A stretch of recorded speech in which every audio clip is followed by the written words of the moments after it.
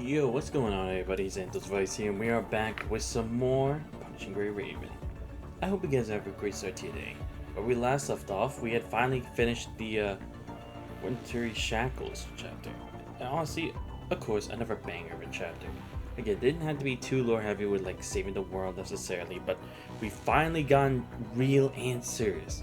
Like about Fort Winter, how Luna ended up in the situation that she was in, but kind of like the potential to reach the next stage of ascension, and even seeing at least more growth from Lucia and at least having closure between her and Alpha, like the differences they have.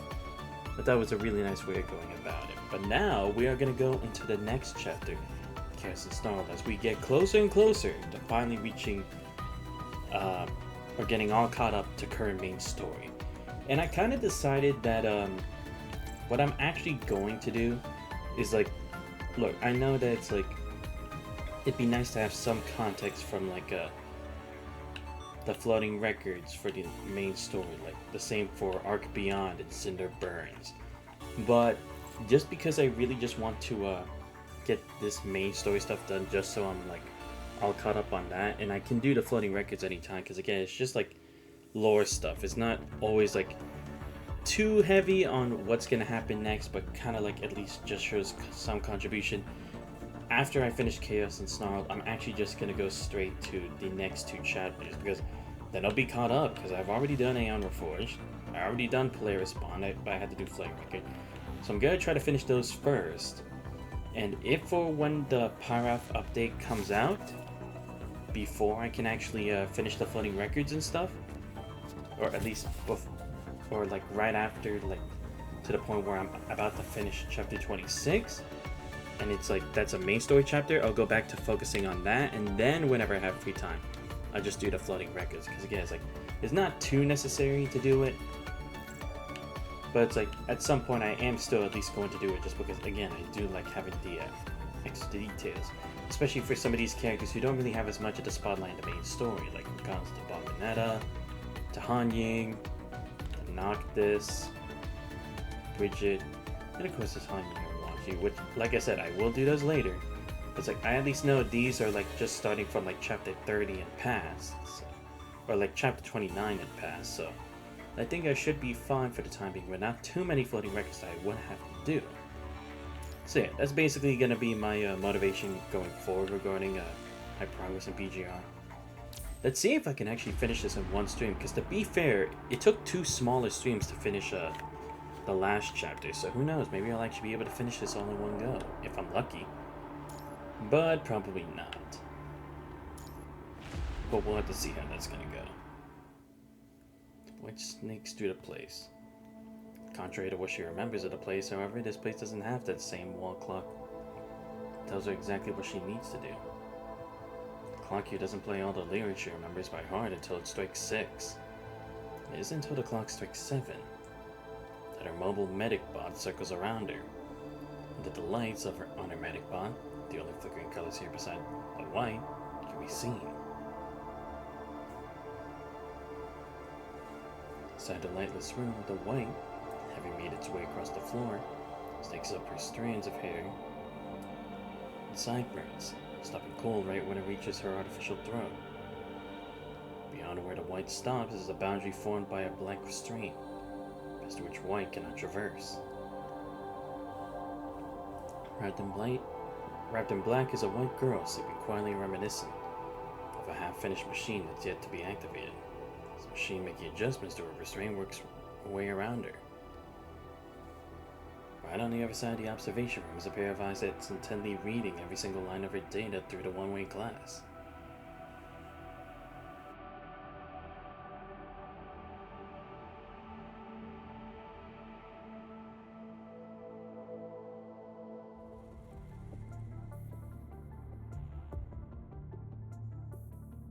Doing worse than yesterday, it seems.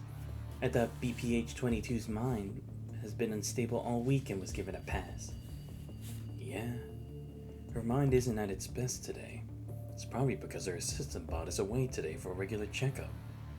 The consciousness sharing module in the cobot has been switched to AI, simulate AI now. What's still affecting her frame then? She has trouble adjusting to the simulated AI's feedback. Keep shouting "give buddy" back and whatnot. That's caused instability in her mind on several occasions. Which is why I put the original consciousness sharing module back into Cobot as soon as she started showing signs of compatibility with the frame.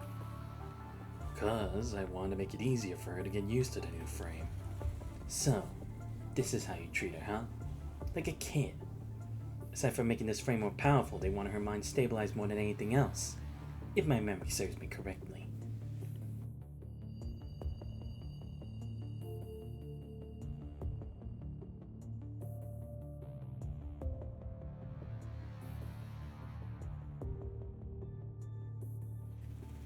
And the fact that the Cobot shares her memory to a certain extent is what's causing the instability we're seeing within her mind. Just because I'm not the project lead here doesn't mean I'm going to sit around while you squander a resource on experiments that are going nowhere. No, that's not what it is. See, I did put the original consciousness sharing module back into Cobot, but there isn't a port of mine for the new frame and the Cobot to connect to each other. Which means that she can vaguely sense the Cobot but won't be able to connect to it. Which means her computing power won't be shared like it did before. You aren't going to tell me this is what she needs to feel better, are you? Well, see, desperate times call for desperate measures, yeah? How old are you now, Yara? I beg your pardon? The way you carry yourself reminds me of some innocent teenager. What say you? And do only reinforce that impression. Ever thought about a career change? I think I like it here the way things are. If the data isn't looking favorable, then just optimize anything and everything that's an issue. I understand that BPH22 is your brainchild from research, which is why you were assigned as the project lead in the first place. But I still need you to know your place and refrain from being carried away. Sharing mind with a weapon is a nice try indeed, but science is all about perfecting what isn't perfect based on what we know from the past. It's high time we did away with all the experimental decisions from the past that are causing the shortcomings we're seeing now. The way I see it, you're treating BPH22 like an artificial baby with her umbilical cord still uncut, which explains your lenience toward her failures thus far. You stated in your project proposal that you wanted to help her achieve combatant independence, and I really hope you followed through on that. Or else it's best that you request this project be terminated sooner rather than later. Right. Is this what her combat data has been like?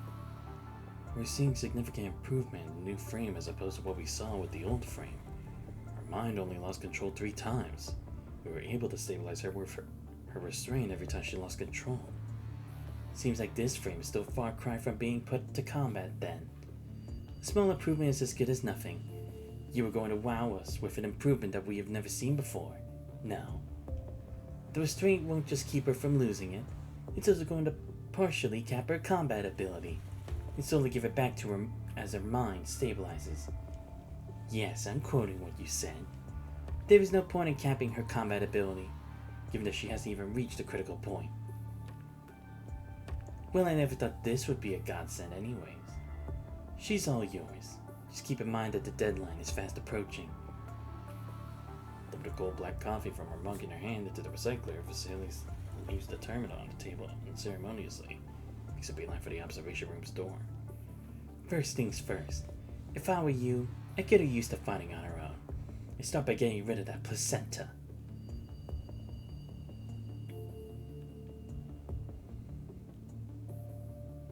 He looks at the girl beyond the one-way glass, which from her first ever combat experiment hit him. Good, Yara. Let the show begin. Show us that one-of-a-kind frame you're so proud of. The pure white construct tore apart every last one of her enemies in the experiment zone. Yara never saw coming. Driven by her instinct to attack, she was not unlike a beast born to fight. The bestiality known as number 21 was wreaking havoc in her human-like frame. It was bestiality that could be no purer. They weren't said to be strongly impressed by what their first encounter in life. Such impressions usually leave them with unfathomable influence in ways not immediately obvious. They spent doing nothing and idleness did not help her grow as a human newborn. far as a construct navigating his senses, number 21 was immediately accustomed to fighting endless battles out of instinct. Where the regular construct has to adapt to being a construct and all the perks that come with being a construct after a modification, number 21 had to dig through her bestiality to find her humanity. The modification technology for constructs has been put to many a battle on a large scale. The influence of the mind on constructs far surpasses public knowledge. While it is true from a structural perspective that number 21's old frame might harbor factors that cause the instability observed in her mind, self-consciousness is perhaps one of the root causes to blame. Self-consciousness. He knows full well how business is conducted in Curino. Working under Vesalius, who is a firm believer of advancement inevitably comes with sacrifices, Curino wouldn't hesitate to prioritize research over many things that are still subjects of debate. He can consider himself a man of justice. As far as scientific advancement is concerned, justice and injustice are but the green leaves that flank the fruit of success. Yar, however, turns out the monitor without selecting the options screen. The cobot doesn't need to be there for the compatibility test, but I guess it's going to help you feel better when the test is over.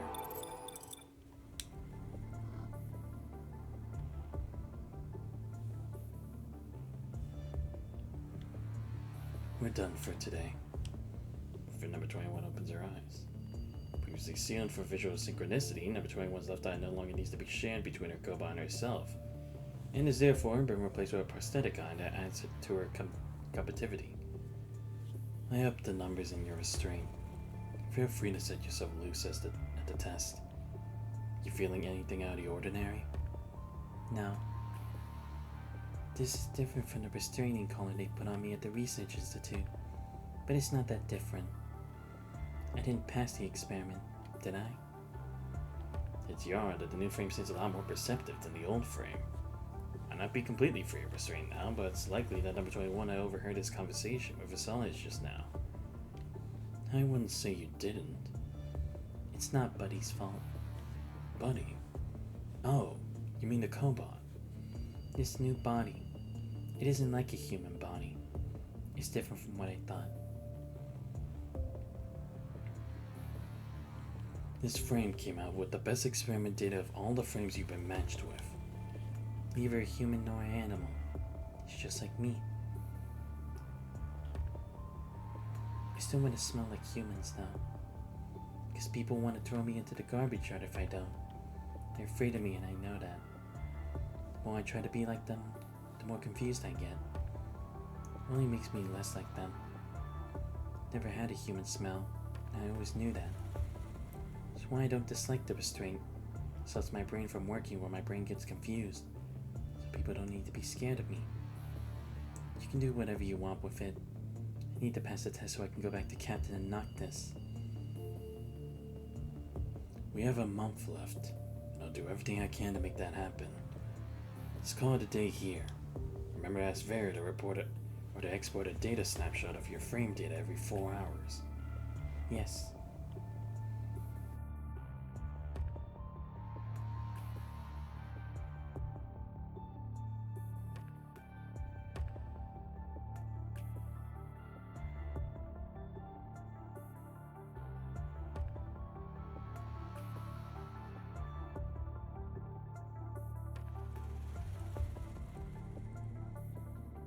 Sorry, need to drink some water.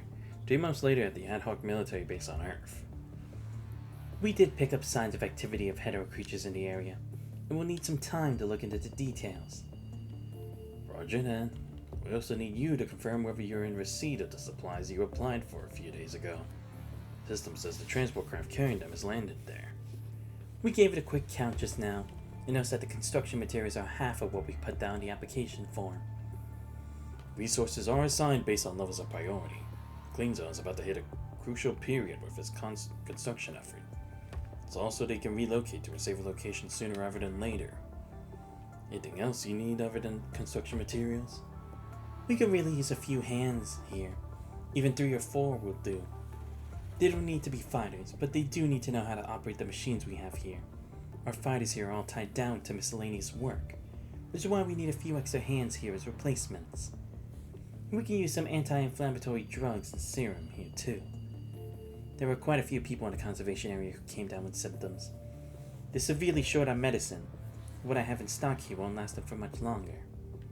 We keep getting reports on people that went missing from the conservation area. It probably has to do with the hetero creatures, but I'm too short on time and manpower to follow up now. So on top of the few hands I just asked for, we need more people and resources for me to get around to helping the missing people. Well, let's see. Well, a squad from the Purifying Force is on a mission around you. I'll be passing by where you are within a few hours. They'll bring you the resources you need. I'll send you the captain's identification code to your terminal in a bit. As for the extra hands you need, we're actually short on manpower here ourselves. Reserves aren't exactly qualified to be part of missions at this rank either.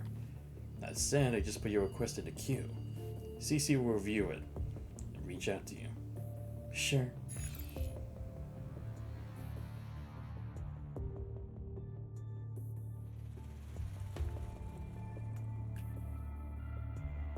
As soon as Vera gets off the line, the towering figure lifts the curtain and squeezes himself through the tent entrance. Done with the call? Yikes, the look on your face. Here, I got you the recon report for Zone A. Those damn geezers, CC wouldn't even send a few hands down to help things out. This is just ridiculous. That has to go on the list of all the things you can't handle, Vera. Yep, and that leaves me no choice but to work you into a pulp for the next 48 hours. Wait, what? That's not what it says in the contract, though. Yeah, and you're going to dig that out from under all the garbage you keep in the lounge, right? Nope, probably not gonna do that. Then just keep your mouth shut. Yeah, let that go. We all know who's the bigger person here. Where is 21? Not back from Zone B? It's a win for me then. She previously put number 21 on Noctis on respective recon mission to observe activities of the hetero creatures around the conservation area, 2 constructs each.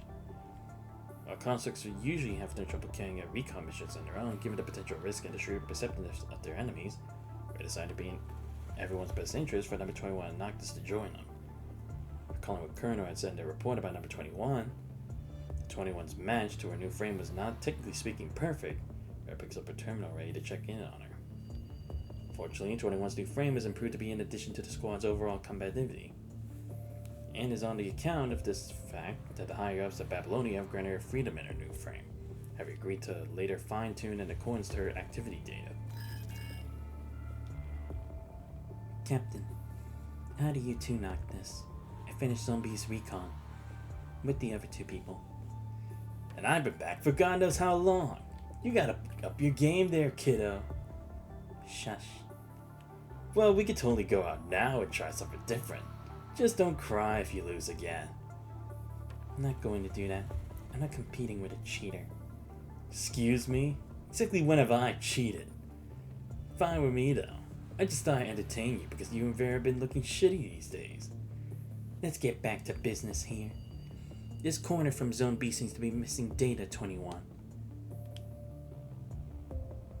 Because they said they were done. Who are they? The constructs that were working with you? Yes. Safety in numbers was indeed one of the reasons I sent you there with those constructs. But I was hoping you'd take advantage of the manpower to get things done. Come on. You really need to pull yourself together. Section 6 from Zone B. I want you to fill in the missing recon data for it now, 21. Send it to my terminal as soon as you're done. I'll take care of things from there. But they don't want to work with me. What? Biting lower lip, number 21 seems as though she's about to say something.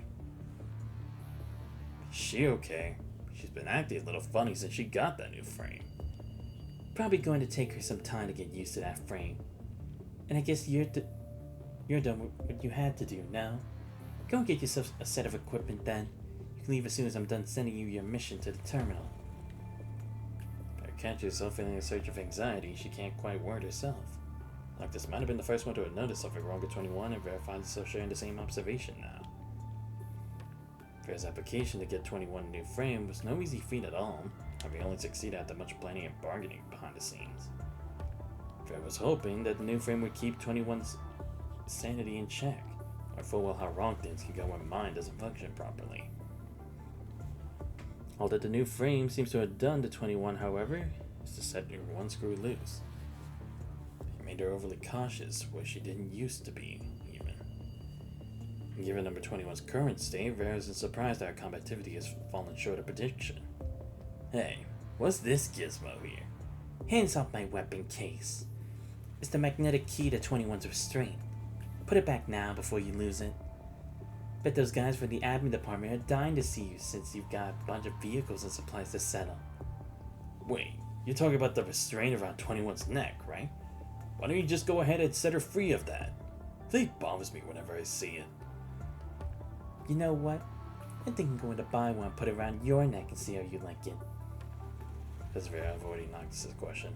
Sign not to press further, Noctis shrugs as he puts the black magnetic key back into Vera's weapon case. You have the coordinates on your terminal now. You'll see the Grey River Commander waiting for you when you get there. This is far with a capital F. Any vehicle I can use? Your legs, of course.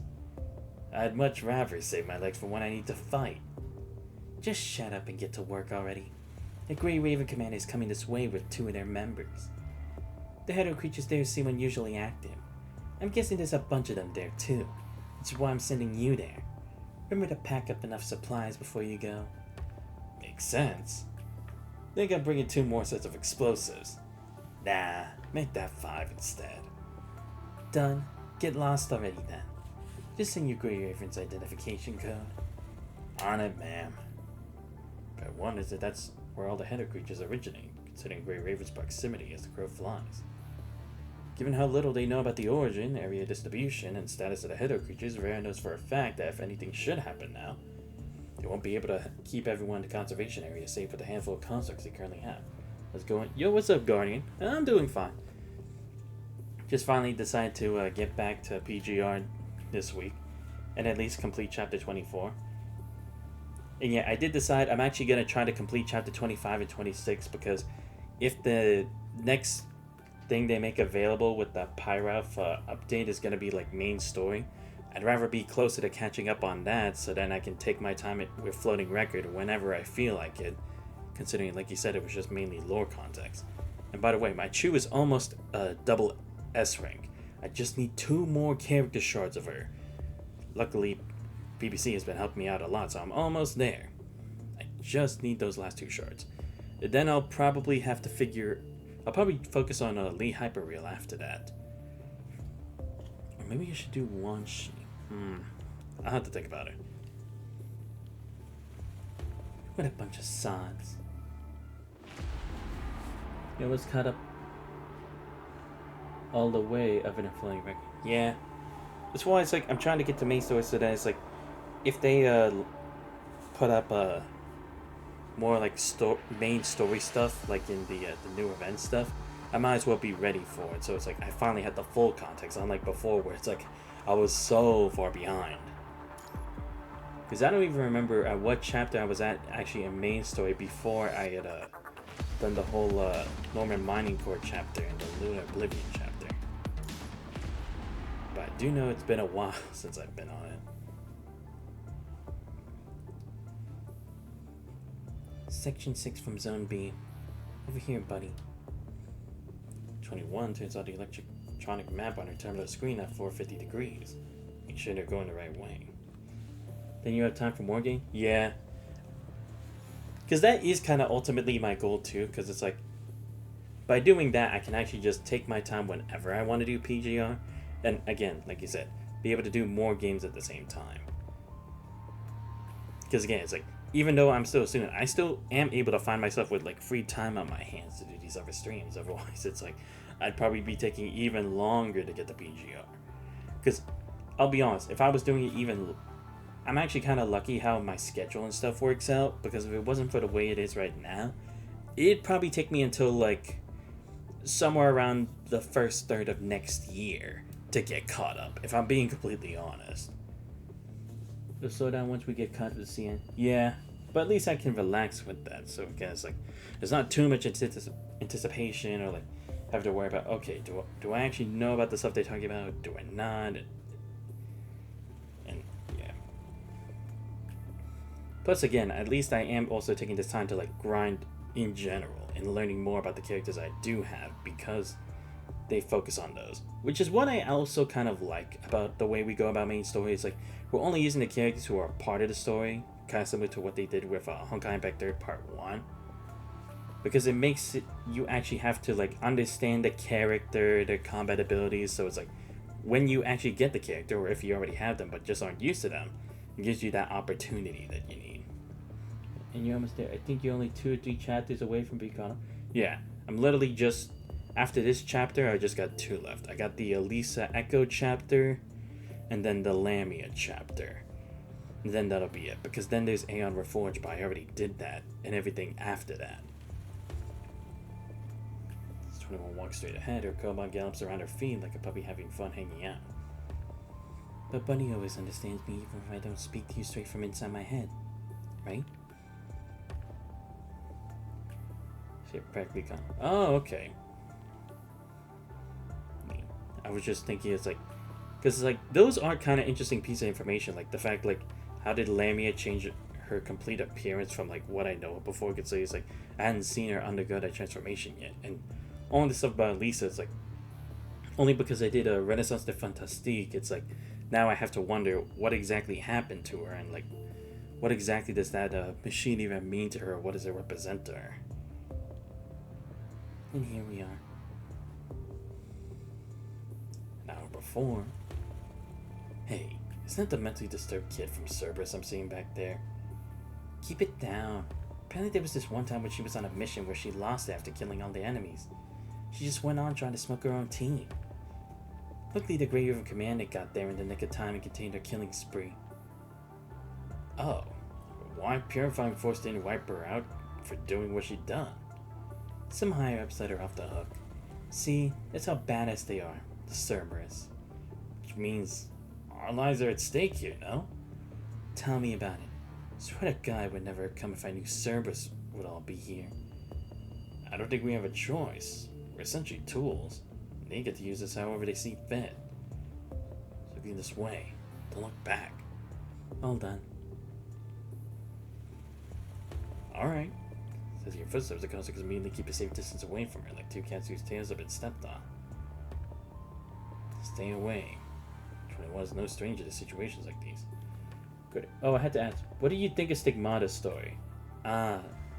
Like, you mean her main chapter, right? I'll be honest, it's definitely one of the weaker chapters in general, in my opinion. Again, so, it's like, for some people it'd be better. Like, don't get me wrong, I love learning more about Bianca. I think she's cool. But I feel like the whole thing with, like, having to go through, like, those illusions and, like, records of the past, I don't know.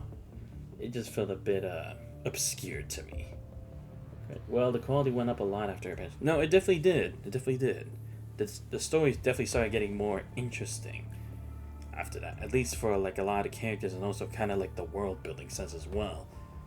Because again, like I said, it's like I feel like the whole thing about like how she could like see memories of stuff that had happened there without actually breaking the rules of space-time. It's like I don't really see how that works, and the logic seems like unpolished. As opposed to like the whole Spiral of Chronos thing, which actually made a lot more sense because of like just how obscure in the realm of reality that the tower was.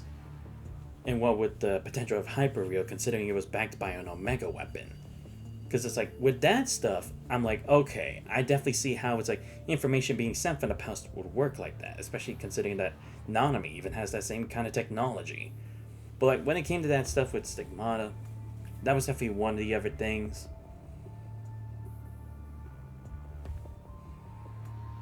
And don't get me wrong, the whole thing with her and Chico, it's like, it wasn't bad necessarily, but I feel like they didn't really have a lot to work with for her, so it feels like they kind of rushed it, in my opinion.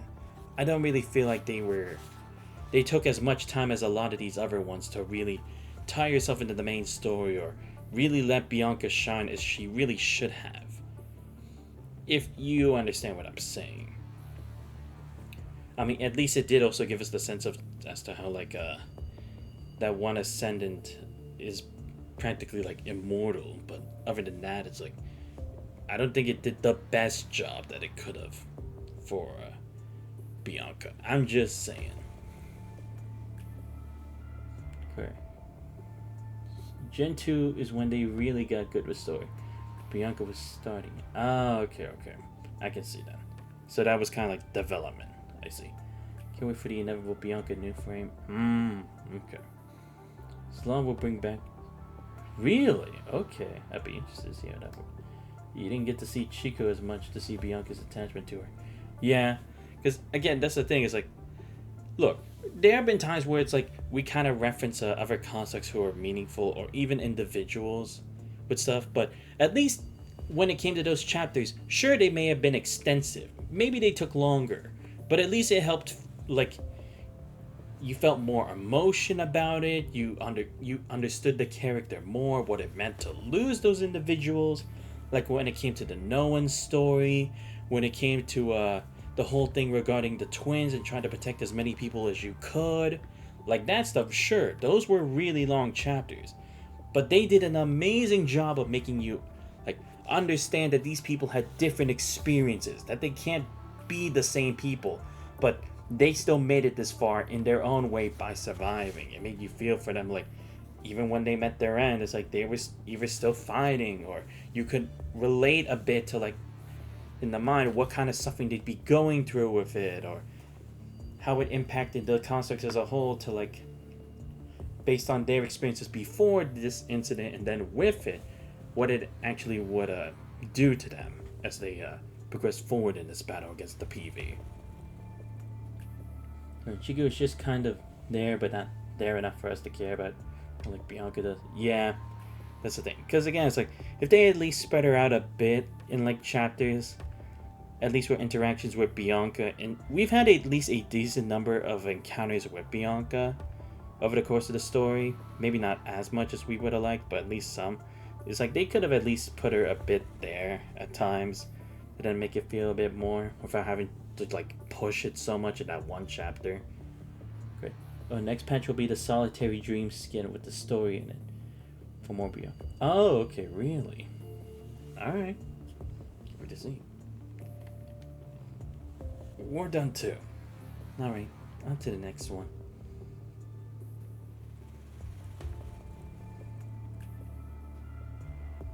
So what was like Solitary Dream, or that chapter, like chapter 31, I guess? For the measuring point, number 21 aligns the anchoring point on our terminal with the area's superscript. It's only going to take a few minutes for the missing recon data to be filled. Number 21 figures that checking what's missing and filling up the gap herself is far easier than having to explain to sort of Vera things she herself doesn't even quite understand, or questioning the two constructs on what went wrong.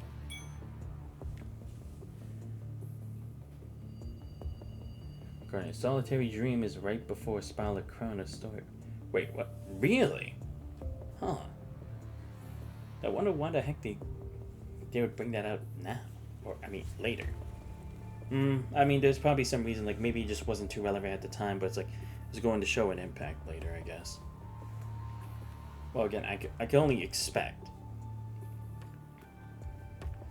Hold on. Probably best if I don't do anything unnecessary. Right, buddy? Sakoba starts rubbing himself affectionately against her leg. Number 21 feels chilling alloy shell against her skin. Look, a dried leaf. It's flying. Join the Cobot's movement, the dead leaf wobbles into the air. Want to make a somewhat unsteady landing on a branch tree not too far away. Oh no, tree branch. My god. It's not a leaf, buddy. Number 21 walks up and reaches her hand for the creature. Wants to touch the flitting butterfly. Better leave it alone. The kid is dying. Following a barely audible noise of cloth rubbing against each other, Number 21 hears these very words from out of nowhere. Who's there? The question, Number 21 positions herself for a fight as she tries to pick up signs of anything suspicious from where the voice came from. Did I scare you? My apologies. It's just I never seen anyone bat these creatures an eye when they are looking for food. Stranger of a girl leans softly against a tree branch. voice sounding so devoid of life that it seems even the gentlest gust of wind would take her away. Number 21 doesn't recognize the attire she's wearing, other than the cloak she's in, which 21 remembers seeing most of the refugees in the conservation area wearing. But 21 doesn't recognize anything else on the girl. She doesn't have the unique stench of a hetero creature, and neither is she in a fighting position. This is the girl poses a threat if 21 lowers her weapon. Dead leaves are hard to come by these days, so this is what I would call a wonderful stroke of luck. You barely ever see them anymore. It's a butterfly. It's a kind of insect. That much I know. Is it dying? Yes. Butterflies live a short life compared to humans, and this place is no longer livable for them. I'll keep my hands off it then. It's the first time 21's having a discussion with someone about things she'd only seen in the documentaries. It makes her interested in the girl in front of her. Who are you? Are you a construct too? Construct. Right. That's how you call someone like me. But I go by Con on here. I go by 21. Number 21. Which squad do you belong to? I don't belong to any of you. Hopping up the tree she's been sitting on and laying squarely in front of 21, Kana is reminiscent of a nimble creature that traverses the woods.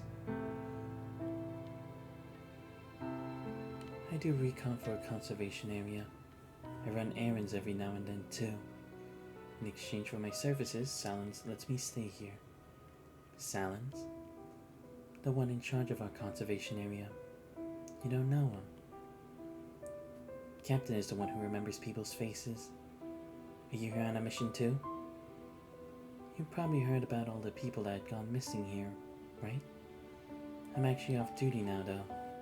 I like it here when I'm off duty. Why? Is that your weapon? Looks different from some of the machines I've seen. This is Buddy.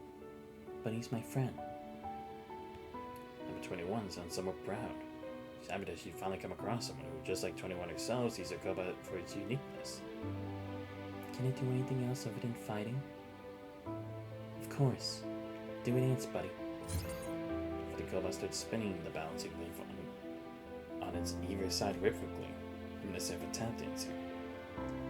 After a quick round around him, stops right in front of Connor and shakes the antenna over his head. Buddy can do a whole lot of things like me. And when Buddy's upset, wants to kick Noctis's butt too. Like this silly big guy I hang out with. Haruka. What does that mean? It means ethnic group. And you can see it as family too. Buddy is my Haruka. Only uttering the unfamiliar word, number 21 uses her intonation at the last syllable and unintentionally the corners of her mouth. Haruka sounds good. Teach me a few more words. Well, how about Sinka? Simply put, it means forest. Couldn't expect the girl would show such a keen interest in the old language she spoke. She spent year after year hiding the language as part of who she is, all just so she would have no trouble communicating with people. The infinite forest that her elders always speak of was turned into a finite, still extensive nature reserve at the end of the Golden Age. People still speak in their native tongue. In an effort to communicate with her people, researchers in the nature reserve had to learn their native tongue. Kana never imagined that she herself would have to learn the language from the world outside one day to be able to live. Life as a vagabond never lacks surprises. The first conservation area, where she only spent a short time living, Kana remembers people there seeing her as an ominous outsider. And they, just like Kana herself, were outsiders too. Sinka. Sounds good, but I still like how Haruka sounds better.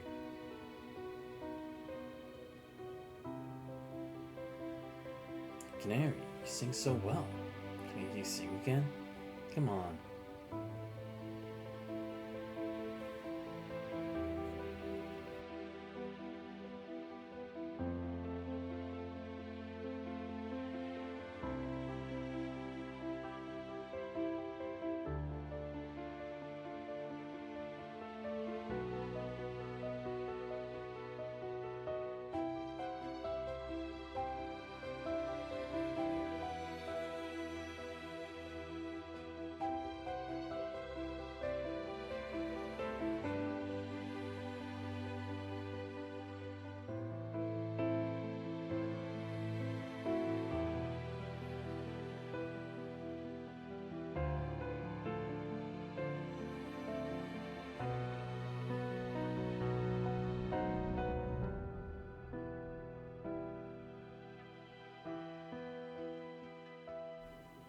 What was that just now? It sounded good. It's a song from home, and honestly, it's been a while since I last sang it. You said Sinka in your song. I heard it. Does that mean you live in the forest? No wonder you find it more comfortable up the tree. The trees we have back home are different from the trees here. Back home, we used to have a forest that went as far as one could see. Trees are trees. What's the difference? 21 scratches her head, her cobot makes a confused noise too. Mamsinka. This is what we call a forest. Mamsinka accepts all creatures, air, and water. When you're in her arms, you don't feel lonely or scared, even if you're just briefly on your own. We could feel her from the soil we stood on, the aroma in the wind. I was a kid. Stopping cold kinda says no more. Never mind. I just don't want to bore you with all the yada yada. I don't feel bored. Do you have those at home? I've seen them on my terminal. They swing around and eat you ice off people. We call them Tonka in our language. What about wolf pups? I see them all the time on my terminal, but I've never seen any real ones. Sasabi is the word we use to refer to baby wolves. They're only active in certain places though. I've only seen them twice myself. Young wolves don't usually go around on their own because their pack keeps them safe. Exactly what I've seen on my terminal. You look kind of like them. You're a worshipper, Sasami. I look kind of like them? You mean my ears and tail? It's only so I won't go crazy. I must be in a frame that someone looks like this. Go crazy? It happens when I see Captain and Noctis get hurt, sometimes from headaches. But there are times when I don't know why. It just feels empty and heavy in this frame. He said I hurt my friends when I went crazy. So Captain got me this new frame. Going to dump me at the garbage yard if I go crazy. You're Captain and this big guy you talked about. I bet they're important to you. Yes, they're my Haruka, just like Buddy. It makes sense that you'd be sad when they're hurt then. You don't want to hurt your other Haruka though. Is that so? I wouldn't call other people my Haruka just yet. Well, relationships can be complicated indeed. When I went hunting with Grandpa Kanger this one time, he told me about this taboo way of hunting. So what you do first is that you catch a Lena chick. Lena is a kind of bird, by the way. And then you set up a trap with the chicks to attract their parents. Lena is smart and they fly really high. It makes it difficult to catch them on the ground with your regular tools. But when they hear their kids chirping, they come back to the ground knowing how dangerous the trap is. Mistaken from the parents, the chicks can't survive into adulthood even if you let them go. But people have banned this way of hunting. The song of Cinco says all souls are from the heavens. Sometimes I wonder if the lone souls would just keep going further away from home if our Haruka didn't turn our souls into the tapestry close to the ground. Like, now. Sorry, I was just thinking out loud. Forget the last part I said. Well, good times never last long. Heading back to my conservation area. What's your plan? I'll go this way. Told her all the military tents are westward of my conservation area? If that's where you're going, there's a path you can take beside my conservation area. It's going to get you there faster than if you go through the woods. I can take you to the path when we get to my conservation area. Okay, let's go, buddy. Tell me more about Sasabi. You say you've seen them twice. Real Sasabi. Sure. I was there when I first saw them.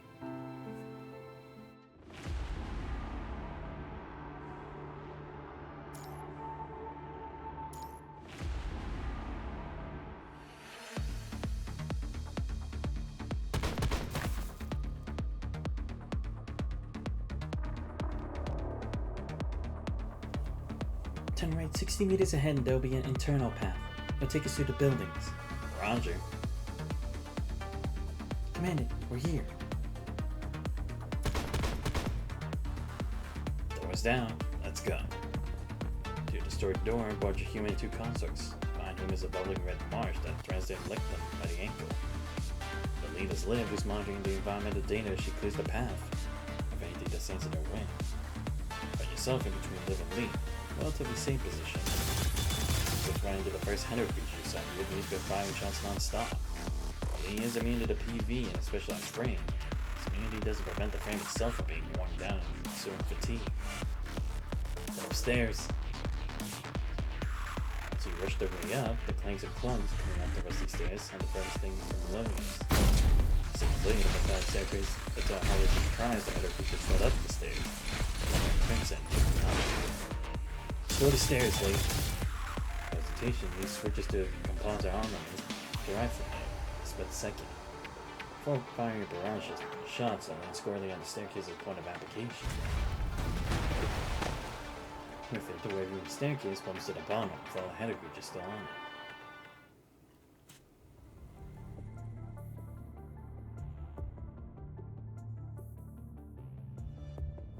it. Yeah. What's the situation, Liv? This floor we're on now, I haven't picked up on any other header creatures yet in the building. But the biggest bunch in this area is the bunch we ran into, right under our feet. We caught the attention of a bunch of enemies along the way. So it's highly likely that we're looking at a bunch of about 20 to 30% bigger than what we detected at first. He speaks from where the staircase snapped, looking down at the bunch of header creatures engages seemingly meaningless behaviors. Every last one of the header creatures wiggles his body toward the second floor, apparently so remembering that the targets thereafter are up there. Fortunately, however, there is nothing for them to make their way up. I might be able to get rid of them with the ammo I have left. There's no telling if we're going to run into a bunch this big again before supplies arrive. True. Let's wait them out. We try to circumvent them. Stay put for now. But don't let your guard down.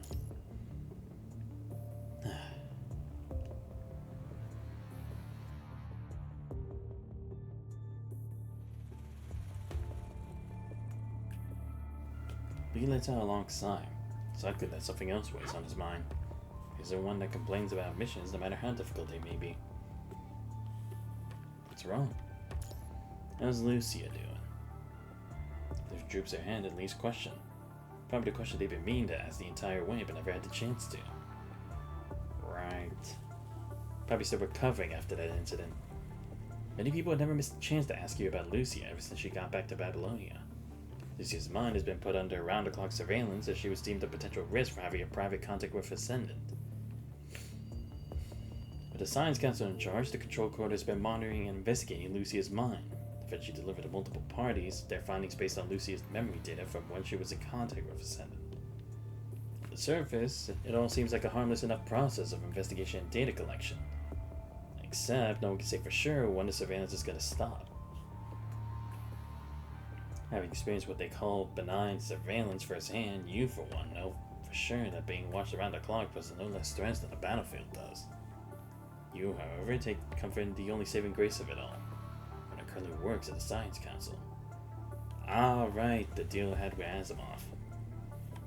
Right, because again, it's like finally us working together to end this whole Fort Winter thing.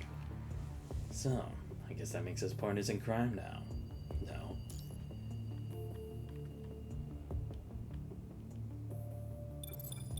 If I can answer these questions, however, you see an email on your terminal that's arrived right on time for the Science Council. There we go. On your screen now is a partial record of mind overloads from experiments on the hyperreal frame. Except the record comes with detailed notes from an analysis. Wait, what is this? Lee, I think you'll probably want to... Dumbfounded, Lee looks at you, apparently weighing some sort of approval. Project your terminal's virtual keyboard to Lee. With it, Lee works away immediately. About half a minute later, having been extracted and reordered, the notes and analysis that came with the report having been turned to an email with just words. Code 6. Did a regular checkup today. She felt a little tired, but she was doing fine. Coroner raised a few questions last night about the open report. It's all under control, though, so worry not. The Control Court has asked for a reanalysis of certain data. I demand an explanation given our shortage of manpower. They haven't replied yet.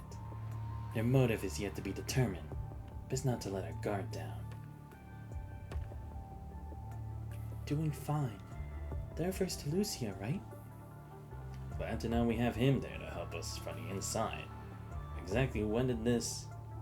He's apparently guessing the identity of the email sender, since that person has helped him out on countless occasions when it comes to the hyper-reframe and the Hetero Tower incident. When Lucia just got back to Babylonia. I didn't see any of this coming at all. Which is why I failed to bring you all up to speed. My bad. No, that's fine, Commander. We know you're always looking out for us. There was no need for you to bring this up anyways, and nothing happened. True. I'm glad that Lucy's doing just fine, but, well... You seem to recall the whole surveillance incident from before. It's growing heavier by the second. When you're about to say a few words to cheer up both Lee and Liv, you pick up a barely audible noise. Keep your eyes closed for 2 seconds, and through the silence, you hear something you describe as a metallic object being pulled lengthwise or twisted. Before you can tell what the weird noise is, however, Liv was already busy surveying your surroundings again when Lee trains his weapon straight away the staircase just snapped. No new target found. The enemies downstairs are still our main targets of interest. The staircase is gone, but they're still trying to make their way up here. The staircase is completely snapped away from the floor you're on. You can't even begin to imagine just how these setup creatures will even be able to make their way up here. They literally lack the cognitive ability to do something as complicated as this. Severely distorting the staircase, a few razor sharp points stand coldly in the air. Instead of sharp bangs of menacing beats that make it close to impossible for anyone to set their foot on the staircase. Anyone in their right mind who might want to try their luck at getting up here, definitely seek a different path, or work with some sort of tools at the very least. Other creatures down there, however, have for this entire time been trying to make their way up with this sort of staircase. They hear a weird noise coming from it. Same noise you heard just moments ago. Then it hits you as the henna creatures start making the noise as they crawl over what's left of the destroyed staircase. Wait, can you see what that one is doing over there?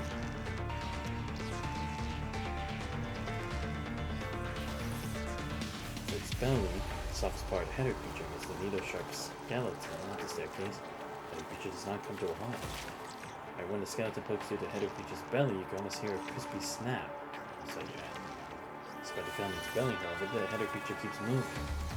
They're coming out of it, slowly dripping among the fragments, until before you know it, you're right underneath the header creatures. The first header creature finally grabs their hold, the second one is already stepping on its dead body, commits the original path being on the stair up. When the header creatures were unable to set their foot into the store staircase, they can now safely do so with the corpse of their kind underfoot. The weird noise you heard earlier is the sound of the staircase being squeezed under the weight of the header creatures trying to make their way up. Flashing past your mind a moment like this, the story of the Tower of Babel. Every time you see yourself as the very god who can't wait to topple the tower. We aren't safe here. We probably won't ever make it up here. But I think we should leave, just to be safe. Copy that. Calculating evacuation route. Take it over 30 seconds. Half an hour later. Done scanning. We're safe for the time being. Except we don't have a geographical advantage here. We'll keep scanning our surroundings though in any case. Thanks, Liv. Don't mention it. You too, Lee. Taking out those small fries was nothing but a cakewalk. And I was able to try out the silencer on my composite armaments too. Send your request for certain optimizations once we're back. Sure thing. So, what's our plan now? Liv, can you pull out the mission info we gathered so far? Let's go through what we have already.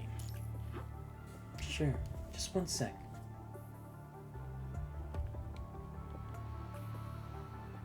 We have 3 sets of mission coordinates in total. We're investigating them in descending order and so far done with the first 2. And we're at the 3rd location now. The first set of coordinates is located 60 kilometers outside the area of coverage of the CPFs. Characteristics of the location are the speed at which the plants wither and the excessive density of the punishing found the soil. Normally and theoretically speaking, an area of coverage should be slightly bigger than what's publicly announced. Forming what they're called a partially shrouded area, that falls short of being as effective as the actual area of coverage. And just double checked and confirmed that the CPFs closest to the first set of coordinates are still functional, which is why it makes no sense for the PV to be found in such high density in the partly shrouded area. Right. Not to mention that the Hedo creatures there were tougher than the ones we usually had to fight. Bet they got a power boost for the PV. Question is, where did these nutrients come from? Nothing's occurred in that area recently that might have caused the density of that PV to rise. What about the second set of coordinates? The second set is located 5 kilometers southwestward of where the Conservation Area 46 used to be. It's within an area coverage, but the CPF there stopped working. The punishing was no longer the densest there by the time we got there. It was 7 kilometers southwestward of the Conservation Area instead. And at the new location 7 kilometers southwestward of the Conservation Area, we came across a pile of dead bodies of Hedo creatures. They occupied about 96 square meters. Based on our observation, we believe some of the corpses had degraded and made their way into the soil.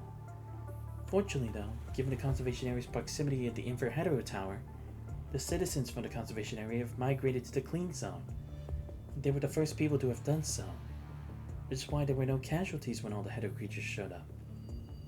Based on the discussion we had on the way, it's possible that the same thing happened at these 2 locations. You mean how a bunch of Hedo creatures died and their bodies degraded into the soil? Sounds logical enough.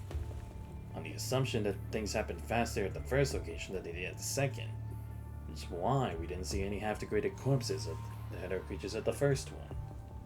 I bet those corpses had completely made their way into the soil at the first location, which is why we're seeing punishing in such high density there. There is one question we need to answer. We're working with that assumption though. Which is, just who in the world smoked all those Hedo creatures without catching anyone's attention? Dumbfoundedly and live the same. 3 falls on again. Yeah, because I was gonna say, it's like, even you say they're dead, it's like they can't really die of starvation or anything like that, right? It doesn't seem like they can just like take each other out for something that's smart. So it's like someone had to have done it. And again, undetected, like no one knew about it. could have been a new ascendant, no? We can't tell for sure. But we don't have a definite conclusion now. Well, let me go ahead and bring us up to speed about the location we're currently at then. The third set of coordinates is what remains of City 27, located inside an effective area coverage because it was slated to be turned into a conservation area. No one came to fix the roads here after an earthquake destroyed them 6 months ago. Construction at City 27 has been indefinitely suspended ever since. Most of the refugees here live in a small conservation area in the other half of the area of coverage. Despite an overload, CPFs here are operating normally. In the missions that we received, they made no note of there being hetero creatures in great numbers here in the data they sent back from Earth. So it's possible that's what happened at the first 2 locations is going to happen here as well, but progress more slowly? Which means something is probably going to show up here soon and kill all the hetero creatures here and come up with a pile of dead bodies. We're missing something from the equation. The CPFs at the first 2 locations weren't working, but the ones here are. Right. There's no way anyone can tell there are CPFs here just by looking at the data. And I'm guessing that means the hetero creatures here might have a higher resistance against CPFs. The data from the discussion among the 3 of you just now won't stand if you can't work out the inconsistency observed among the CPFs at the 3 locations. Could it be that the 3 places operate by slightly different mechanisms? It's possible. All we can say about the 3 locations is that they all have hetero creatures in great numbers that, for some reason, developed a higher resistance against CPFs. The only way to take this discussion further is if we figure out what brought them about. The discussion once again reaching a stalemate, you run a mental search in your head, hoping to find any missing pieces that might explain what's happening. Right now, the projections go poof without a trace.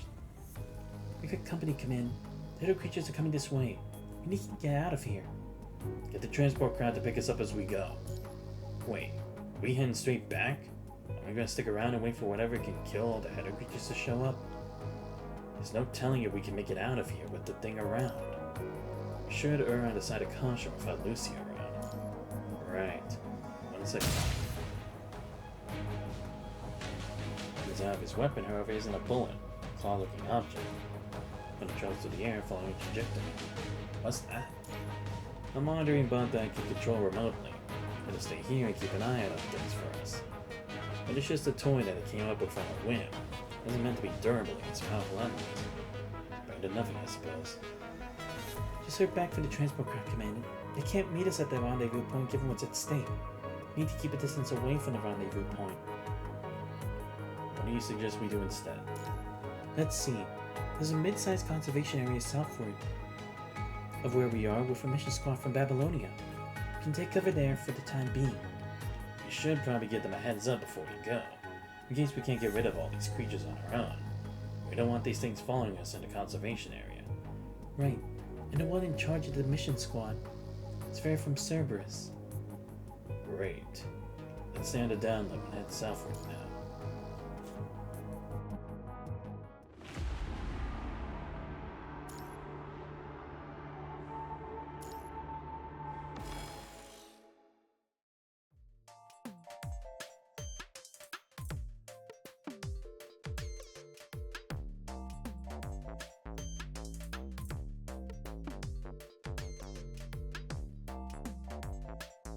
This Noctis guy. Is he really as bad as you make him sound? Yes, Noctis is a lazy troublemaker. I'm always there to handle his stuff every time Captain's mad at him. Are you sure you didn't mean to say that you're always there to deal with the mess he causes? Yes, that's what I meant. Number 21 does have this disgusted squint. A cobalt raises its legs, apparently wanting to give Noctis a few metaphorical kicks. But Captain always goes easy on him. See? What took you so long? Remember what time Boss said we should be back to get things ready? Kinda always the same look on her face, but everyone could feel her vibes changing from just moments ago. It's quite a walk back from the forest. Think I never tried walking back from there myself? It took me only 15 minutes when I did that. When are you going to stop slacking off? I wasn't slacking off. And today of all days, huh? Why are you doing this when Boss and everyone else here are so nice to you? The boy's growing volume draws the attention of two people sitting by the tent who are busy organizing their things. Over this way was a friendly old lady and a center middle-aged man. The old lady greets kind of in a cheering tone while the middle-aged man sizes 21 up. Hey, Auntie Winter. No, Granny, we can't. See, Connor, this young one is no bad kid. He just says what's on his mind. Right? This is your friend. Lovely. I've seen her before. She came with the squad from Babylonia, right? Right. I've seen her by the red-haired captain. Superb. Come on in, young lady. I know your squad came to keep us safe. We're celebrating Self-Salvation Day today, in commemoration of when Salons led us in forming this self-help group. It's going to get rowdy in a bit. See, Hoff and I were just organizing the light bulbs that we'd be decorating the tents with. Boss is being too nice to her, I swear. Come on, Lennon. Let's not go there on a day like this. Connor's got away with recon, and Salons always has good things to say about that. Wait, you aren't jealous of her because of that now, are you? See, Connor is here to help us. You really don't want to hold a grudge since we're all living together. I'm sure you'll be amazing with a capital A when you grow up. But she only shows up when we're handing out supplies. Keeping an eye out for potential threats is all she ever does. Well, she doesn't even really talk when I talk to her. How am I supposed to see her as one of us when she's like that? There are always strings attached whenever we need her help. I've never seen such a greedy leech, if you ask me. And you even hear her saying all these words and phrases sometimes I don't understand. It's just weird. We'd never asked her to come down here to help us out if Saren didn't go. And this leech isn't even helping us for free is all we know. Lilith!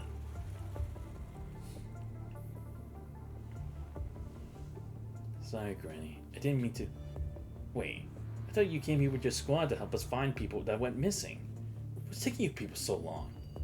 What are you doing goofing around with the leech? Just go and find Saren already. then directs the question at 21, suddenly in a quiet tone, apparently knowing that he isn't going to get the answer he wants to his question. Hurry up and get in. Dinner should be ready in a bit. Number 21 looks back. She sees the gray-haired woman in the arms of Hoff, her shoulders shivering slightly.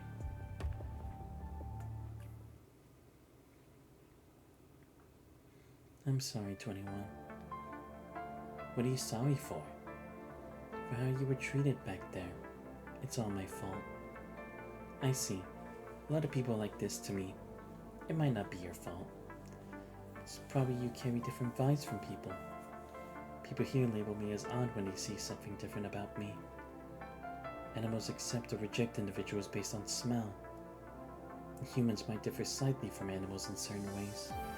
Except feelings don't lie. It's the way Lily treated you. Basically, he saw you as an oddball too.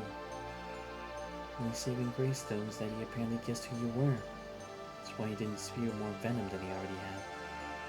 Number 21 wonders if she somehow picked up Colin's vibes hanging out with her. Or people think of Vera Noctis when they see them standing with her. She wonders if the people want her Vera Noctis into the garbage yard too, just because they hate the Cerberus. So 21's mind is about to grow agitated. She feels a sting from the restraint around her neck, subduing the ripples in her mind with pain. Are you feeling okay? Come on over now. It's about to start. Already? Not even done here yet. Wait up. For 21 can answer Conan's question, the surroundings grow rowdy with people gathering to get toward the biggest tent in the base. You are in a hurry. Do you mind if I walk out with you after claiming my share of supplies? I doubt there would be anything useful left after for me to claim if I don't do it myself. Conan's 21 with a somewhat awkward expression. Conan's comment once again ensures that 21 feels fine. Before they head toward the tent with the crowd.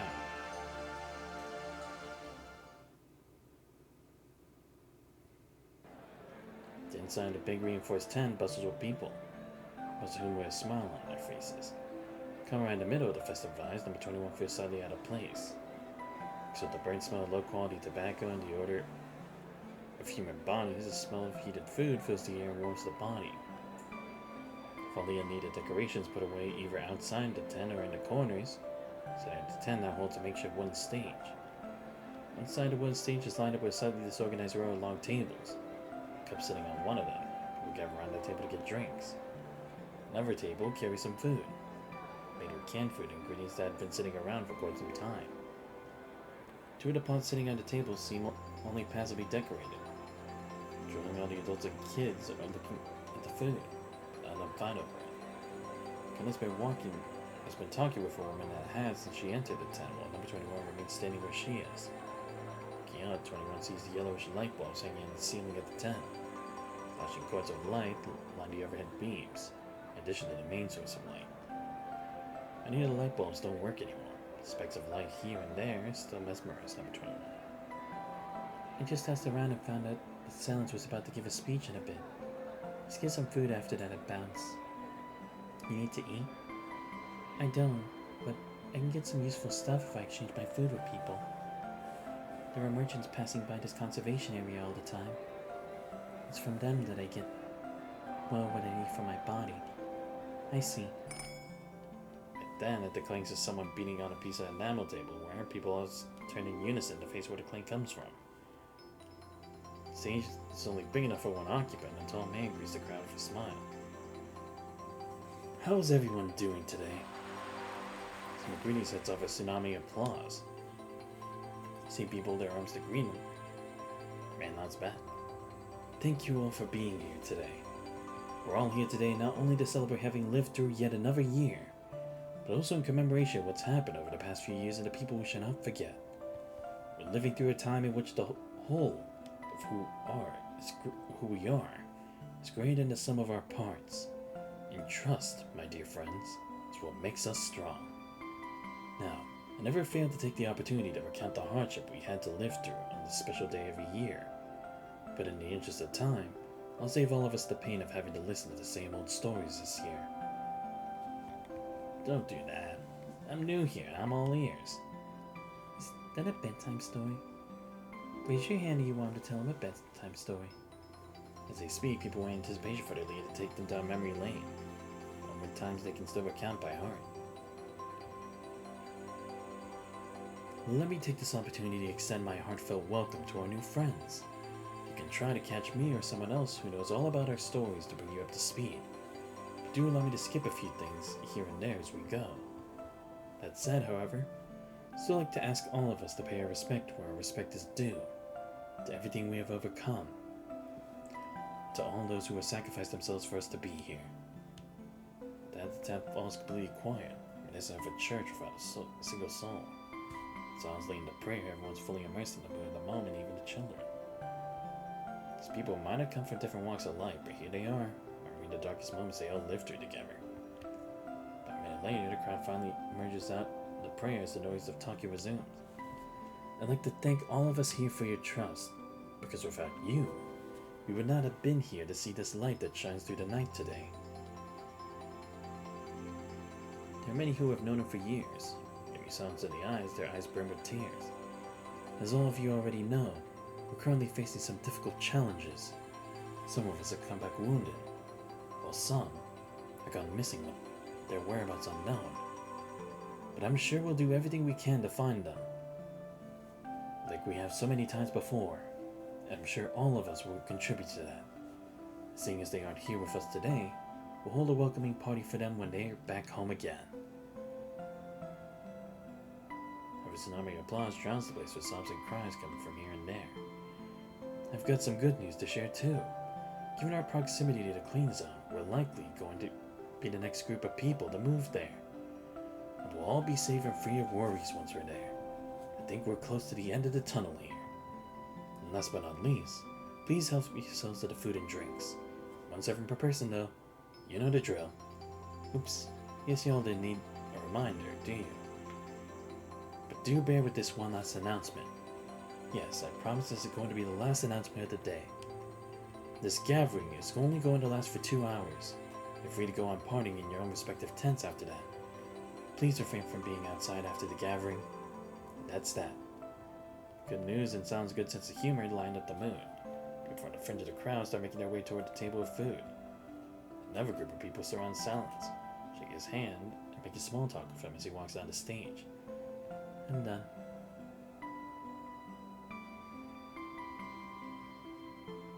Kinda made her way to the long table of food even before Silence finishes his speech and got a share of food before people start gathering by the table. Number 21 keeps her eyes fixed on a group of people surrounding Silence, apparently not ready to go. What's the matter? What are they doing? Why are they doing that? Do they need their supplies? People do that to ease themselves of the pain they feel inside. What about you then? The big guy just thanked everyone here. And that includes you, Connor. Silence is probably a reliable and trustworthy person, but he's their leader here. Anyone who wants to be a leader here has to become part of them. Which is not something I can do. It's just like what you said, number 21. You have no idea why some people are hostile against you. It's because there is no way you can become part of what you don't belong to, unless you forgive up on being who you are. But I don't want to be assimilated and become someone I don't even recognize, just so I get to enjoy being part of the group. I just can't become part of something else that I'm not. Assimilated. Come on, let's get going. Just need to cross this conservation area and keep walking down that path there. We'll reach your encampment. Sure. What if, that's what I saw in my terminal, a wolf pup goes missing after it's born?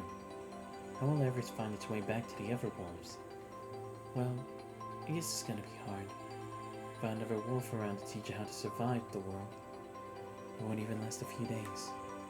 Even if the baby wolf is lucky enough to fend for itself and even find food, it won't last long on its own. Wolfpack doesn't take in some wolf they don't know. I see. Let's go. In the lead, 21 starts walking.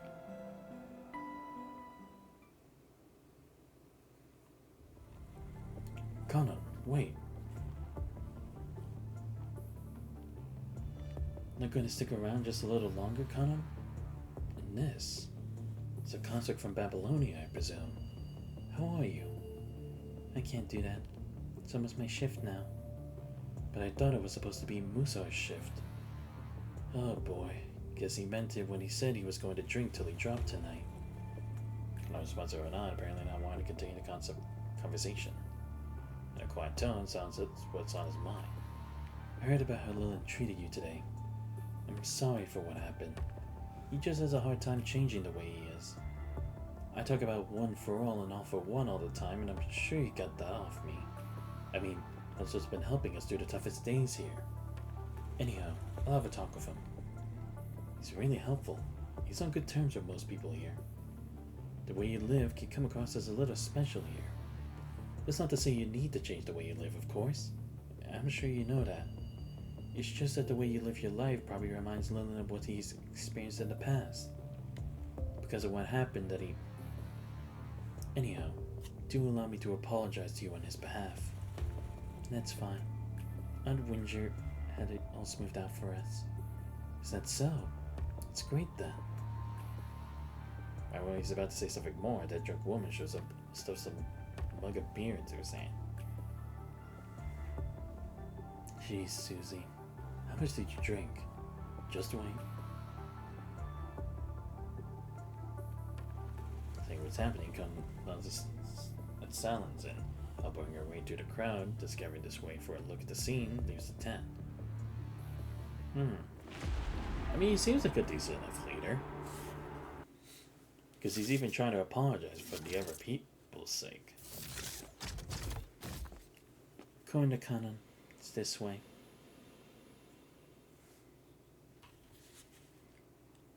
Let's go, buddy. Back to our place. Which way am I supposed to be going? Doesn't really tell me.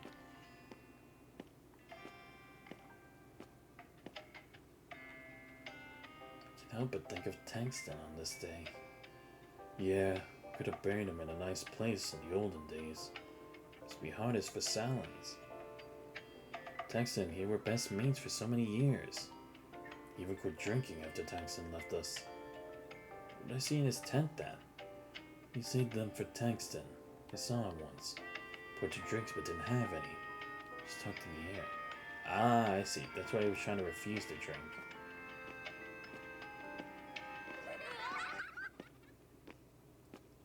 Why is it not playing? Stuck? Come on, give the machine some time. It's quite old. Let me take a look. Stop it, you drunkard. I'm not drunk. I just had 2 sips. Just stop. Leave it alone.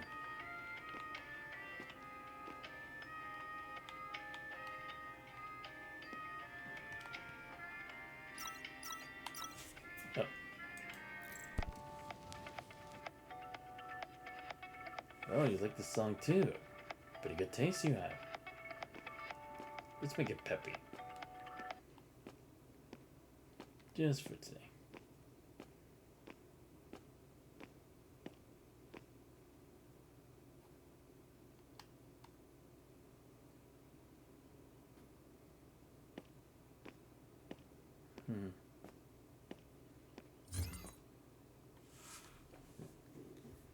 No news at all? Sorry. But it's been days already. You've really been searching seriously? We'll do our best to locate the missing person. How's that possible? What the hell is that thing? Buddy, where are you going?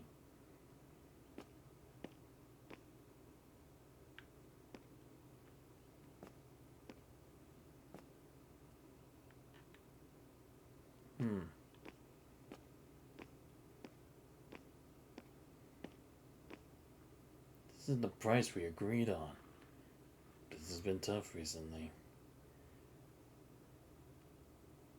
I was contacting a few fellow merchants. I was also freaking out on my way here as I had no idea what to do.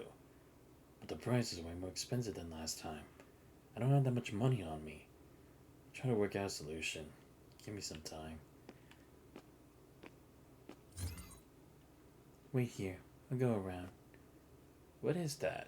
Is that like punishing? Ah, nah, that's Cradle's MO, isn't it?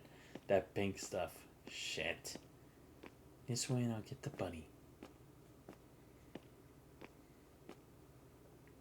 Ah, no, it is. Shit. At least I think it is. Huh? Strange traces. Buddy, check these out. I can't use my eyes anymore. I'll figure it out myself. My eyes said it could be the smell of the enemy. There should be more around here. Buddy, see if we can find the source.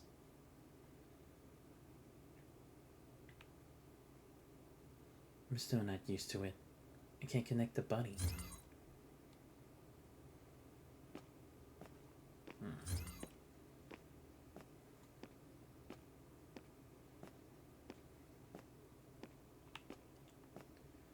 Okay, guess I had to go around again.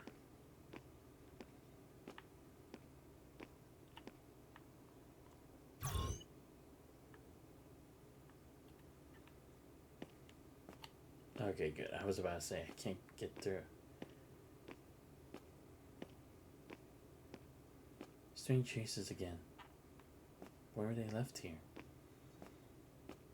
Should be it. Oh, wow, okay, yeah, they're actually... What in the heck? How'd this happen? No one knew about it.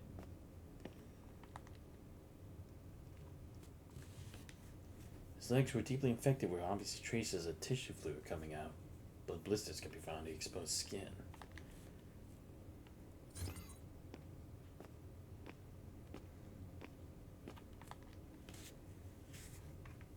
Traveling merchant passing by. Chest seems to have been torn open by something with signs of infection on the skin around the wound. Fingertips coated with black mud. Body still warm. Passed away not long ago. Ah, one of the other merchants that guy was talking about. Human tissue and punishing. Is there a fight?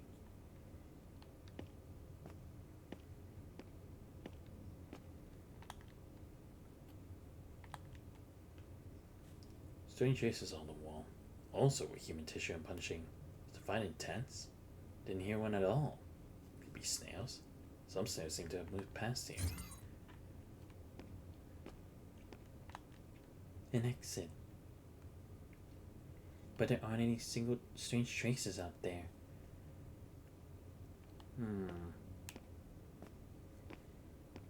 Oh my god. Okay, yeah. Definitely worse. Seriously, how did no one know any of this happen? Or, like, no sound? Still breathing, but the one next to him has already passed. Judging from the amount of liquid with punchy virus on his face, the man will probably lose his eyes even if he survives. Still breathing. Need to contact Captain.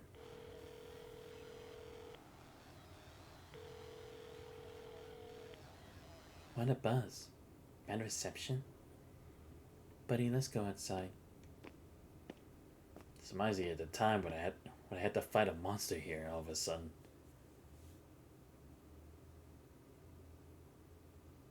And not here specifically, but like it was something.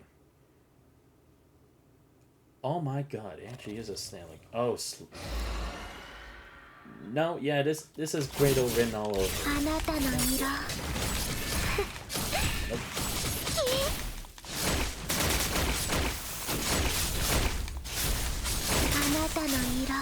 Shit. Oh right, I forgot they explode. Come on.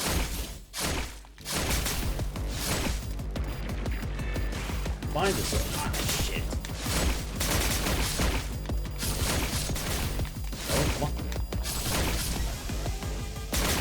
Oh, I'm fine.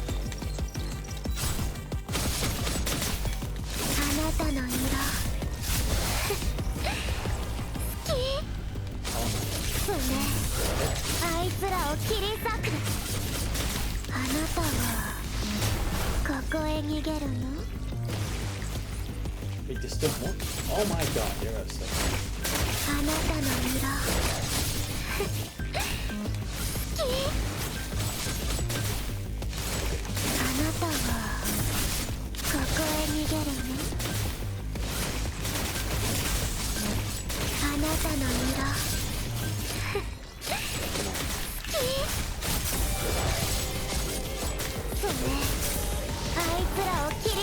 Nope.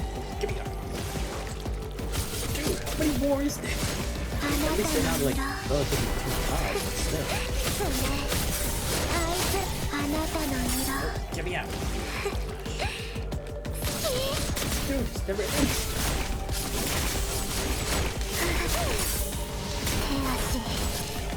緩めてはダメ。あ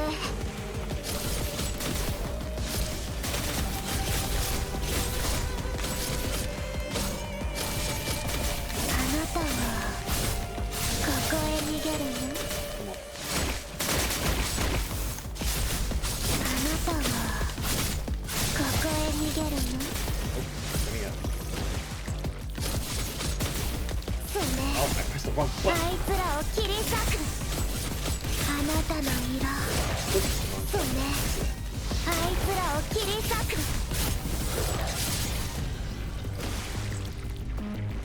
Oh, supposed to press this.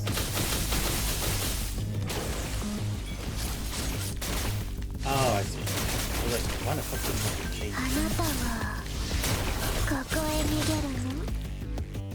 獣逃げなさい逃げなさい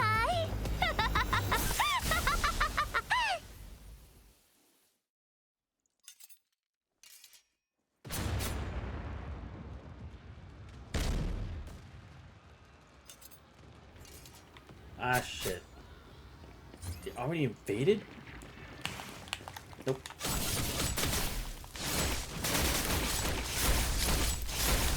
Nope. あなたの色好きあなたの色そうねあいつらを切り裂く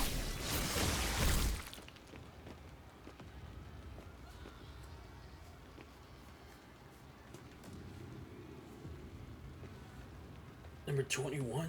You're here? That's great. You're injured. You were ambushed. Anyway, go and bring the captain here. That way. Hurry.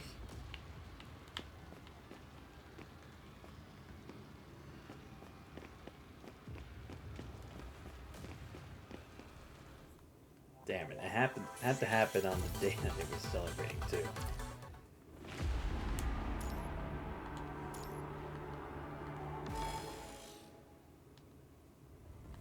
Are the patients all gone? Farrah rushed her way into the conservation area, having learned about what happened.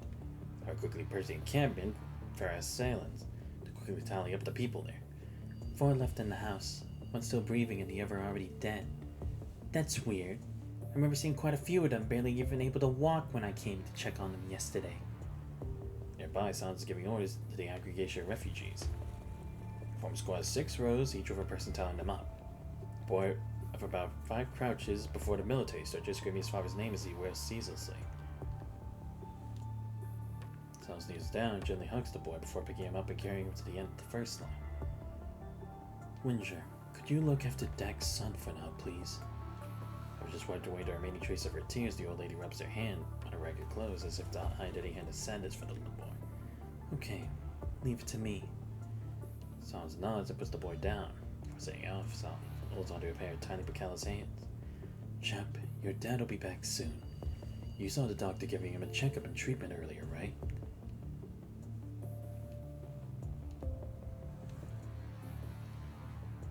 Oh, he was that one who was there. Dad always sheds a lot of tears whenever we visit Mom in the grave. Where those tears go now? My dear child, it's all going to be okay. He's going to be fine. Chuck follows Winger, and into the first line, Sans points at them to a colleague, counting on each person in the line. Roughly 2 minutes later, when everyone's been counted, Sans approaches Vera.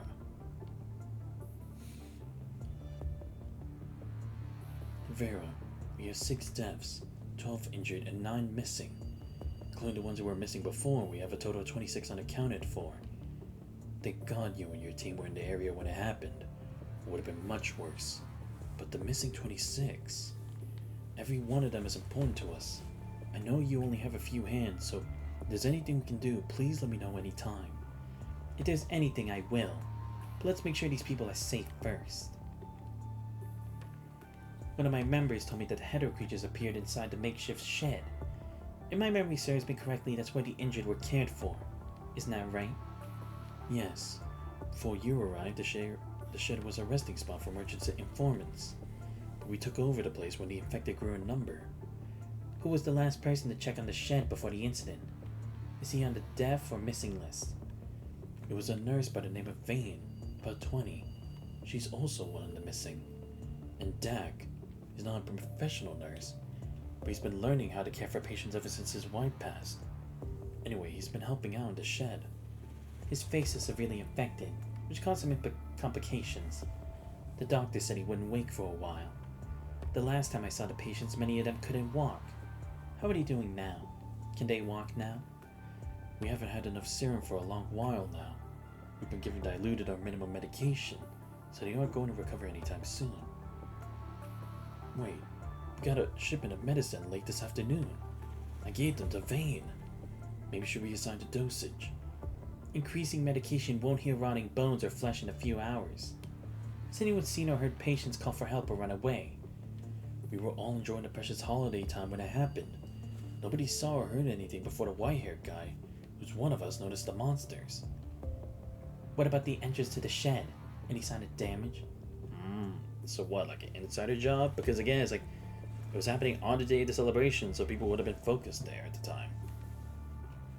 There is, but we don't know what caused it. Everyone was panicking, and finding one inevitably caused some damage. This makes no sense. How did the patients move elsewhere? If the hetero creatures carried them off, there should be witnesses or tracks. How about you help me out now? Get everyone who's not on some urgent task gathered at the clearing. I'll leave a few of my people here to protect you. Give me half an hour to search through the area.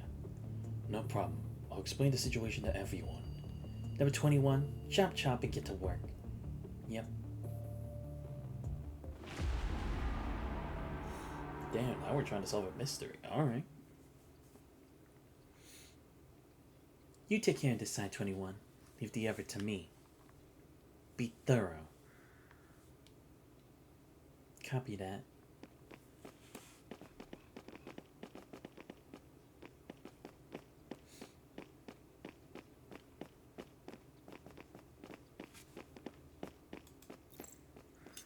A red and gray branded rope, probably worn by someone around her wrist.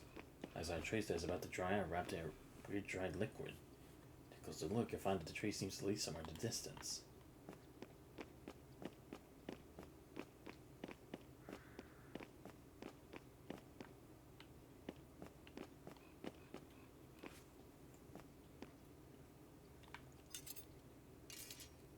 We just need a little more time.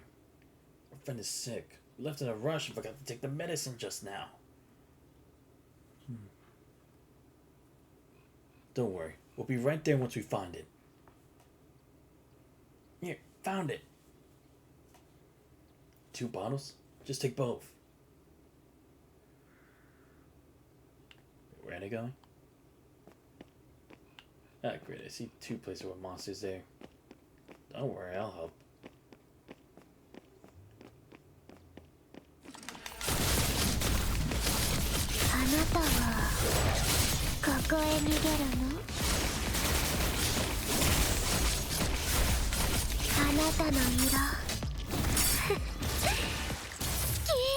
There we go.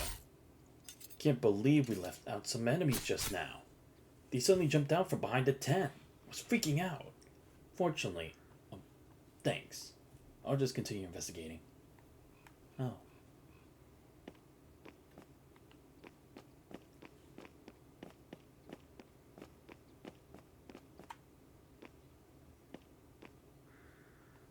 Here it is. Same trace as before. Seems new. It's heading that way.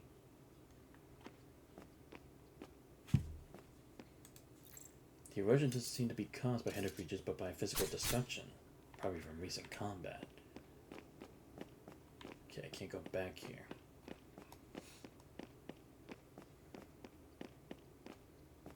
Did anything strange happen here? Someone said they saw a monster near this tent. But I can't seem to find anything. I see. It could be a false alarm. But I keep looking.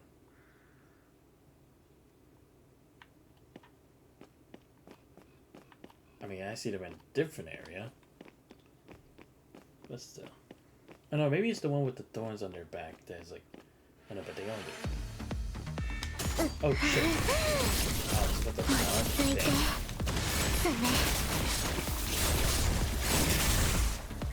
あなたの色好き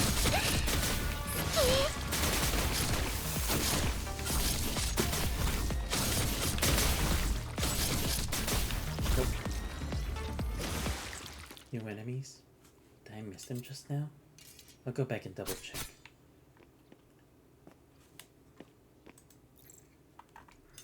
A kid? Still here? Leave this place. Go to Salon's.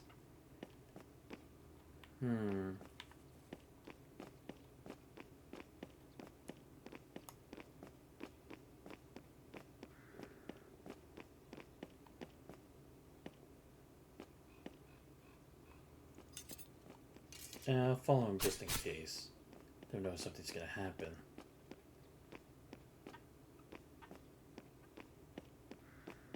Alright, I guess I can just go through.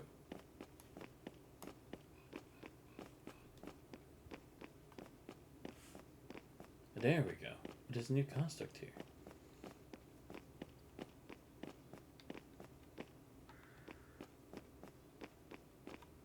Captain, number 21, task complete. Found anything? Number 21 found... Ah, shit. Save the report for later, 21. Stop there first.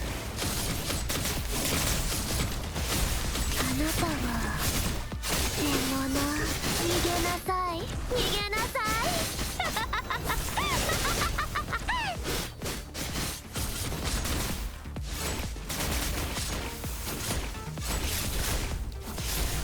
爪あいつらを切り裂く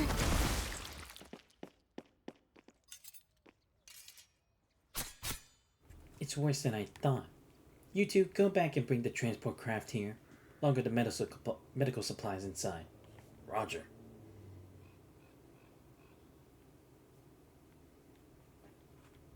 Tracks. They went that way. Salons. Is there anything out of the ordinary in the Northwest base recently? Usar, Lilin, Kanon, come over here. You guys notice anything unusual on your patrols? Northwest? Not very I can remember. I've been guarding the south for the past week. North was the boy and the girl alternated. I assure you there have been no monsters in the Northwest in the past few days. I would have reported it immediately.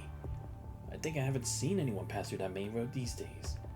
Usually we'd see merchants or other travelers on this road 2 or 3 times a day. What about you? What Lillian said is exactly what I've seen too. But I did notice that the woods near the Northwest Recon Point are quieter than usual. Quiet? The birds there don't chirp anymore, and the breeze seemed... For 2 days it was too humid, and another day was too dry. Birds? I never heard a bird call around there. Where do you find birds here? Deep in the forest, those little critters are having a difficult life too. Then looks like Kana with suspicion. Whoever's working personal, what Kana said seems not very credible. I think we should go take a look. If these clues do mean something, we might still make it in time. Hey, the guy responsible for the south, just to make sure, is there anything unusual in the south? Let me think. No, there's a field of tall grass to the south, but no path. Nobody passes through there anyways. No trees, and so no birds to begin with. And this? A pool of purple-red liquid lies a worn bracelet where alternating bands of red and gray. This belongs to Vane. It's her late sister's. Vane always carries it with her. I see. Salins, we'll need someone familiar with the Northwest to go with us for our investigation. But just be warned that we might run into hetero creatures. My team and I will do everything we can to protect your man. We will need him to keep an eye out for traces of or items belonging to those that went missing. Can I take her? She's not familiar with their items and habits. Salins, let me go with them. I'll find everyone. I want to see Saren again. Conan doesn't pay much attention to others. What about Lilin? He might be young, but he can carry out missions on his own. He also knows everyone well. Okay, let's do that. But know that you'll have to follow my orders. I will. We see a monster, I'll hide right away and won't get in your way. Also, be aware that we still have no idea what's going on. We're heading out to make sure nothing bad will happen again. Our goal is not to rescue the missing people. I hope we are clear on that. I understand, but I still hope that if you see any of them, please bring them back. Even one is better than none. Now send 2 members down south. Pick out a few who can fight or run at least. The south is safer, relatively speaking, and they'll be scouting there. Some people might have run outside the base in a panic. Got it.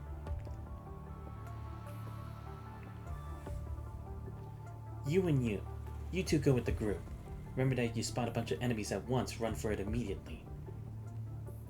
Also, keep an eye on that construct. Make sure she's not someone who escaped the purifying force. If she is, just report her all the way up without going through me.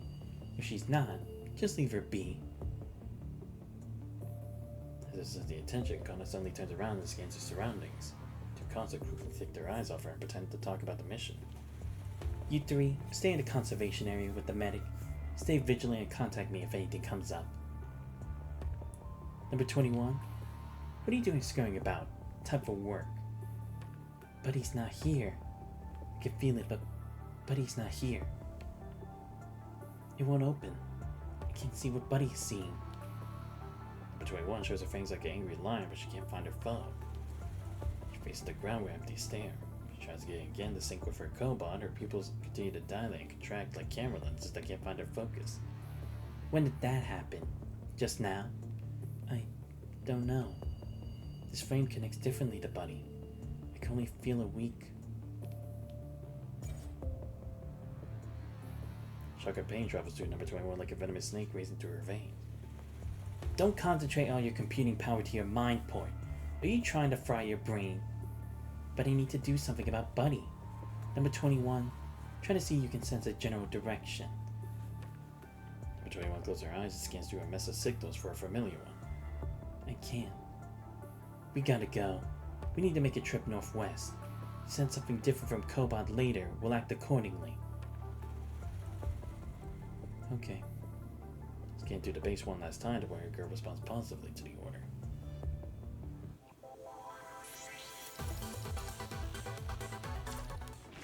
How much progress have I made so far? Okay, it's not too bad of progress, but almost like 2 hours, god damn. Price of sacrifice. Slimy sticky crawling set. It goes through the door. It's a simple coral made of piles of boulders and rebars. A few flora and fauna like ghetto creatures are wandering about. Monsters walk past one another without any aggression. Instead, they move together as a group toward the edge of the coral. For 1 meter of the coral is a house cleaning robot that's dead from running out of power. The creatures reach out their limbs hysterically at the slumbering machine and keep ramming it into the fence to stomping them. Eventually, the commotion slows to a halt. 2 plant-like hetero creatures extend their crown upward and grab the highest rebar of the coral. Next, 3 amphibian-like hetero creatures slowly climb upward along the bodies of their kind. As some struggle, they realize that the slimy skin of their kind is not suitable for climbing. The hetero creature leading the procession extends its concealed blade on its limbs and stabs into the body of one of its friends, pushing this affair up another level. The last one climbs onto the branch leading to the ground. The thin branch finally splits straight down the middle from the weight. Sir, a call from Lithos. Grey Raven. They have left, sir. But they left the eye, which I asked Mr. Monster to remove. Everything else is as you predicted. Their cargo is ready in the paper crane.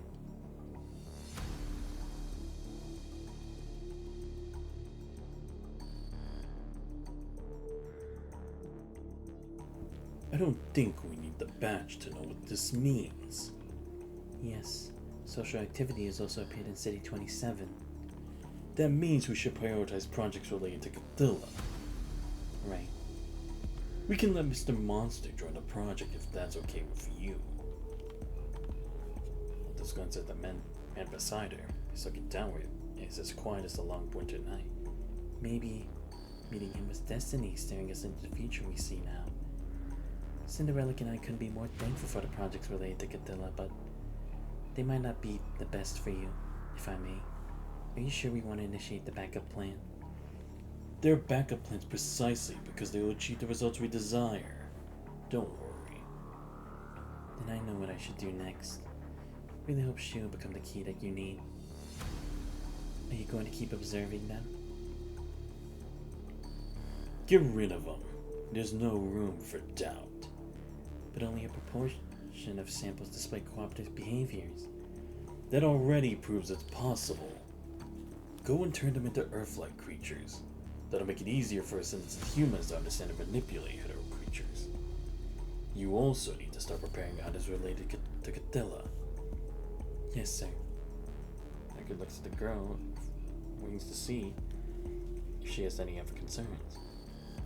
I was thinking about what Lito said earlier. That Project Cathilla might not be the best choice for you. Because the project will destroy the original person and the survivors. That will mean a higher risk with haywire. That tower is evidence that humans discovered the key before us, but lost control of it. If we don't do anything, unusual concentrations of PV will only create more chaotic hetero creatures. And creatures created from the red tide are difficult to predict and control, like the test samples of those left at the Copperfield Aquarium. Confining them to Earth's natural laws before they go haywire is the better choice for us and the humans. So go and make your dream come true. Yes, sir.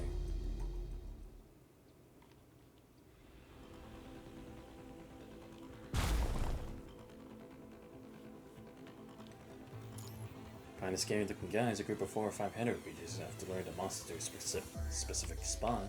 Rescue a consort gives them aggressive punts and then flying a few meters backward. When they get up, they're already engulfed in flames from the explosion. Mr. Noctis, too close. What? Explosion. Too close commanded. Huh? There was enough time for 21 to run 3 laps while carrying Vera. A consort might be capable of that, but shards from an explosion can totally kill a human. But he's wearing a powered metal suit. Well, at least count to 3 next time before you set off a bomb so people have time to ready themselves. Sure thing. Next time I'll go 3. Jeez, we asked you to count to 3, not say 3. You moron. Don't you know I don't like to count? Just kidding. I said I'm down one earlier, so that doesn't count. Next time I'll count properly, alright? Are you alright, Commandant? Yeah, I'm fine. Yeah. Air leaking explosives rush into your lungs and you take a deep breath. It travels down your spine where you realize it's already been filtered by the powered suit. Cerberus is notorious for their way of executing missions, but the way this particular Mad Dog pulled off his act just now is way beyond rough.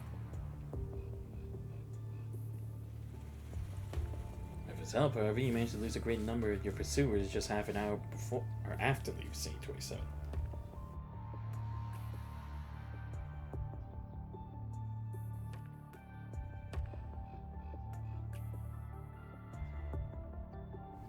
You encountered some enemies here and there on your way to the conservation area where the Cerberus is stationed, but our creatures aren't much of a threat with the 3 constructs around.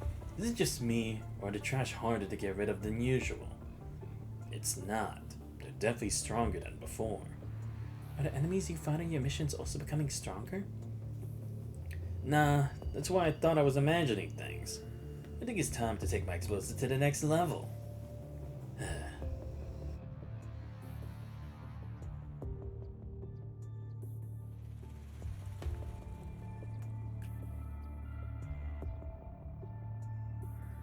Does your missions have to do with hetero creatures too? I think so, but not to fight them. Vera's already having a headache dealing with people for the conservation area. Are the people there difficult? How would I know? If Vera hadn't sent me to beat up anyone, So I guess they're okay. Shit, was I supposed to say that? Whatevs. Someone asked, I'll just say the little foolish girl said it. Maybe it's a lack of resources? After we get there, we'll be able to help. Really? Boy, aren't you kind. We've already sent our location to the transport craft. Should we ask them to pick us up later? Yeah, I have something of a theory. That I might be able to test out the conservation area. That's the last of them. Let's get you to work at the base. Wait here for a bit. I know a secret shortcut, but let me go check its location. Commandant, what caught your attention exactly? Remember what happened at the stairwell? Some header creatures could, you know, to become stepping stones for the rest of the ladder, or for the rest to climb. And maybe, just maybe the heaps of header creature corpses at the first and second sets of coordinates are the results of those incidents? Right. We haven't heard of the enemy committing those. But let's say this theory was true. Why would they do it? I have no idea. But if they actually did do it on purpose, then I think we're about to see some drastic changes in the battles coming up. The desire to survive is in the genes of every creature on Earth. It connects every living individual, forming a web that instills the temptation to live into every creature. Only blinking eyes can behold the beauty of a loved one. Only a breathing nose can take in the aroma of delicious food. Only moving arms can feel the warmth of another. Living is the only way to experience what life has to offer. Lives on Earth fight endlessly for that right. It's also why I remember those who give their lives for Earth as heroes and their deeds. Who went against the instinct to avert death, against their nature, against their fears, all for something greater. Hetero creatures, however, simply live with the need to attack and are unbound by individual worth and fear of death. For them, the strategic goal of the group takes priority, so sacrificing itself to create a bridge is the most sensible choice. And that turned to an otherwise disorderly group of individual hetero creatures into an organized troop with absolute execution power. Humans have been searching for solutions in waves of disasters with our intelligence and human nature. But are we entering another deep winter just as we're turning this war around to fight for survival? So I guess like the situation being like unlike where Cinderella always had to control them or Ascendants controlling the punished. This time they'll be able to do it on their own. That is gonna make them more dangerous because then it's like they can attack as different groups now instead of like just those wandering aimlessly, and we can just eliminate them with just a bit of brain power. But we have to keep in mind the possibility that the Ascendants are behind this. Speaking of which, the camera robot is damaged. Did it capture anything? You could see that the hetero creatures in the area were all moving slowly in the same direction after we left. Then the robot went dead. The work seems a little too neat for it to have been the doing of the hetero creature noticing and immediately destroying the robot. Just upload the footage. They'll analyze it by frame. Hey, Grey Raven, over here. Are we going to wait through this meadow? Yep. You can't tell there's a path, right? Told you it's a secret shortcut. Just follow me. Let's go. Commandant, please follow Liv. I'll be right behind you. At the other end of the meadow with weapons in hand, the humans and constructs are cutting a path through the tall grass. Two groups will soon meet somewhere among the sea grass. Or you see a green, my bad. Smell she desires. I'll take the left, and you'll take the right. Number 21. Shorty, stay close to us. I'm not short. I'm not done growing yet. Right.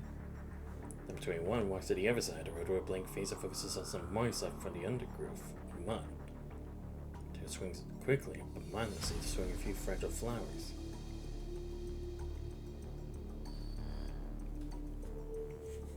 Is Kurino the one responsible for developing number 21's new frame now? Yes. Under whose order? You don't want to know. Forget it. We'd need a lot of help from Kurino even if we wanted to design it ourselves. We had no data on her current design. This frame might just become the victim of some complicated war one day. It's better to let one party complete its entire design rather than have both sides be skeptical about the others. For developers, getting the new frame to work is the only way to obtain new valid data. So I can understand why you decide to hand over the authority of design. But I can promise you that I hold significant influence even if I can only supervise the process. I would like to receive a copy of every progress and compatibility report. It's a reasonable request for the Supervisor 21. No. I'll see to it as long as classified development information is kept safe. On behalf of 21, I really appreciate your help. I'll get going then. Right. 1 second. I know number 21 has little common sense, has trouble with words, but do you know anything about what she wrote about her wish for the new frame? What did she write? To have the smell of humans.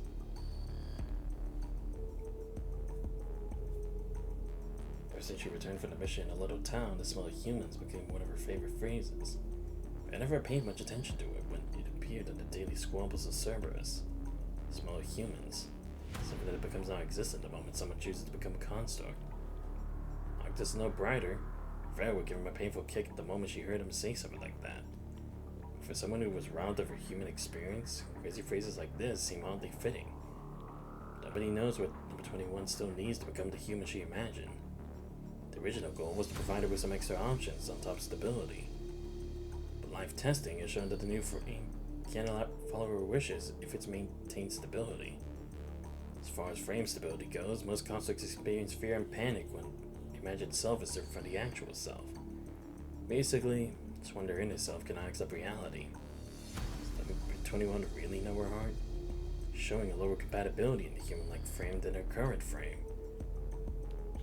Number 21. Can you find what you're desperately looking for? Captain, is Buddy going to die? You were the one who's lost. Are you gonna sit there and wait for death? No? Come back to be with you.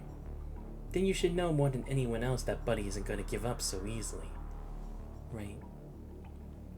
Have some motivation, recover number 21 rushes back to her research area. I found some footprints. Over there. Don't run away like that. Number 21, follow him.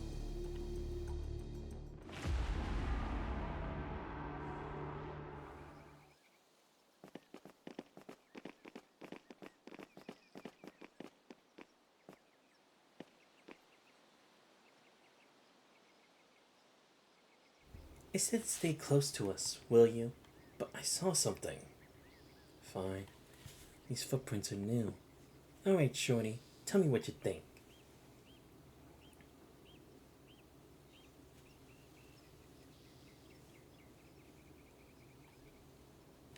Look at the heel of this footprint. It's a missing piece. Looks like Auntie Veins. What do you mean? She lives close to me, so we talk every day. Yesterday, she complained about the cracked sole of her shoe. She didn't have time to get it fixed. Weird. Why only footprints of 1 foot? The footprints are getting messy from here. Did she bump into hetero creatures here? But why would she run so far all by herself? Let's keep going. Sounds was right. You know your conservation area very well. Of course. I'm not like that cold-blooded one. Everyone's nice to me. Of course I should help them back. I just don't understand her. She took all the help for granted and still remains so distant. That's why I want to find everyone. I don't want to see their tears. Just a reminder that I can't promise you we'll find them.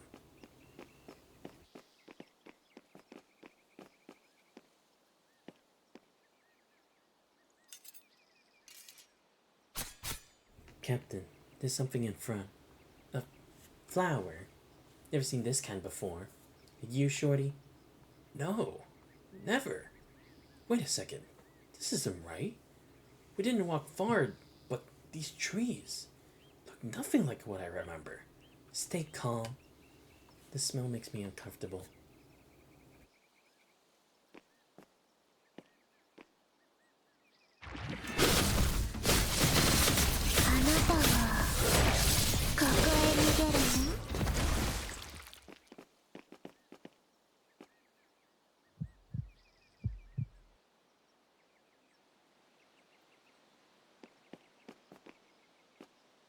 The ground's shaking. What's going on? 21. I don't know what's going on. My head hurts. A lot. Is it because of the restraint? Or... Here we are again. We just go home.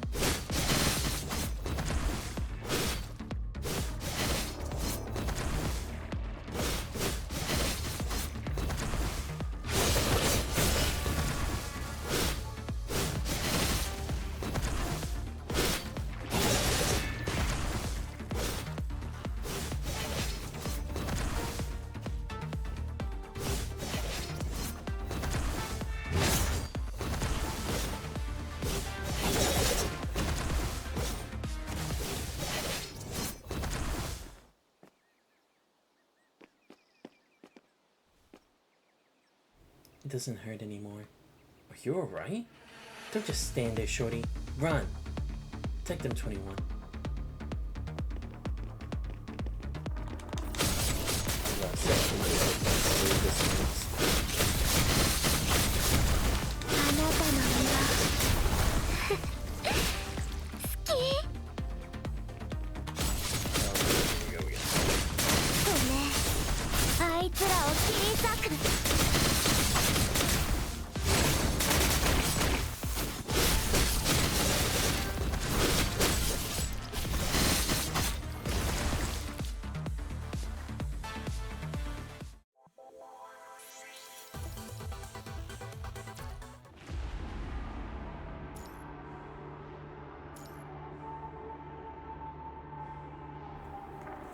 No, using your own kicks will give you different experience. Oh, I can do that?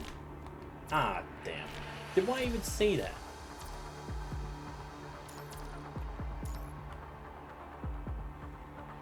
Oh, I can have unseen. You know what? I'll do that. I want to try it. So first I'll go with the normal one. Wait, I'm casting out. Keep up.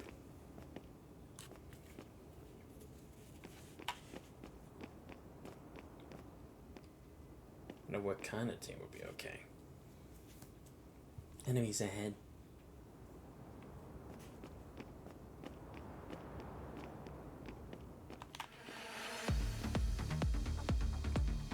Yeah, the force get crazy again.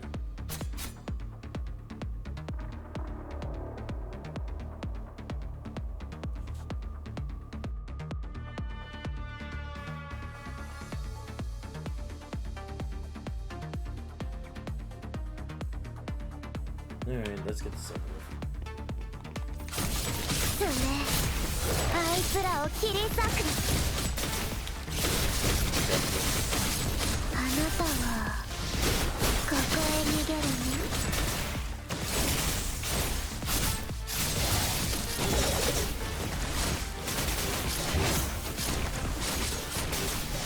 そうね。あいつらを切り裂く。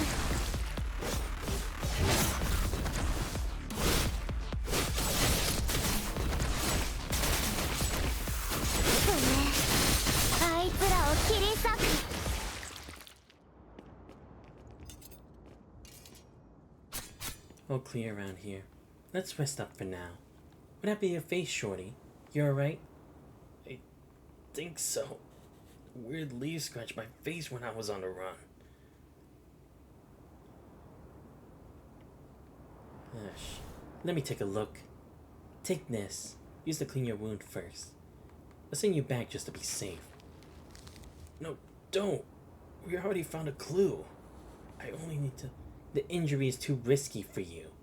But it's just a tiny scratch. And you must listen to me.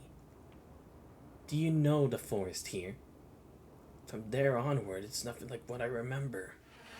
Near footsteps. Can't they just give us a break?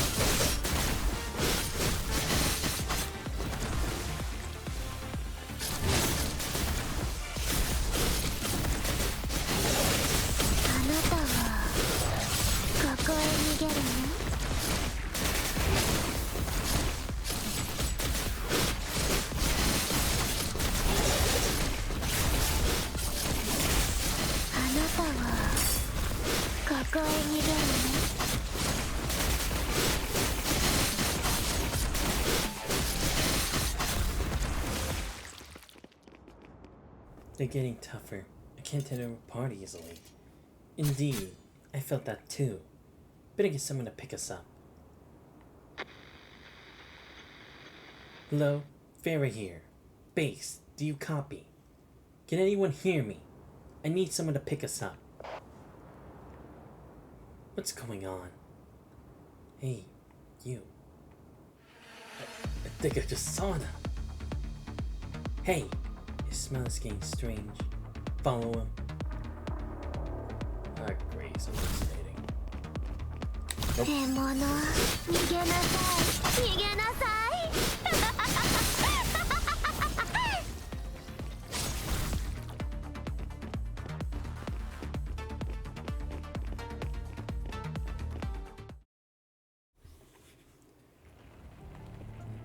Still can't get through? Odd. The communication signal's disrupted, but it was still working yesterday. Is this stuff jammed? It's been stored in an exclusive box all this time, so technically this can't happen. When the two of them talk, the construct persistently attempts to adjust the equipment's parameters only to hear static noise off and on. How about this? Since there's no other option right now, I'll stay here and try my luck with it. And I'll keep you updated once there's any progress. Let's look around first. I'm sorry, Commander. Did I hurt you? You step out of the ground, Flip rushes over, almost colliding with you while clutching the medic box. I'm totally okay. Don't worry. You didn't actually bump into me. There are a lot of casualties? The medic said that they've already provided treatment to all the wounded after the incident, but we just noticed varying degrees of deterioration in everyone's wounds. Even if sufficient doses injected, serum seems to not be working as efficiently as expected. And one of the medics accidentally came into contact with an infected patient's body fluid, so I'm bringing medicine over. Be careful. Hello, officer? Just call me Xanthos. Officer Xanthos, is there anything else I can help you with? Before arriving, you squad Noctis ran to a surge group in the south of the conservation area.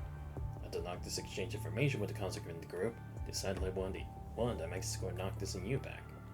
After learning about what happened in the campsite from Salins, you intended to contact Vera for discussion regarding the next step. Have you discovered significant signal disruption in the vicinity? Except for enveloped by a veil of mist, the entire area suddenly lost all communication signals, casting a sense of unease. I can send my men to assist if you plan a rendezvous with Captain Vera. We need to be discreet before taking action. With their location unknown, a decision could put another group of people in danger. You're right. I'm just worried about the kids' safety. If they do run into any danger, Vera and the others will do everything they can to protect them. I'm sure you sent them on the mission because you believe in them. yeah. Learn that believing in someone and worrying about them is not contradictory. As the leader of the conservation area, however, sounds us to maintain a composed demeanor for the sake of his people. The other thing is, my men noticed some unusual activity in the south. We were going to check it out. Can you assign a consort to come with us? I heard you guys bumped into some monsters on the way over. Something they might have wandered around somewhere nearby. Noctis, can I leave that to you? Oh? I was kinda expecting you to let me search for Variant 21 so I could see them burst into tears upon my arrival. Anyway, dealing with Hedo creatures is part of the gig that Vera gave me. Vera's team has already relocated their tents from the military encampment to the conservation area. But the devices, these are running through an analysis of the available data. Lee, how's it going? I've been trying all the way here, but the videos can't be uploaded with the low-level channels on and off. But I've had all the data sorted out for our squad as you asked. Now tell me about our speculation. The dots marked in 1 and 3 are emitting a green flow, suggesting the CPFs are operating normally, but the dot appears grayed out, which means CPF near mission number 2 is shut down. Using each of the 2 dots as a center, Lee highlights the range of influence for each CPF. Coincidentally, all 3 mission points fall within the boundaries of their respective circles. Our current location is right here. Take the operation terminal from Lee and hide all the other marks, leaving only the 3 mission points to conservation area on display. According to Salins and Vera's men, I'm assuming the conservation area will be the 4th location where Hedo creatures gather. The possibility stands, Since similar situations haven't occurred here, Command Center didn't include this area in our mission. That's my assumption. Should we ask around about the CPFs? No. So you think it has nothing to do with the filters? Right. Hold on. He immediately picks up your thought, takes the terminal back. 2 seconds later, a big dot is on the map, the Inverheadero Tower. Then the clean zone centered around the Inverheadero Tower comes into view, the ring area outside which 3 mission points to conservation area fall. This means hetero creatures are gathering abnormally in the vicinity outside the clean zone. But we haven't collected enough evidence yet, so this is just a speculation. If this is true, it means that the enemy secretly started an even fiercer counterattack against humans just after humans just gained the upper hand in the war. If events unfold as anticipated, the first area reclaimed by Earth, or on Earth, symbolizing hope for mankind, may become a secure but enclosed prison. The hetero creatures in the entire ring area somehow learn to work together. The absolute safety of the clean zone will need reconsideration for sure. Oh shit, wow, yeah. Because it'd be pushing everyone to one area. Report, I picked up a signal.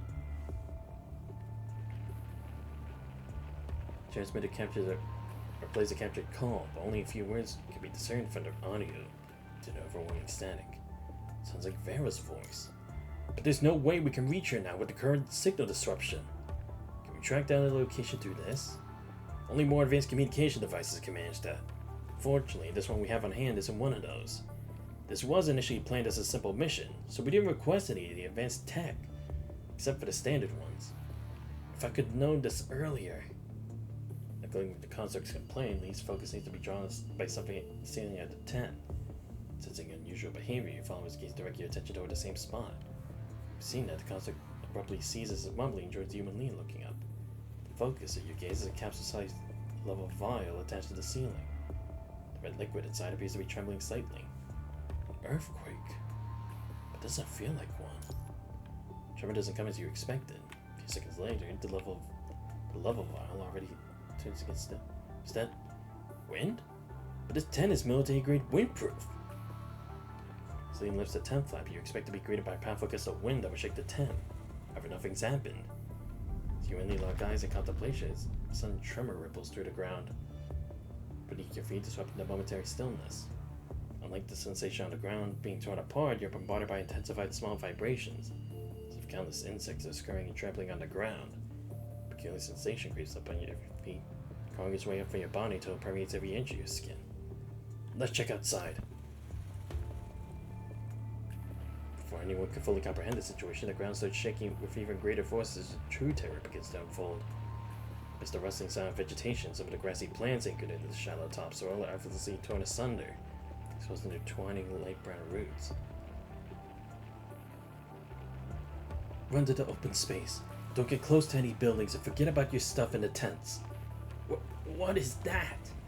The transmitter still in hand, the construct makes an exaggerated lunge to steady himself, pointing towards something in the distance.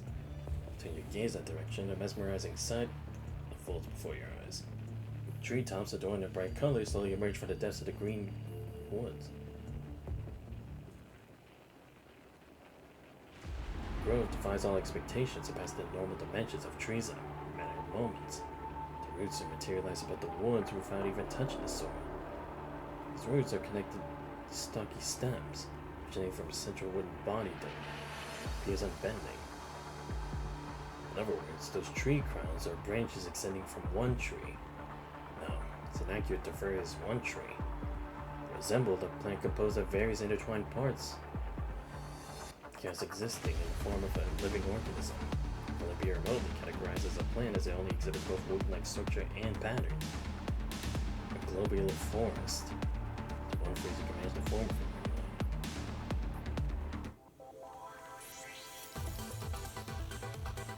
Alright, now before we continue, I want to see what happens if I do it with a different team. So let's change this for unseen. Switch the track. Okay. Let's see the unseen POV. I want to see what it does.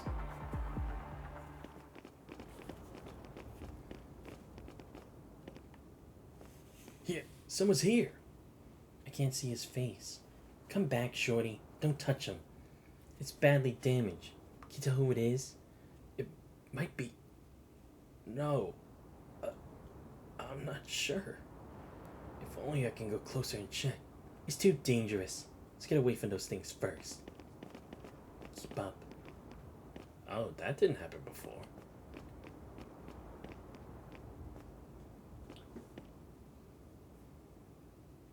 Very interesting. Yeah, that didn't happen before. At least I don't think so. I don't want this to be so important. Damn, I wish I could skip this. But it's fine. It's not like it's too much.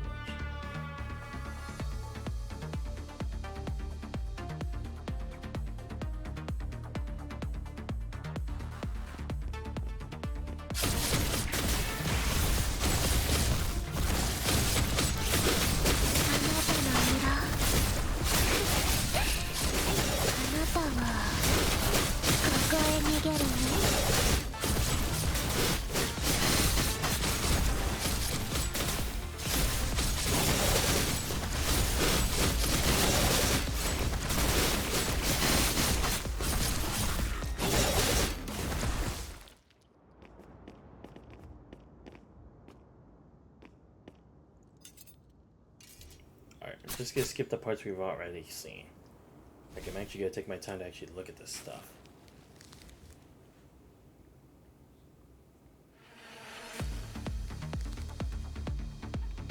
Let's see what this is. そうね。あいつらを切り裂く。あなたの色。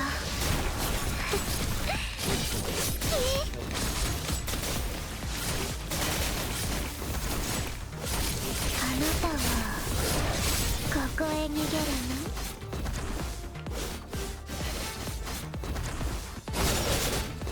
Oh, there. This is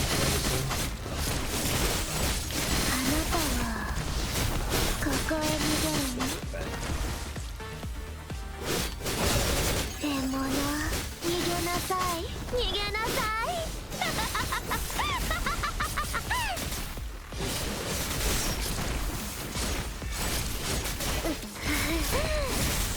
落ち着いて、スネ。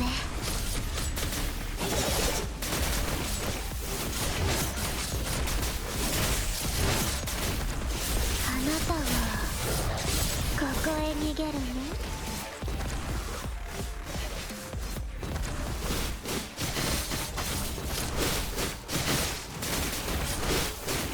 あなたはここへ逃げるの？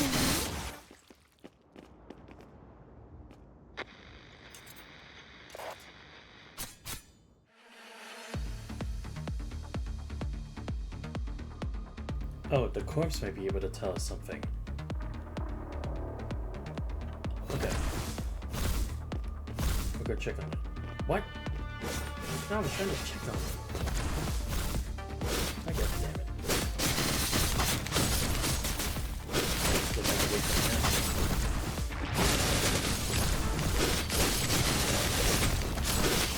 Nope. What? 手足緩めてはダメ。あなたはここへ逃げるの？ No, I wanted to go check it. No, I was trying to go check the body. Damn, why didn't it let me? That sucks.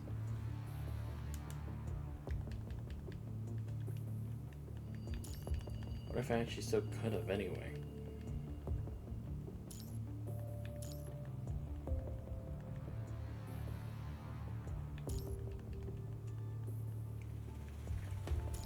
Alright, yeah, let me just move through this in case.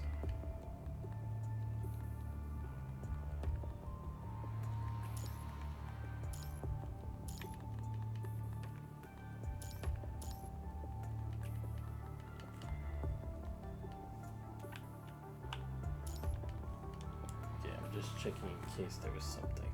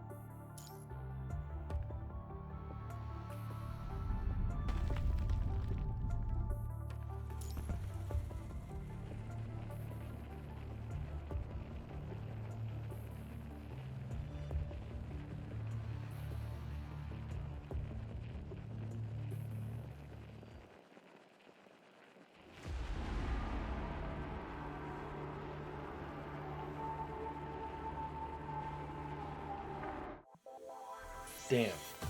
I barely got anything different, really. I should just go for the other one then. Because otherwise it's like barely gonna change out.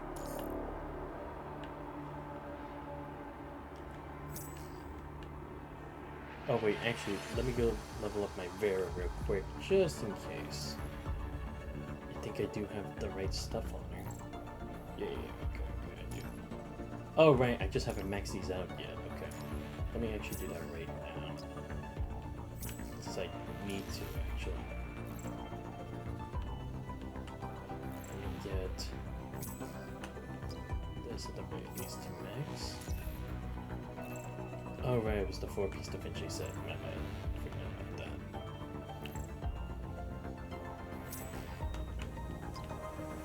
Yeah, I'm getting more of that other material now. Is it okay, not too bad. Let me see if I have more items for this. Oh, what is this? Oh well. Okay. Let me use at least like 50 of these. Hopefully this should be enough. Yeah, it's like, I know I don't have to, but it's like, I'd rather just do it like that if it's gonna make everything easier. Because I do have everything else respectively. Just need these last materials.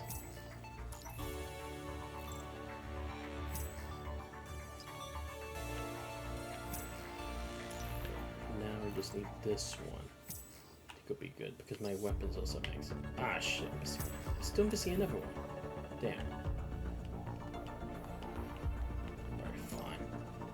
Get more of these. Just use 25 this time. Should, or 26. Yeah, there we go.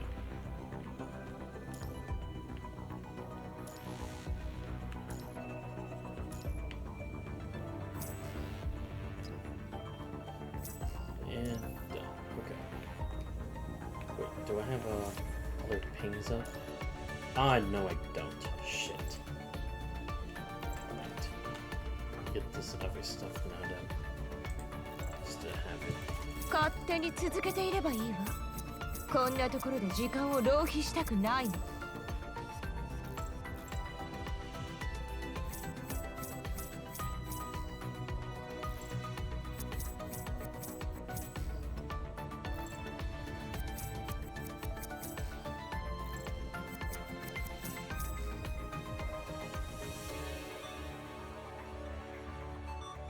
Alright, good enough. Now we can go back. Alright, I'm at least 50%. I'll take that. Oh, at 9. Okay, so yeah, I probably can just finish this in one stream. Let me go to the Unsnarled one.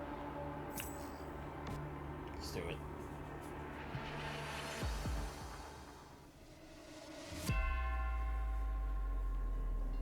Wait for me, guys. I found you.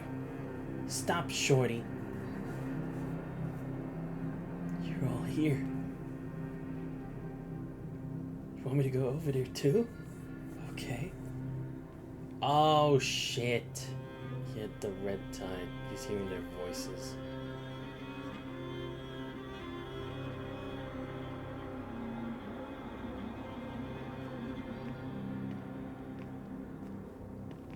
Number 21, stop him! Roger.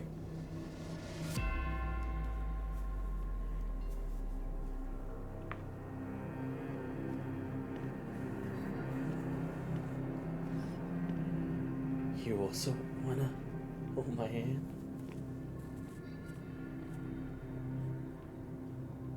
Got it. Number 21, come back. Stay away from that water.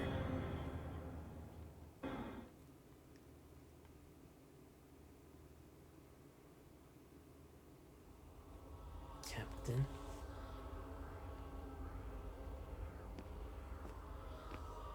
Can't feel anything ahead.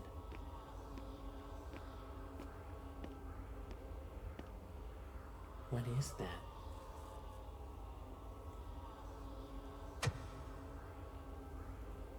More over there?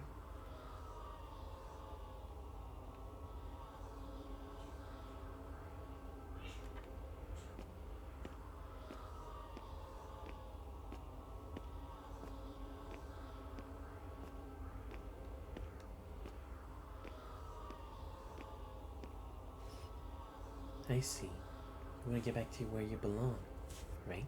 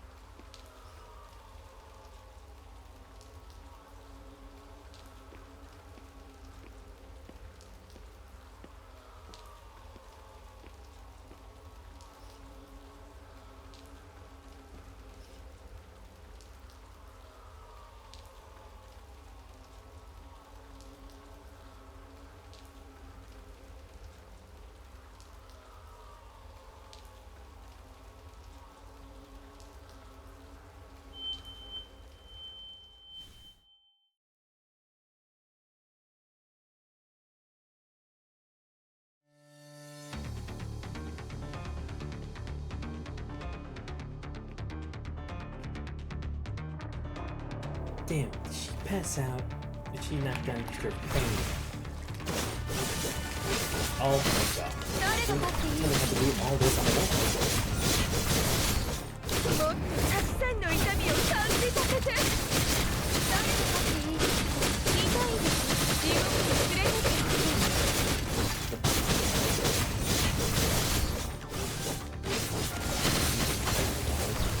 す。地獄に連れてってほしい。痛いです。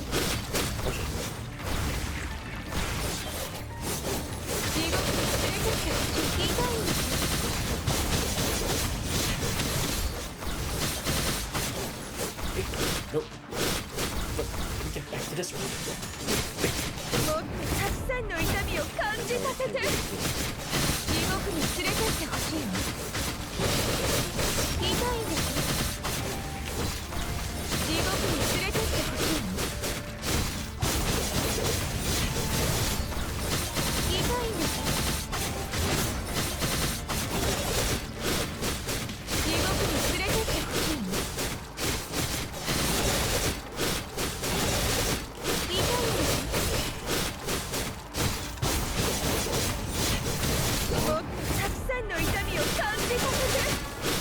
に連れてってほしいの。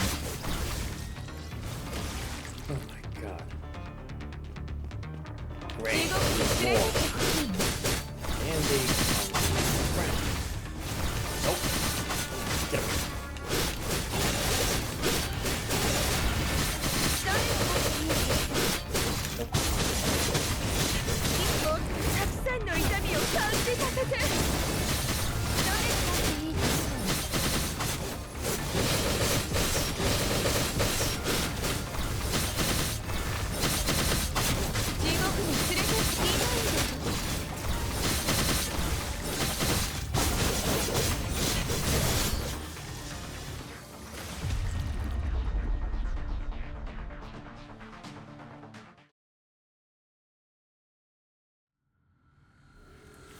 Commander, Lunar priority evacuees have finished with boarding.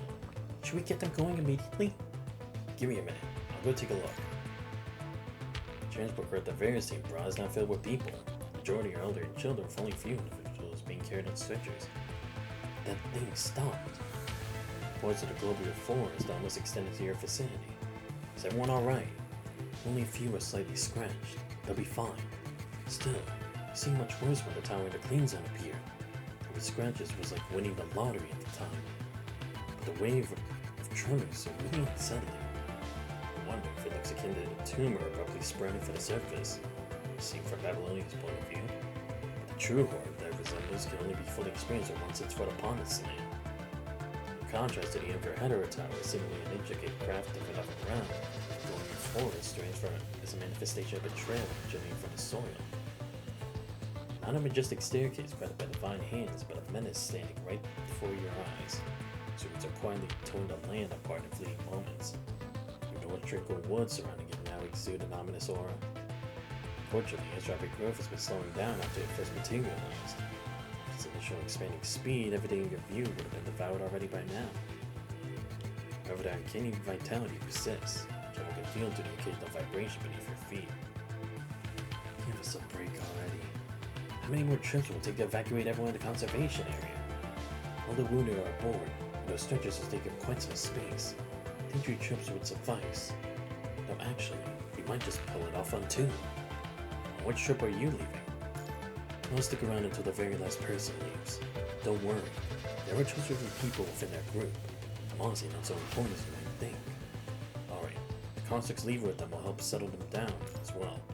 Okay, I'll leave that to you guys. I said that as I was firmly strides toward a group of men who appear to be preoccupied with their task. Trying to push down the empty houses that teeter on the brink of collapse to avoid any potential danger if another wave trigger hits. Observing sounds as he rolls up his sleeves and joins the group, you feel a newfound respect for him as the leader growing within you, though he claims himself to be not so important. Corner of your eye, you catch a glimpse of Lee lifting the tent curtain and waving at you. You found this. The thing placed on the table is an assistance device for remote connections. It's supposed to be some equipment that belongs to Cerberus. I knew there should be something that could come in handy. This channel for remote connection with constructs is exclusive to Cerberus, and its specs are far more advanced compared to the standard ones. It's worth a shot. but I heard that their command is pretty much the only one who can establish a remote connection with Cerberus members. Even if we manage to make it work, there's no guarantee that it's fine. Construct mumbles something like, the Grey Raven command is surely a legend. But the imaginary pain apparently has little effect on its work efficiency. They prefer sending you up the device. I'll call Liv over to get you some emergency medical supply, just in case. As far as I know, no one has ever built a remote connection with that new frame. Are you sure about this? There will soon be one. What I mean is that the new frame has not been fully calibrated for remote connections. It might take you a few attempts before you reach her. And trust me, the process won't be a walk in the park. You gotta be prepared. For moments of strangeness, the sun startles. In times where she's seemingly lost in her own thoughts, you experience the full spectrum of her emotions. Just a change of a frame. 21 still 21. The most pressing matter at hand is to help them overcome the current adversity. Let's do it.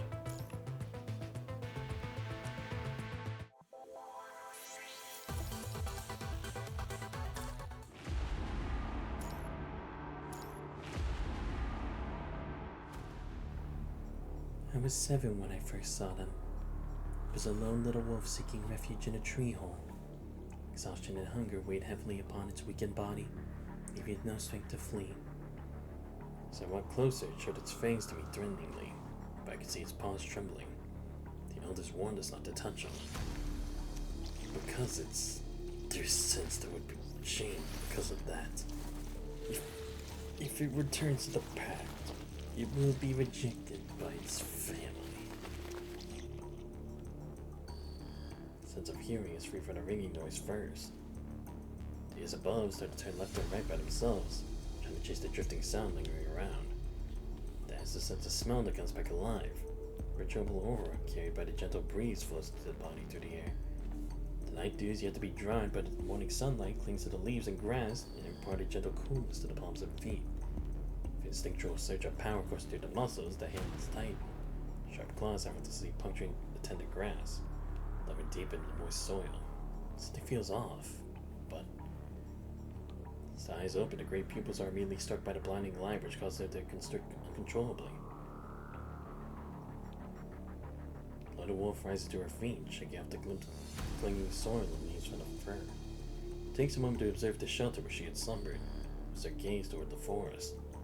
Those entangling branches and stems appear even more majestic than before. When she sniffs the moist air, her nose detecting the array of familiar serene smells, one in particular draws her attention. It comes from somewhere nearby. We'll track it down, voice her mind prompts her. Pace quickens.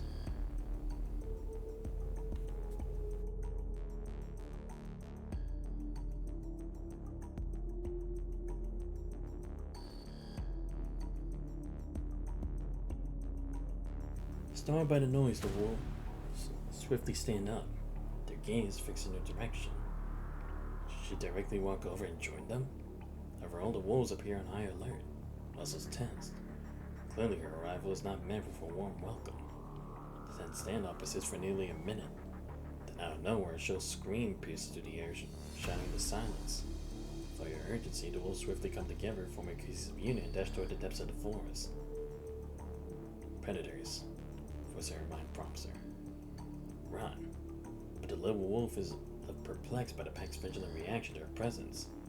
That lingers as she ponders whether blindly following them would be the wisest choice. Time's running out.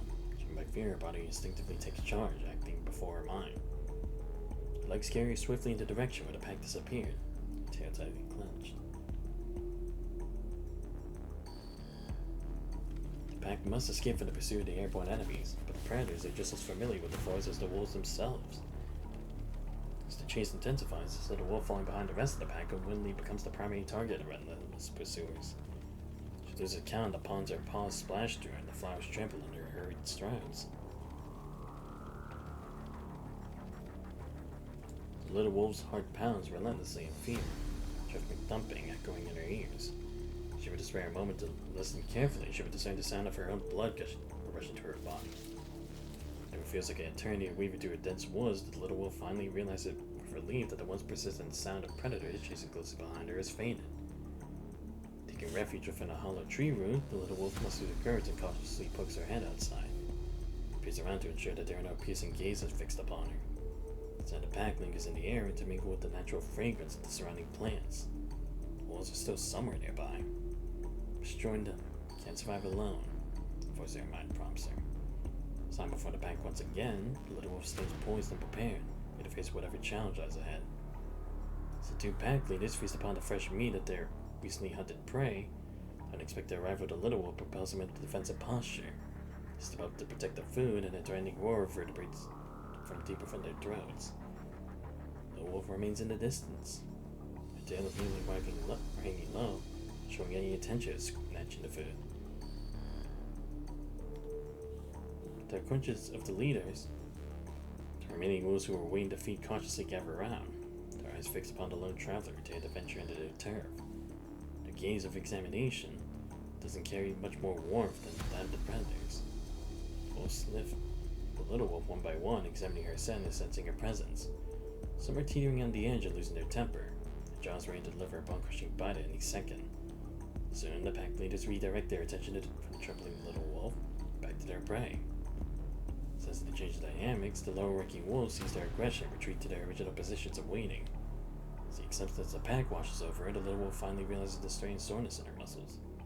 The wolves avoid their playfulness as they wait, rub their backs against one another, emitting sound of contempt and affection. However, she will join their ranks. The little wolf envisions the exuberant play. She cannot resist the urge to excitedly roll on the ground.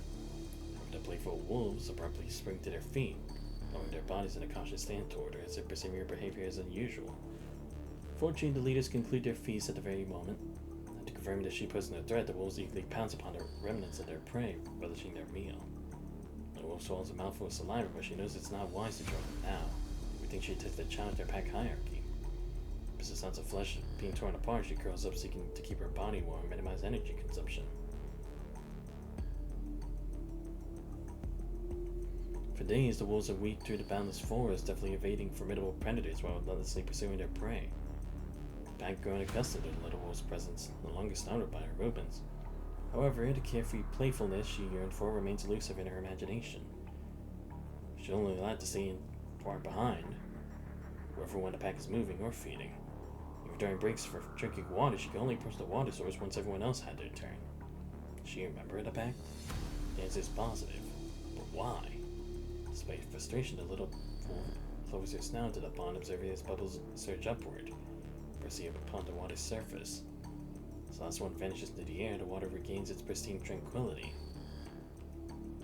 She realizes how different she is compared with others. In her eyes, she's like a hairy monster.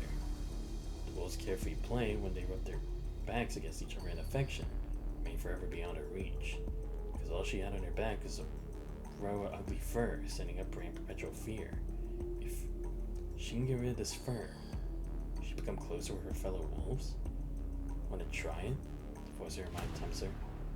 She carefully inspects her claws, sharp nails radiating cold gleam, akin to menacing beaks of the predators. The tips of her claws make contact with a soft warm chest, the same pain radiates from a specific spot in her skin. Summoning every ounce of her resolve, she forcefully drags her front claw across her chest. Her fur is torn apart and her blood gushes out, and agonizing pain surges through her entire body. Instantly, the once nice fur became saturated with a deep shade of crimson. She looked more like a purple with companions now. The wolf shuts her eyes, retreating to the embrace of darkness, hoping to reduce her pain through this escape. There she raises her claw once again. It hurts. And the mechanical pain receptors pulsate with desperation. Intense stimulation fiercely awaking the mind.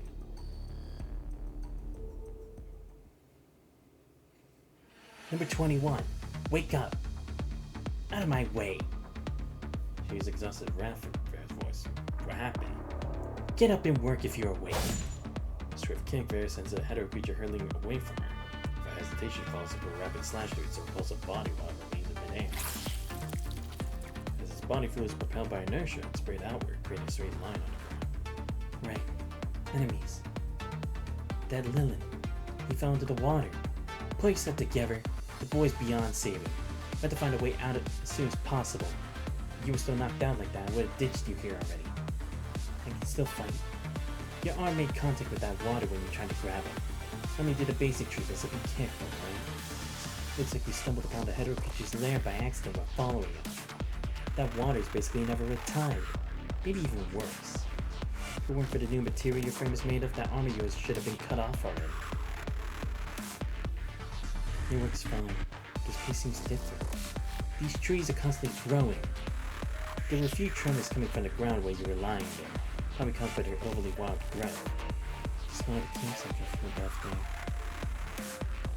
Those plants are almost covering the entire sky. Waste more time here, we'll be trapped forever. At the very top of her sight, she spots faint indistinct dark dots, feature which she can't discern. Damn it! If a guy like Noctis who's completely made bionic muscles were here with us, things would have been much easier. Understood. Contacting Noctis. Can't get through. I tried it already. None of the communication channels work. Not sure if it's because of this goddamn mutated forest. Retreat toward the direction you said first. Proceed further, maneuvering through the tower of vegetation becomes inevitable, or it's incredibly easy to become disoriented amidst their entangled growth. Maneuvering carefully selects a handful of distinctly shaped tree knots, using them as a reference point for steering. Sure, she can adjust the direction in time to man to stay on course. Let me know whenever you feel we're off the track. It's easy to get lost with these trees without really blowing. Those are enormous vines that absorb the spring of red tide is unexpectedly given birth to additional massive pond. However, later, the pond is stretched to its limit, nearly translucent. Now it glows with a blurred black shadow effect. It's moving. Dark shadow like a newborn disrupted from its sleep begins a restless struggle. Phyllis goes to cradle. It's falling off. 21 out of the way.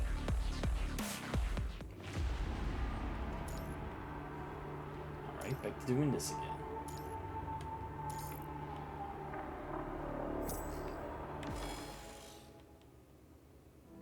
It's so cold.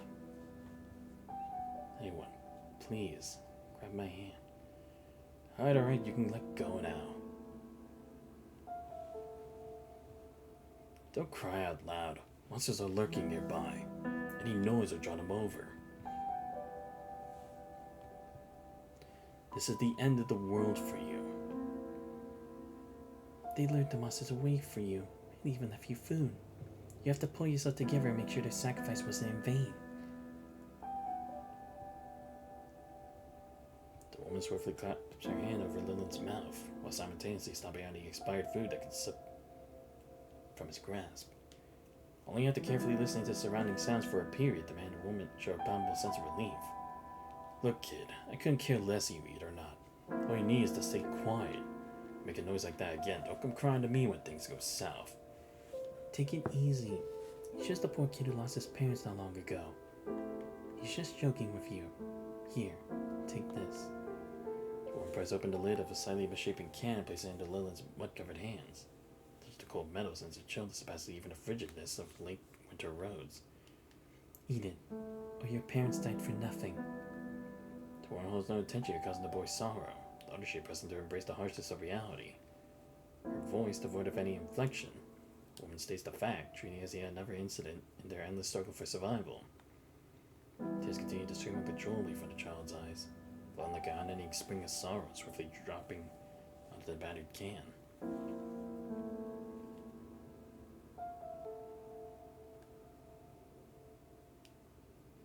Listen to me. Dad's too tired to run. He just needs a little break. Lilith, you must hold that uncle's hand when you run, as tightly as you can. Don't let it go, alright? I give him everything your dad and I have. He'll take you somewhere safe first. But I want you to hold my hand, Mom. Are you leaving? Silly boy. You're the only reason I live for. That's why I'm doing this. Having said that, the woman choked on her words and instinctively chose to withhold them, willing to subject her child to the cruel realities of the world. It's a deal then. Remember, you must hold his hand. Don't let it go, alright? Hearing the answer from Lilith, the woman pushed him toward the leader of the survivor group with all the strength she had. But assuring her child's safety beside the man, the woman mustered a smile upon her pallid face.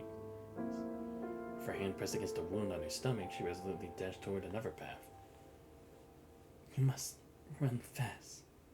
Like this, but faster. From deep within her chest, she unleashed a final scream of despair. A piece of cry that cut through Lilim's mind like a sharp bullet. Held the man's hand as tightly as he could, that the hand felt not as warm as his mother's, not as big as his father's, still held it with all his strength just as his mother told him.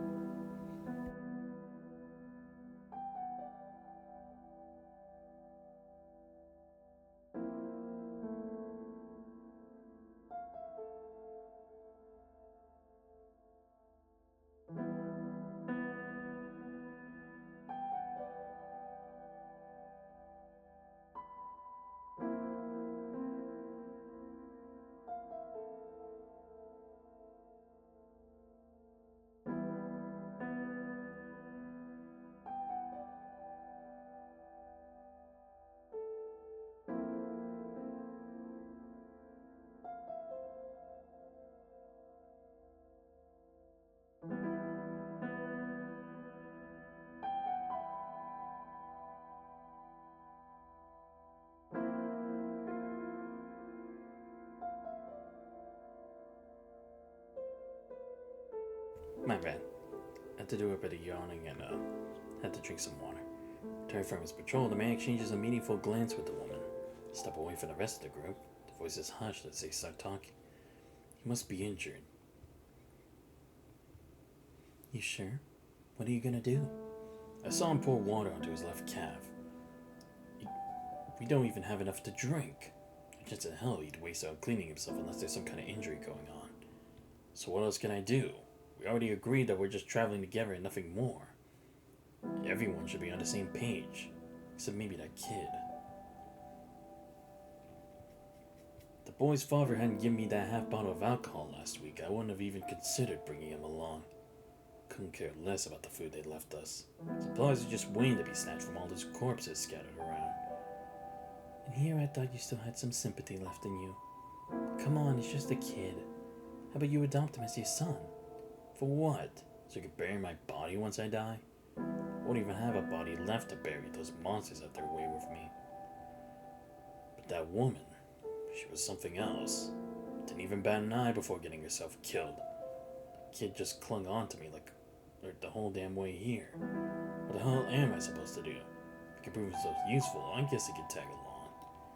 See, that's what I've been trying to tell you. You just don't get it. But you might if you actually take him in as your own son. Cut the crap.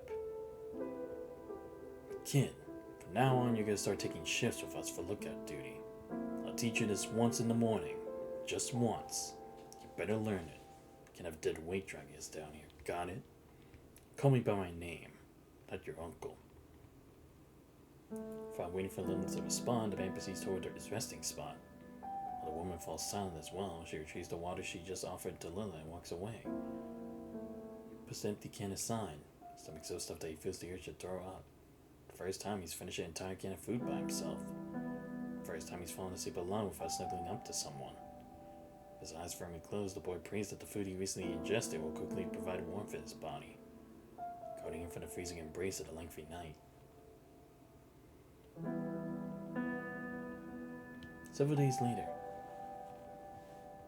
a head creature hooks the clothes of the crippled man and never rises to his feet again. More and more head creatures are darted to that direction. He buys valuable time for the other people who have already been drained by their frantic escape. Let's split up! The Spike woman nods at him and makes an immediate turn, rushes toward the narrow path with a younger woman. Fuck, I wanted to go that way! Trained by the relentless running, Lilith lacks the energy to calculate the chance of survival for each path. Taste the metallic tank of blood in his throat, struggling to breathe like a dying horse. Soft-work lungs protesting with every gasp. There's only one thing left in his mind. Hold that uncle's hand tightly and live. Lilith's been forbidden from clinging onto the man for support since day one. He can only resort to staying as close to him as possible. Having pushed his stamina well beyond its limits, Lilith's leg muscles reach state uncontrollable fatigue. Caught off guard by a sudden cramp, his body gives way, causing him to collapse onto the ground with an audible thud. The man running ahead quickly reacts to the noise of Lilith's sudden fall. As now eventually comes to a complete stop, turning around to check on him. Full of fear and desperation, Lilith raises his hand high toward the man, begging him to lift it up. If he manages to survive there, he'll do anything for him. The man's gaze flickers toward the approaching header creature so at a distance. A brief moment hesitation flashes. He swiftly retrieves a can of food from his waist pocket and forcibly kicks it toward the child. The metal can rolls across the ground, creating a piercing screech as it moves. Lilith focused to rise, but the pain in his right leg hampers his efforts whenever he tries to put weight on it. It's likely that he sprained his joint when he fell. Don't blame me. You're too useless. I've already done you a favor by keeping you around for this long. That should be enough to repay whatever your old man did. Didn't even ask him for help in the first place. Woman's screams ring from that narrow path before, drawing the header creatures at the crossroad, turning toward that direction. However, a couple are still approaching over suspiciously, as if having sensed their prey. I've seen that the man quickly disappears from Lilith's view, finding hesitation. Lilith can't even feel his own tears as he cries out. Raises his hands high, his fingers trembling in despair, trying to grab anything, if there is any, that could save his life.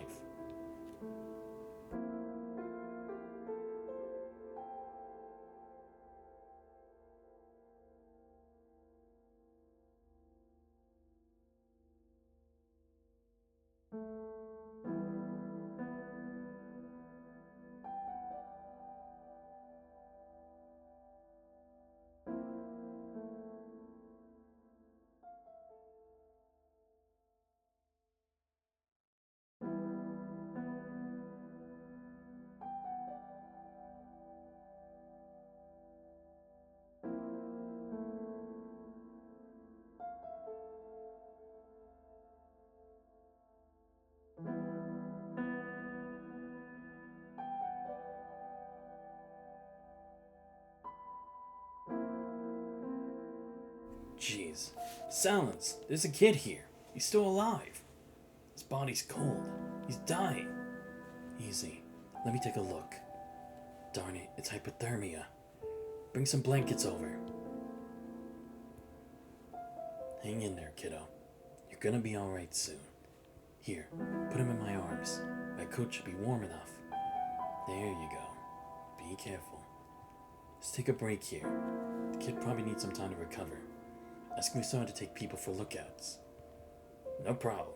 This one, his leg looks insane. Did he sprain it? My goodness. Then we gotta be gentle. Let's not move that leg.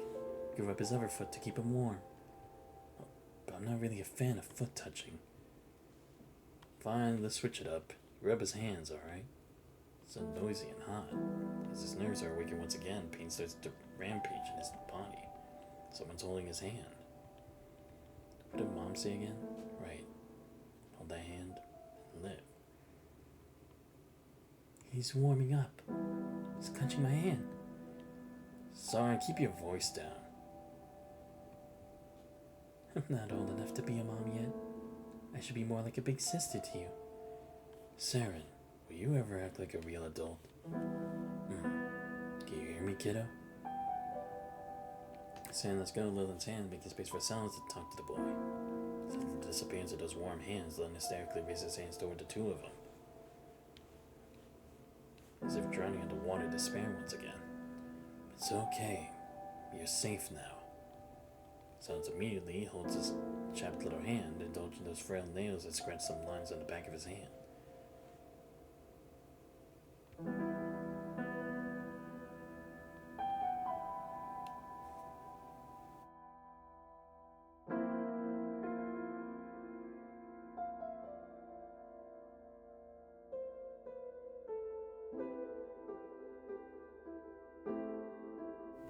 Struggles to extend one arm from the embrace of a robust man, pointing at a can of food lying on the ground nearby with his trembling hand.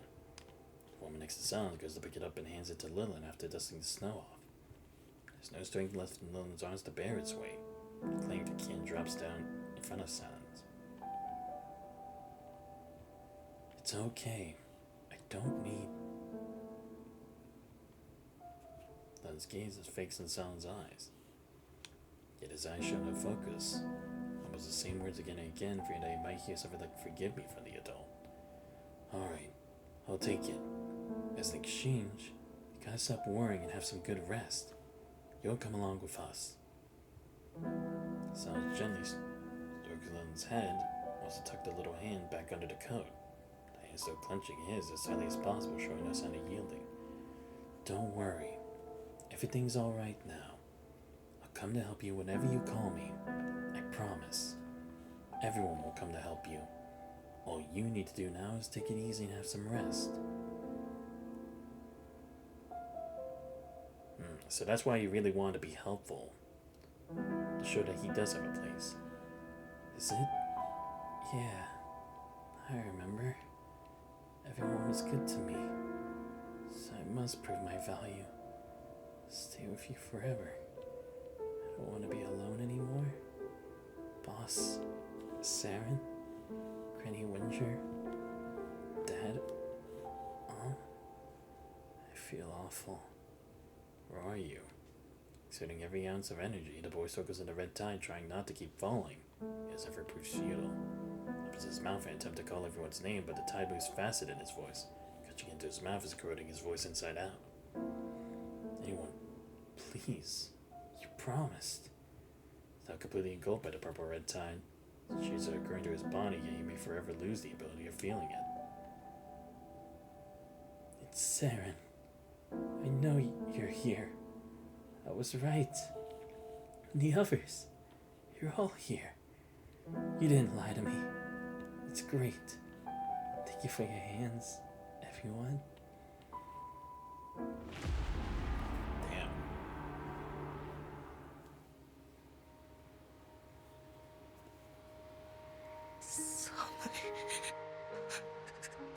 寒いよ。助けて。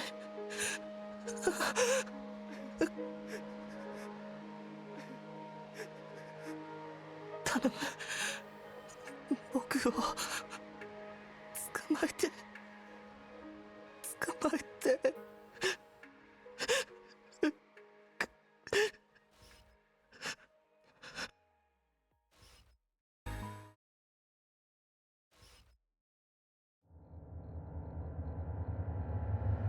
誰の手でもいいから頼むよ。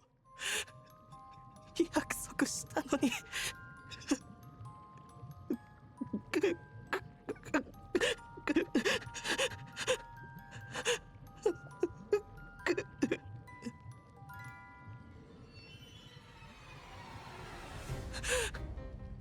あれ、サラン姉さ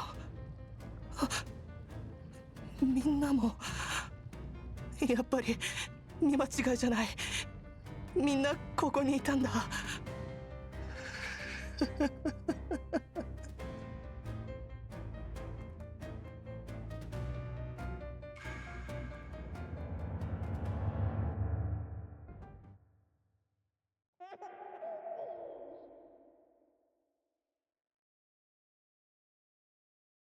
こはどこ？寒い。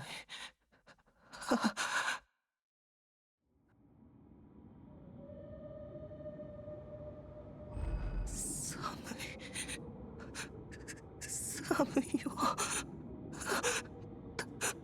助けて。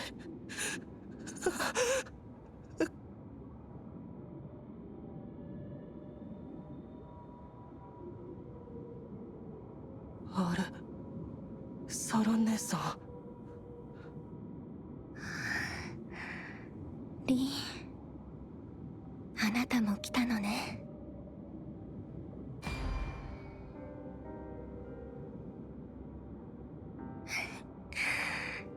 よかった。みんな待っているわ。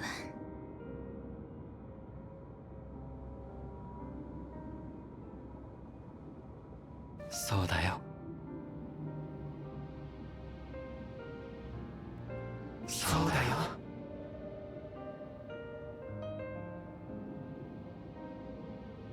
そうだよ。そうだよ。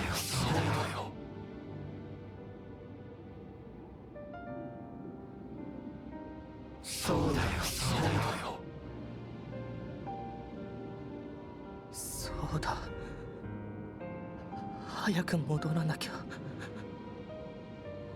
僕たちを呼んでいるところへ。そうだよ。そうだよ。そうだよ。そうだ。みんな親切にしてくれた。僕は騙されていなかった。よかった。みんなの手よかった。僕はみんなとずっと一緒に。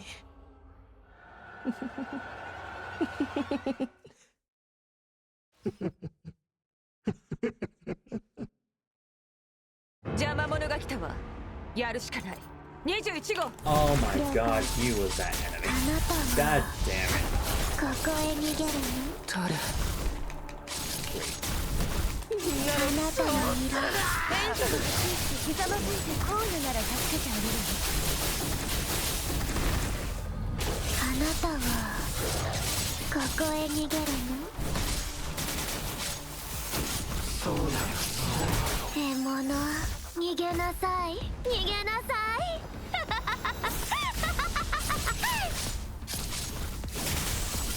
あなたの色。そうだよ。あなたの色。そうね。援助が欲しいし、ひざまずいてこういうなら助けてあげる。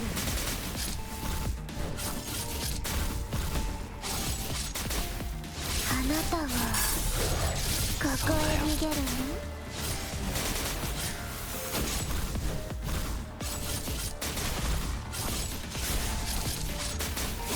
あなたの獲物、逃げなさい、逃げなさい。そうだよ。この状況から全てを奪います。地獄に連れてってほしいの？まだまだよ。地獄に狩りが始まった。もっとたくさんの痛みを感じさせて。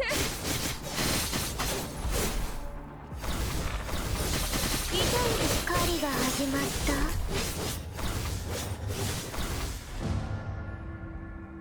そうだ。早く戻らなきゃ。僕たちを呼んでいるところへ。よかった。みんな待っているわ。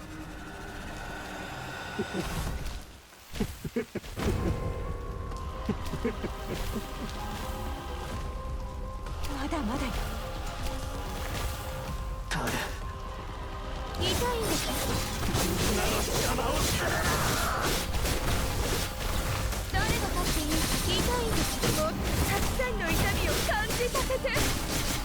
地獄に連れてってほしいの？まだまだよ。痛いんです。地獄に狩りが始まった。痛いんです。もっとたくさんの痛みを感じさせて。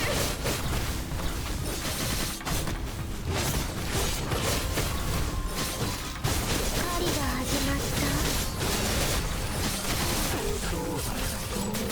あなたはここへ逃げるの？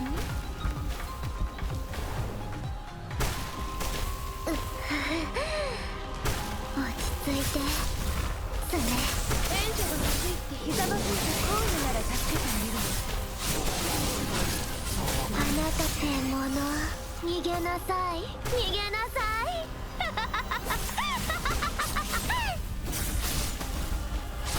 援助が欲しいってひざまずいてこういうなら助けてあげる。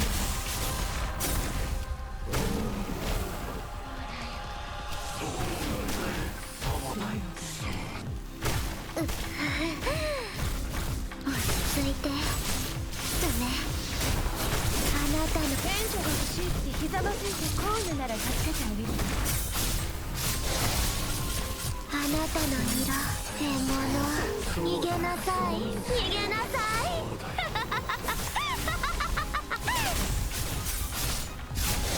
援助が欲しいってひざまずいてこういうなら助けてあげる。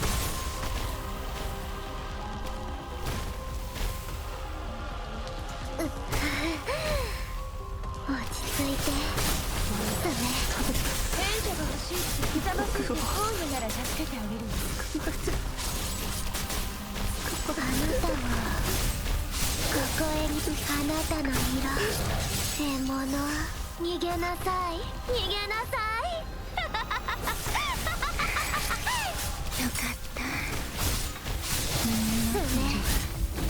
つらを切り裂く。落ち着いて。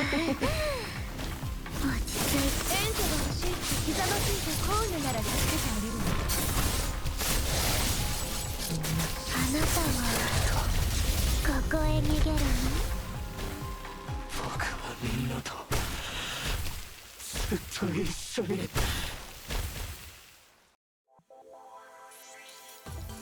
Damn, what a grim fate they had to meet. Like, seriously? Just consumed by that wave?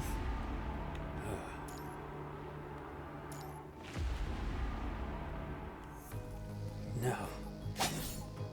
21 sees the opportunity when enemies join as immobilized by Vera's blade. For Claude, blade spread wide, she unleashes a fierce slash, taken by the purple-green hands with ruthless precision. The monster emits human-like mumbles as chunks of flesh varying in size fall from its body, and her freshly sliced open stomach. In 10 seconds, the purple-green chunks of flesh quickly dry up, resembling spoiled meat left for days. So all that remains is mere skin. Motivating substance or life. Melted into the soil. Anyway, we don't have time for that right now. Number 21, you heard? Captain, man. Taylor's words bring Vera's attention to the crack on the right arm of the frame, which found fluid simply seeping in. That thing's tail got me. Thought I dodged it. As if it were nothing more than everyday triviality, Vera casually rubs a seeping vital fluid on forever palm, which uses an already open gel spray. To just 2 sprays of spray nozzle abruptly ceases to dispense any more contents, as if it uttered its final words. Number 21, do we need to adjust our direction? The smell of the campsite is weaker, but the direction's the same. Let's move. Stepping over a tree where this stretches across their path, Vera signals number 21 to continue advancing along their planned course. Just as number 21 begins to lift her leg, a piercing ringing noise cuts through the air, their ears penetrating the depths of her mind. 21 glances onto the route before her, oblivious to any pain. The sensations are abruptly taken away because by a glaring white light, by the ability to respond to Vera's call.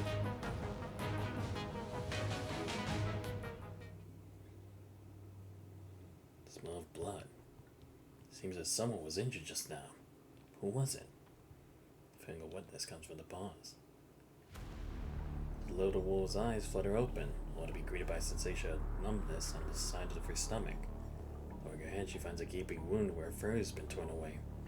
Her paws, stained with blood and fragments of her flesh, serve as a grim reminder of the injuries she sustained. The moment when she comes back to her senses, an excruciating pain devours her. She holds it back with all her strength and expects a reflection in the water. Good. The fur surrounding the wound is now dyed in a vivid crimson hue.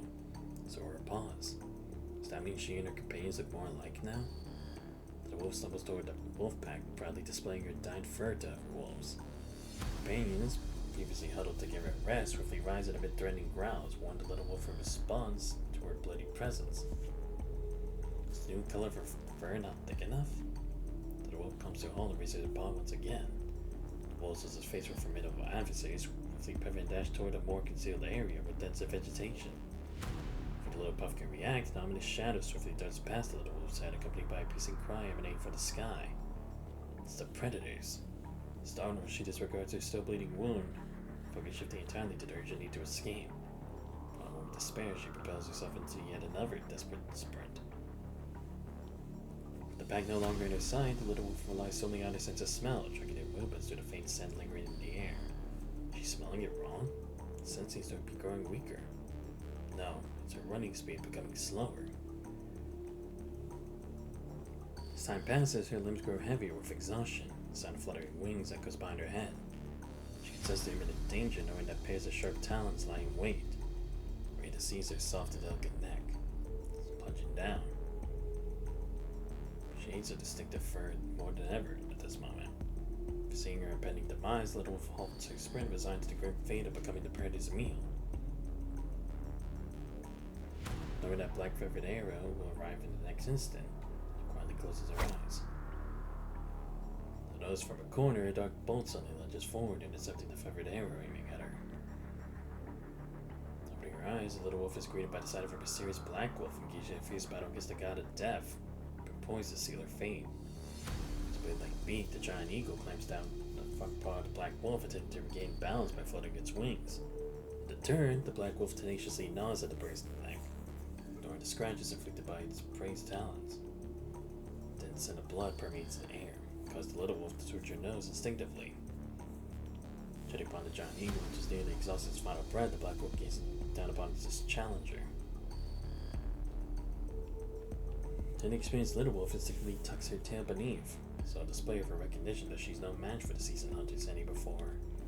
With its claws, the black wolf firmly grips the lifeless eagle, letting out a menacing roars that resonate from the depths of its throat. The wolf is keenly aware that the black wolf before would not hesitate to tear her apart should the need arise. Slowly she retreats, moving backward and finding refuge within the dense foliage of a nearby bush. Its gaze still fixed in the direction she had departed, the black wolf eagerly joins or begins to gnaw at the flesh of the giant bird. Cannot eat it. Spawn out wolves, as her mind tells her. She concurs as her only instinctual thought in the presence of those airborne predators has always been to flee and seek safety.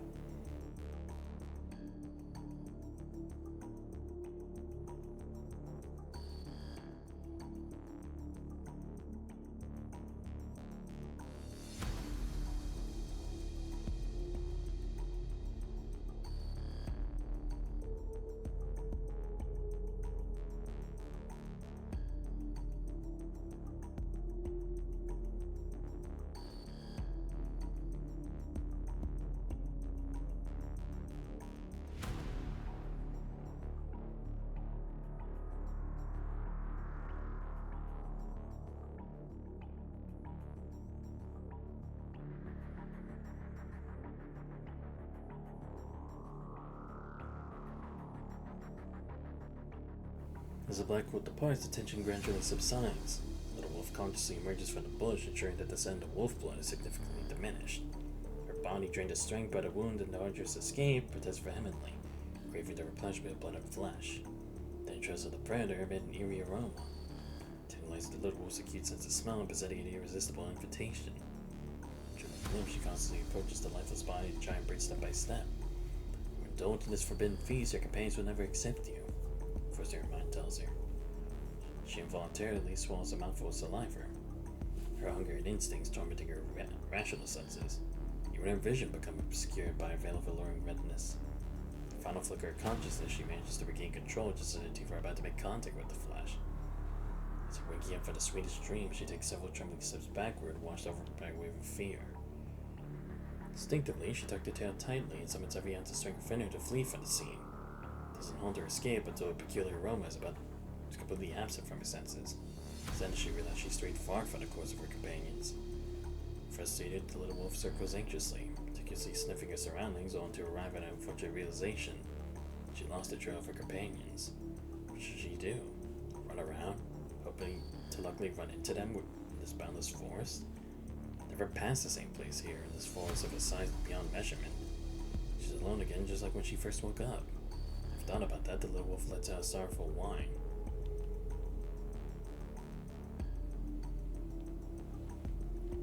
As the little wolf contemplates, a somewhat unsettling idea takes shape in her mind. What if she follows that fierce lone black wolf for now? Her pounds uncontrollably in her chest upon the thought. Still the lingering scent here, detecting the faint yet indistinguishable odor of wolf blood. She should learn to survive alone from it before finding her companions. She may be deterred from hunting predators, the skills are universal when it comes to hunting. If there is any unusual activity, the black wolf would likely notice it before her. However, if it sees her as an enemy, though lacking confidence in her ability to survive those menacing fangs, she holds faith in her capability to escape as long as she maintains a safe distance, unless the black wolf is pushed to the brink of starvation.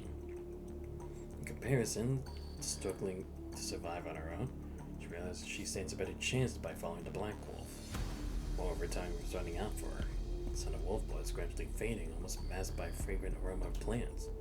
She missed the opportunity to track the black wolf if its pulse stops bleeding.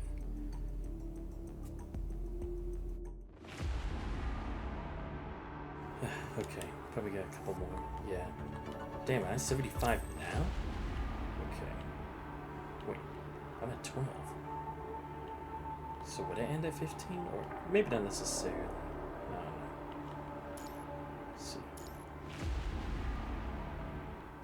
Seriously. Or whatever. For days, the little wolf has been observing the lone wolf from a safe distance. Despite a strong desire to learn how to survive on her own, she finds herself unable to suppress her curiosity. Can lone wolf really last on its own? With the hunting technique she learned from the lone wolf, she successfully hunted for the first time. Albeit capturing a mere vole that even managed to bite her paw during the encounter.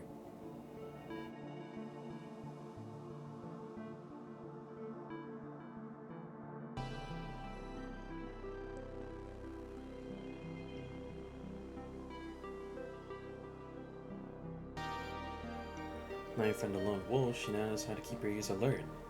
Sleep only lightly to conceal her traces when presently soar overhead. She unilaterally seeks the black lone wolf as a temporary instructor of sorts, even empathizing with as it fights for its life against its prey. And within the bush, its foliage reaching higher than the fur at her ears, the little wolf ponders whether they can be regarded as companions of a peculiar kind. If she's not yet found an answer, she remains steadfast in her resolve to choose the pack if the option presents itself. So that she can get a lone wolf erupting into a sprint accompanied by a cacophony of countless wings fluttering high above. After immediately following the wolf, she lowers her body and conceals herself within the swaying grass. If she were to emerge from the grass at this moment, she would undoubtedly be spotted.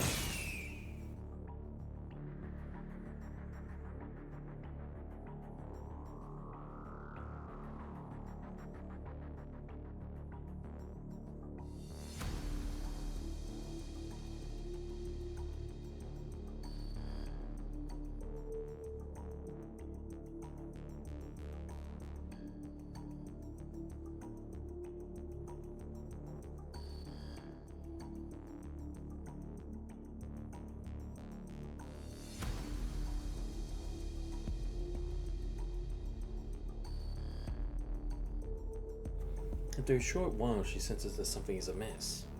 The familiar scent of blood once again wafts into her nostrils, steadily growing stronger. The wolf navigates through tree holes and dense bushes, carefully controlling her movements as she draws close to the source of the scent. Finally, before a curtain of grass, the veil of destiny, she comes to a halt and peeks out in the most discreet way.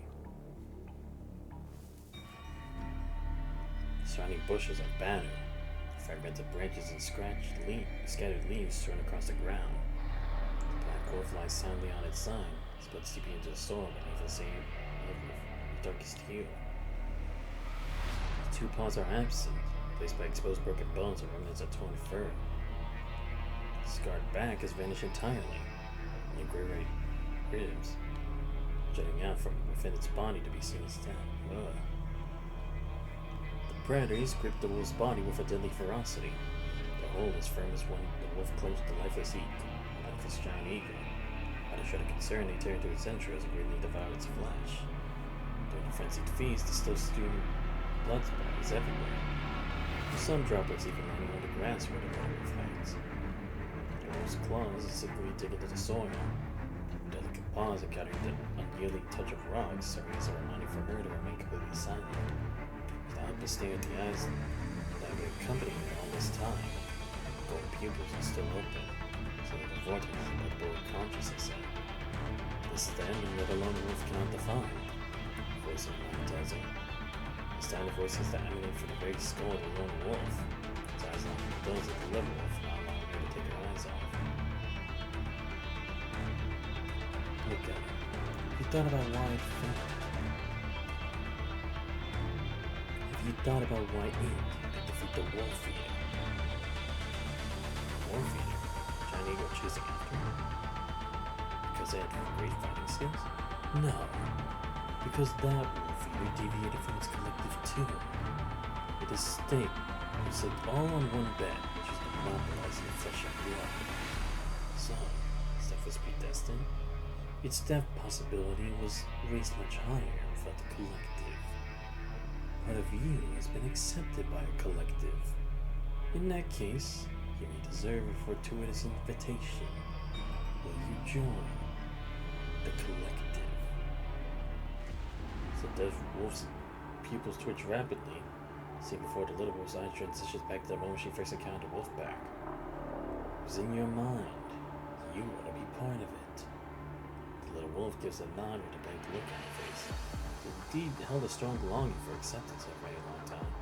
It's a bone that she was willing to tear her own stomach for apart. Why'd she feel hesitation in her heart? Come over. The collective will accept you. The wolf gaze at the back of hand. Every player scene she has imagined many times. Against each other, chasing after tails in the sunlight. So when she makes her first step, Rose notices the little wolf as she approaches. Contrary to recollection, there's no sign of weariness or rejection from them. Two of the wolves rise to their feet, and driven by curiosity. Jordan watches over as she senses the warm rush of blood flowing to her limbs. Then the little wolf resumes her walk. The second third step to her back. Her pain itch deeply within her bones as to manifest itself as she moves closer. She feels something change at her, as if a snake shedding its skin. Fret not, the collective will accept you. She finally have the same scent as her companions. Yes. Finally the thing she's always longed for. Scent. Scent of companions. Scent of humans. Number 21. 21, can you hear me? Number 21. Familiar designation. 21, how is the situation with you and Signal? More precise. Who's talking? Who's talking in my mind? Number 21, this is Xanthos. Can you hear me? Where am I? Where's Captain? Enemies. For weapon raised, number 21 emits a warning sound to an animal like header creatures, which watch her with a friendly gaze. Are you separated from Vera? Oh no, I got here somehow. You are being interfered with. I'm not. What? Who are you talking to? A black wolf, but it died once just now. What does that mean? You said this is what you want. What I want is to send humans, your enemies. Enemies? No. What you want is the son of your own kind. Number 21, what are you talking to? What are you? He has no answer, rather she cannot discern that answer. If she were to make a guess, it would be akin to attempting a nearly impossible. Number 21? What you want is true companions. Right. Captain? No, you're not her. A growl of rage comes from deep within her throat as her body is gradually filled with anger. Say something to me! We'll connect you in any situation. We'll accept your entire being. Become the collective, like that. As they want it. Become one with your kind. As you want it. Become one with your kind. Become one with your kind. You will witness the death of a lone being.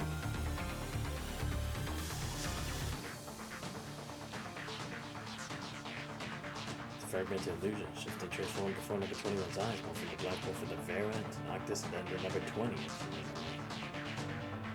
Finally, a twist to before 21 herself.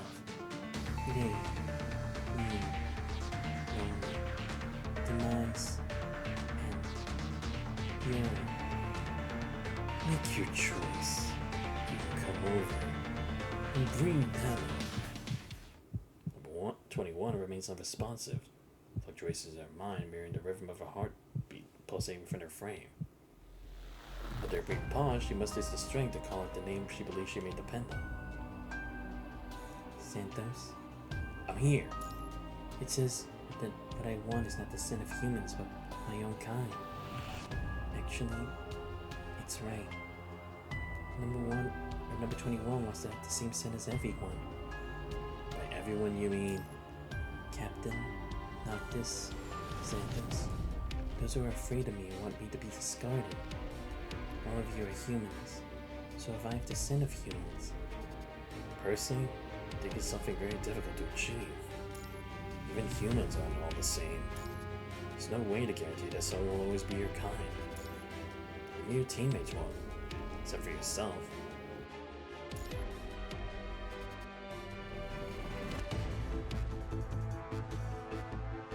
Only you yourself are always your kind. question posed by number 21 is quite complex. Without enough time, you would likely delve into a dozen philosophy books and conduct thorough research before having this discussion with her. Purely rational analysis alone is insufficient to navigate the present circumstances. The only hope is that number 21 resists the tempting rhetoric the enemy and refrains from granting them an opportunity to manipulate her. Number 21. I'm waiting for you to come back. Give me some more time.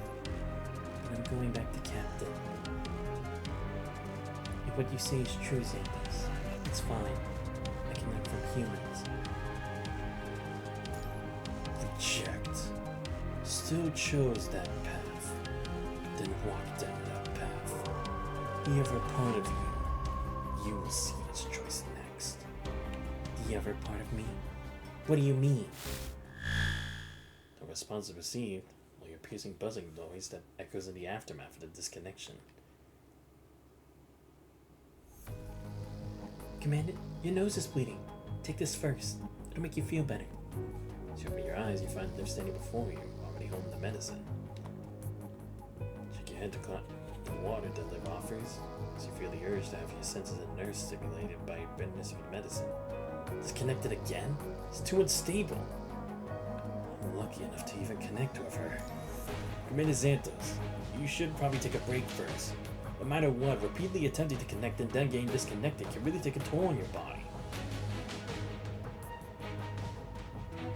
It's okay. I'm experienced in that. Alright. Has 21 lost it? Where's Vera? Or is she not doing anything about it? They might be in a tough spot right now. We should go help them.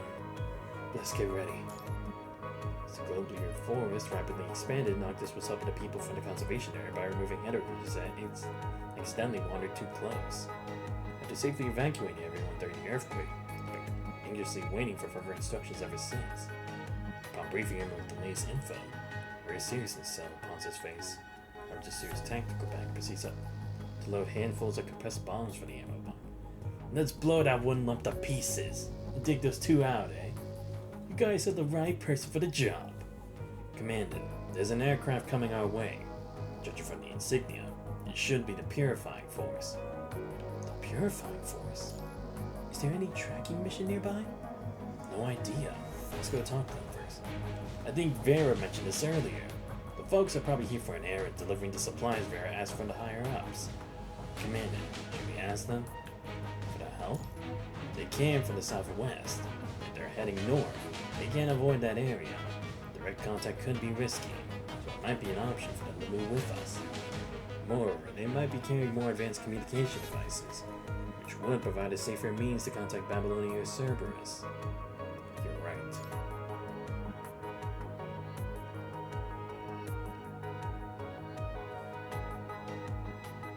Beneath the dazzling glow, the forest appears as a majestic marvel of nature. However, it's not a craft of natural forces, but rather the tireless worker that seek to gnaw at the destiny of mankind. Or the collective. So George also mentioned the conversation between it and number 21. The individual plans merge seamlessly into a unified entity. So damage roots that necessitate the exchange of life-sustaining fluids, weaved together to patch the entirety. Creating a collective is a means of survival, and the distinct boundaries of each individual's service fundamental constant longevity of diverse beings, species, and even the entire world. It is the presence of each individual that lends profound value to unity and collective contribution. Hang in there, 21. Vera. If your team are just here of doubt, and that familiar knowledge of yours, so make sure to come back safely, will you?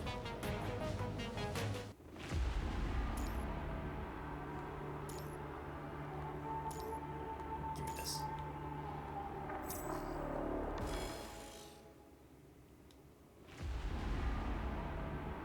Shock caused by the mind fluctuation forcefully severed the remote connection, starting up intense pain stunning number 21's senses. Shakes her head, trying to make the swirling world stop. Captain? Vera's gasp pulls her slightly back to reality. Immediately afterwards, a strong smell of vital fluid invades her recently regained sense of smell. Yo, number 21. Vera smiles at her casually, like a morning greeting. Despite the vital fluids, seeping from wounds of various sizes scattered on her face, arms, and body. Countless bodies of hetero wolves surround Vera and number 21, some battered, some indiscernible parts. Others already wasn't. The only impact spot is where number 21 collapsed. For a blade, Rare finds out the purple-red sea of wolves. Vital fluid spiting around its coastline during the fierce engagement. Some drops even land on the 21's body. Fighting restlessly till now, the construct knows the red-headed death shows number 21 smile with ferocity glimmering from the battle. Her hand is surprisingly trembling while holding her blade. Captain. Vital fluid in her body, fueled by an intensely elevated emotional index, circulates and boils rapidly, sending a volcano on the brink of eruption. You done with this round? Softly posing her question, Rare finally collapses onto the ground. As number 21 kneels beside her, the boiling volcano in her chest swiftly cools down, coldness seeping into her body from the ground. The reality before her feels unreal, so unreal that she has entirely dismissed the sensation she recently regained. Are you going to cry? Amused, Vera observes number 21's expression. No time for them to waste. Time's running out, so I'll be straight with you. I don't know what the hell is wrong with you recently. I busted my ass to get you this new frame. The development rights are all transferred out by Nicola. The problem is probably you yourself. I don't know what kind of human scent you want to have, but seriously, do you really need that Cerberus? But everyone has it, except for me. They and I are not the same kind. That's why they want to discard me. Being discarded, I don't want. Huh? Who are they? You mean you're gonna die if someone asks you so? I don't want to. Next moment, she tightens her grip on the thin pale neck chain by the restraint collar, her hand stained with vital fluid applying pressure on those pulsating veins. Can't believe you're allowing yourself to get this stupid. It's time to step up and take responsibility for yourself, number 21. Quit living in this fantasy of wanting to be everyone else and passing the buck on to others. Humans stay together because this is their way to utilize each other. Whether it's you or that dumbass Noctis standing in my way one day, I won't let either of you just walk all over me. It's just a coincidence that our squad is named Cerberus. Don't tell me that you're actually taking it seriously and planning to become a good little puppy. But experiments, that's why I live. When I got you out of the Daedalus dump, you were nothing more than a heap of metal scrap. Now I see, your brain is still buried among all that junk. Remember, I make you obey because I can. Don't take it for granted and be obedient to everyone else. I told you that I hate idiots who get themselves trapped the most. You forgot that already? Fred keeps her gaze fixed on number 21, while still exerting more force in her grip, causing vital fluid that was on the verge of clotting to gush out from the cracks in her frame once more. But by the intense aggression of Fred's eyes, number 21 senses the powerful force emanating from the restraint on her neck. She remains unable to divert her gaze. You think this dumb thing can really hold you back? Well, there are plenty of other callers in the world, visible or invisible. How can you be so sure that your so-called humans aren't one of them? Stop trying to blend in like all those other humans. Why not make those nobodies understand who you truly are, and where your principles stand? Whether it's with your claws, teeth, or the craziness defined by others.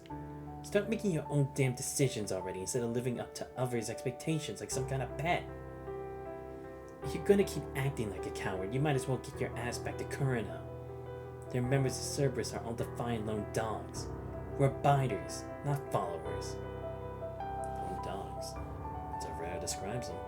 Because each of those souls never contemplates blending into their surroundings. The boundaries of their individualities always remain clear. They harbor no fear of being different from members, nor do their companions concern themselves with such differences. Despite being criticized as a collective of freaks and monsters, their sole task is to tear apart any enemies daring to challenge them. It's the monster's way of self-defense. Like monsters drawn to a flame, they prefer to fight to the death with their heads held high, after relinquish their individuality. Number 21 once thought about various methods of defending her squad. As an experimental subject from birth, she refused to perceive this world from her own perspective from the very beginning. She was always the one being calibrated, being allowed, being deployed, being approved. Emotions beyond her control were forbidden as they clashed with practicality. Unacceptable behaviors were to be concealed, as any criticism directed at number 21 would affect everyone in Cerberus. Due to her strong desire to cherish this den that brought forth many new and unfamiliar feelings, number 21 found herself compelled to abandon those pieces of herself that could potentially harm it. Initially, she believed she was different from the others because she lacked common sense and knowledge about the world. The countless days and nights living in the real world outside the research institute, 21 had been slowly losing the boundaries of her identity. She continues to sever pieces of herself into already fragmented boundaries, while remains can only form something that she finds perplexing. This confusion has become the color of hysteria. It serves as a deceptive lifeline clutched by 21 herself. She's truly a chain wrapped around her neck. For no defined lone dog would permit themselves to be chained. The defined lone dog has the ability to resist being chained. Whether it's her or somebody else who holds the leash, things are always ready to be barred, as long as her body is functional. In her mind, numerous shimmering shards akin to snowflakes suddenly flash, reflecting what she had previously dismissed, rejected, and buried deep within. While 21 was being shaped by the world, these shards of her true self were scattered all over. However, during that time, she found herself unable to determine whether she should reclaim them or not. Fortunately, she has now found what she believes to be the correct answer. She realizes that she must defend her own boundaries first, and then protect something she holds dear with her complete self. Suddenly, she feels the weight of the framework, which didn't quite align with her initial expectations, becoming lighter. At that moment, number 21 decides that her vision of the human form can include bionic gears and a tail-like balancing device. She no longer viewed these traits as indicators of being not like a human. Prior to this, highly perceptive sensors and explosive power possessed by this frame had more or less intimidated her. She was afraid of losing control over her power and herself, so she made the choice to reject that power. But now, she begins to feel a surge of excitement for the power she can possess. Unbeknownst to herself, number 21 is undergoing a rebirth as a new and whole entity within her metallic body data consciousness. Without a fixed form of either human or animal, this one's more liberated, one that bears a unique name, number 21. Take this. Noticing that number 21 has regained some of her senses, various expression fades. She's assigned a device from the side of her frame. From now on, the decision is yours to make.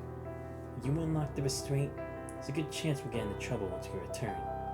However, if you feel that you don't need the full power of this frame, you can still choose not to do it. Your leash is on your own hand now. 21. Captain, keep your mouth shut. I'm not kicking the bucket just yet, but I can't promise how long I'll stay awake. I just hope I don't pass out right before we make our escape. Keep an eye out for the buds once those nasty creatures start melting away and seeping into the soil. A new group of hetero creatures will be born from those buds soon after that. We can't last long against that number of enemies. Must push forward as fast as we can.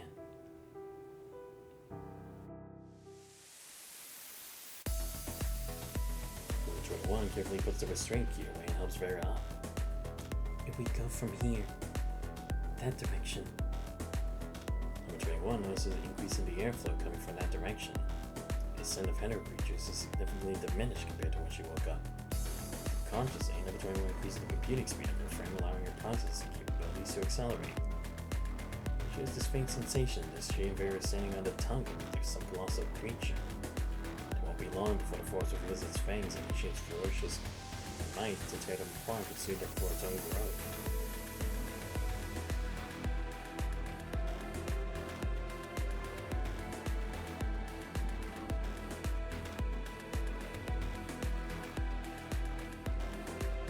I've had enough rest.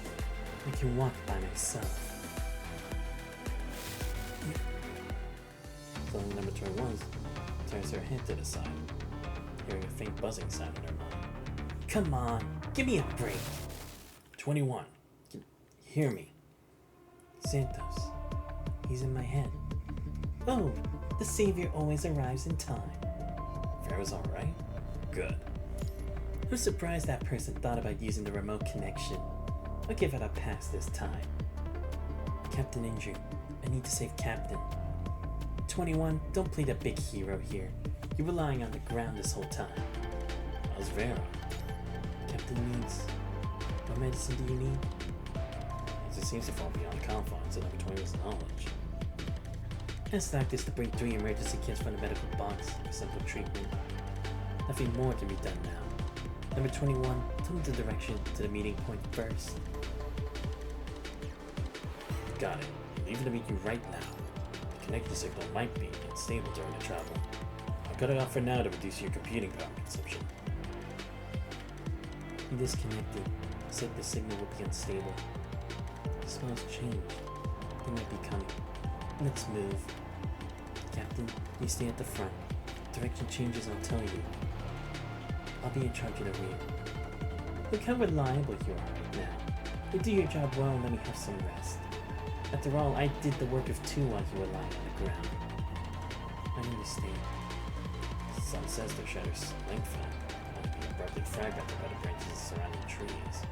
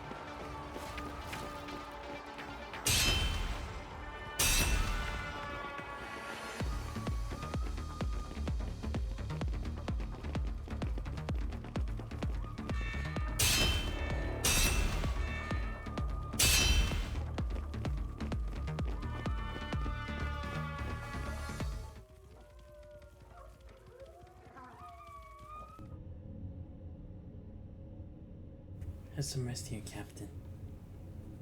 Wait for me. I promise I'll take you out.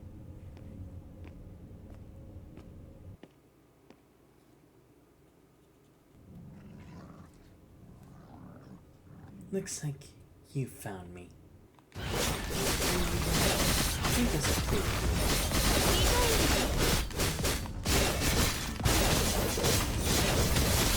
誰が勝っていいって言ったの？地獄に連れてってほしいの？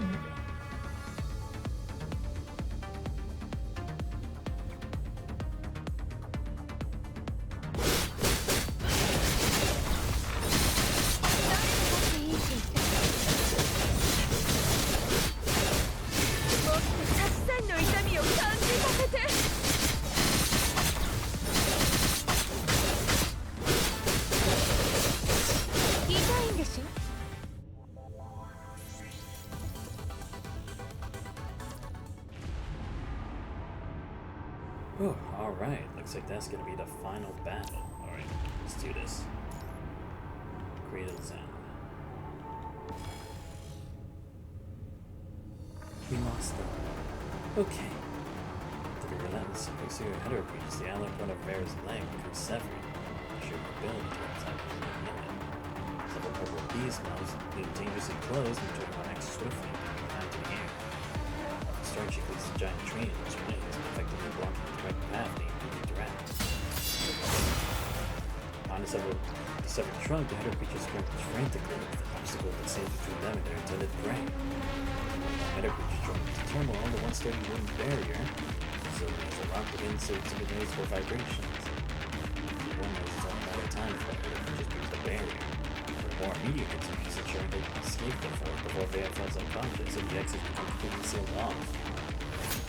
Lightning speed, the cloud blades retract, showing swiftly position Vea's arm over her shoulder during his shaded wing support.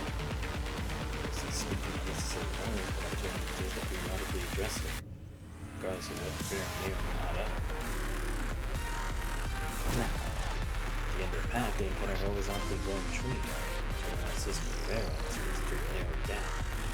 Up past it as well, and turning on Martin Seven's giant range by the path and found in additional time. 21 Christie steps consecutively with this jumper slightly under the strain. She recognizes that her discovery is insignificant compared to the hardship experienced there. After through the narrow path, they're greeted by an upward view. Rushing wind, gentle sunlight sneaked in through the gaps and an intricate web of entangled plants. White with hair intertwines, blending together into a complex hue. We're there soon. Okay. The pupils contract violently, resembling those of an ant. She meticulously calculates the optimal spot to step on the stairs leading to their escape. She can find any mistake given Vera's dire condition. The hetero creatures manage to breach the barriers and reach it. She forces her imagination to subside and direct their full attention toward to observe the staircase from the integral plants. Instead of a staircase, it's more like a book-shaped plant interconnected by twisted vines running through it. Touching plant far end appears to have been completed blossoming cycle behind over the platform of mechanics. At the edge of the structure, there's a massive bud that seems to be in a state of pressure with it. Large enough that resembles a petal of a leaf. It has the support provided by the leaf veins. To the top of the tree, but it's not fully closed yet. Yes, the potential dangers that can face will not be defined between galaxies that could not sort of bear nearby tall grass and ensure its safety. And if they fall from the lines.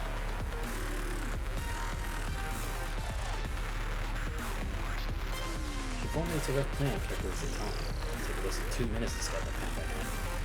Captain, stay here. There's a sudden surge of pain, as if they literally chose this moment to let it break on. Think about it. Hang in there. I can save you soon.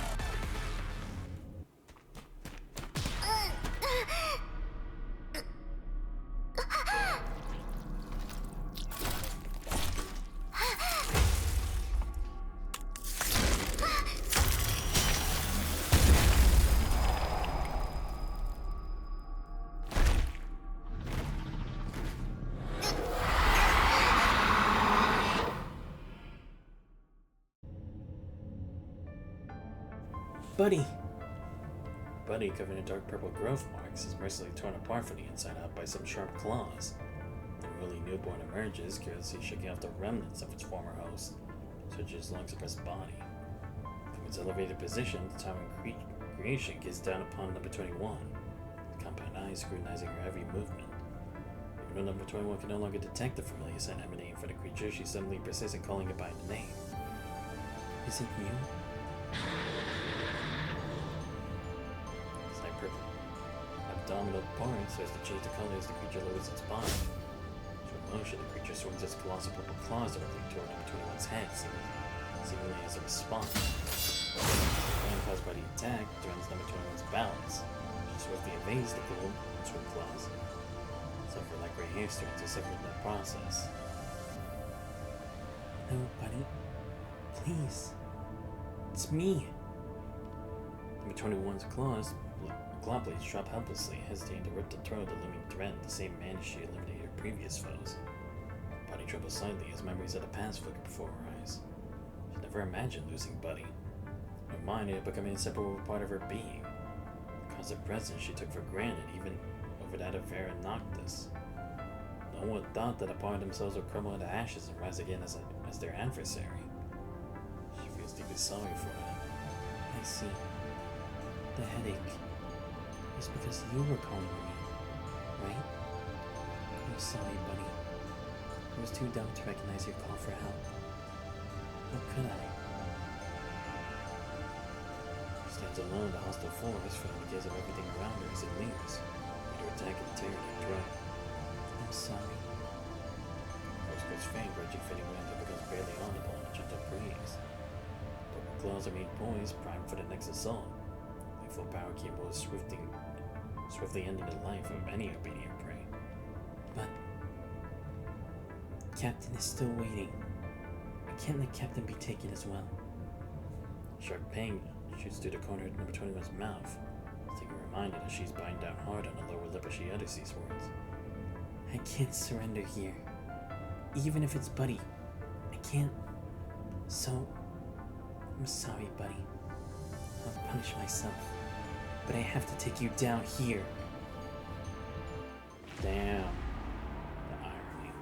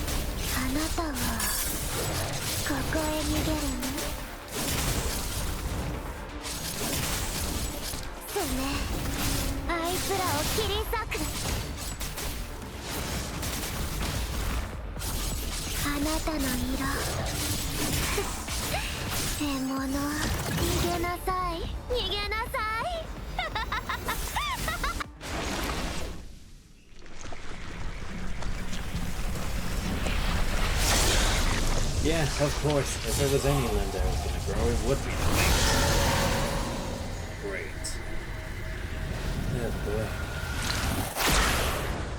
Oh great, and you brought friends. Turn. And I don't get it. Probably got Trump. Yep. あなたの色そうねあいつらを切り裂く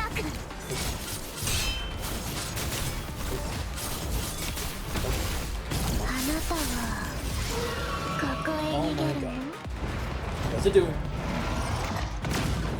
気配消えたそうねあいつらを切ってもの逃げなさい逃げなさい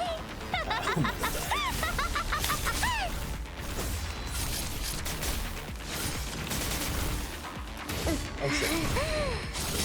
落ち着いてそうね There we go.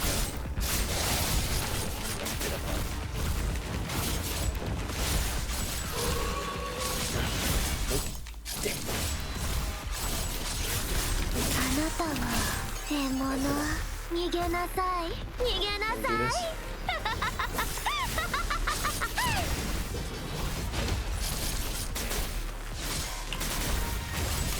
あなたの Okay, I got more sheep.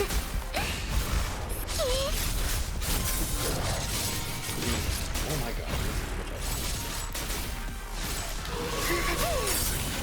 手足緩めてはダメ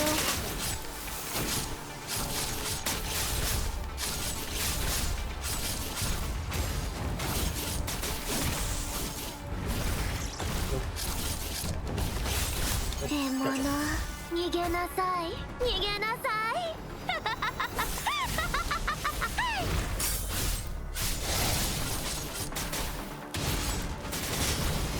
あなたはここへ逃げるの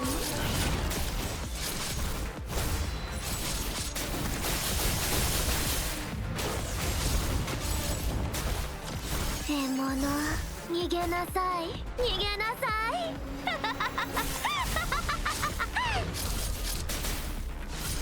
そうねあいつらを切り裂く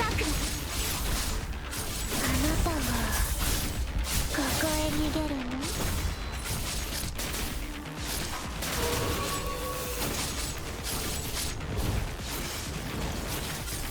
あなたの色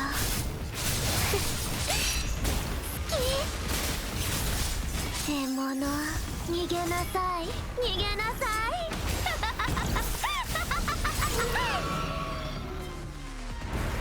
Oh no, I did it again. 消えたあなたは Yes. Okay, こ got こ it. へ逃げるの At least I'm hoping.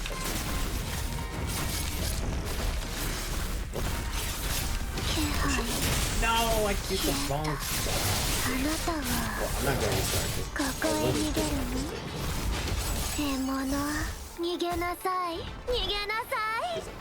It took me that far. If it was earlier, I definitely would. Oh damn! I couldn't smash it there. All right.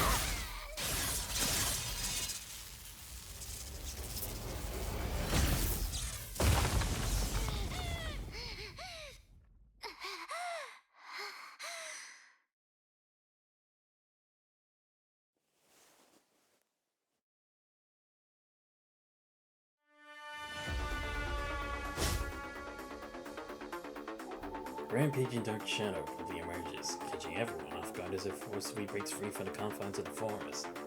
Its expansive forest now appears to shrink into the next shape. As the interplay searchlights in darkness, the shadows spring forth with remarkable swiftness and light, so the unseen birds are driven by an unwavering determination to be born into this world against our lives. Just in turn, as the sleeping clock, so the other one loves to create it. Ferocity, thirst for blood emanate from its very being, from the aggression from everyone present. Your act of defensive hostility issuing a warning to its frenzied entity.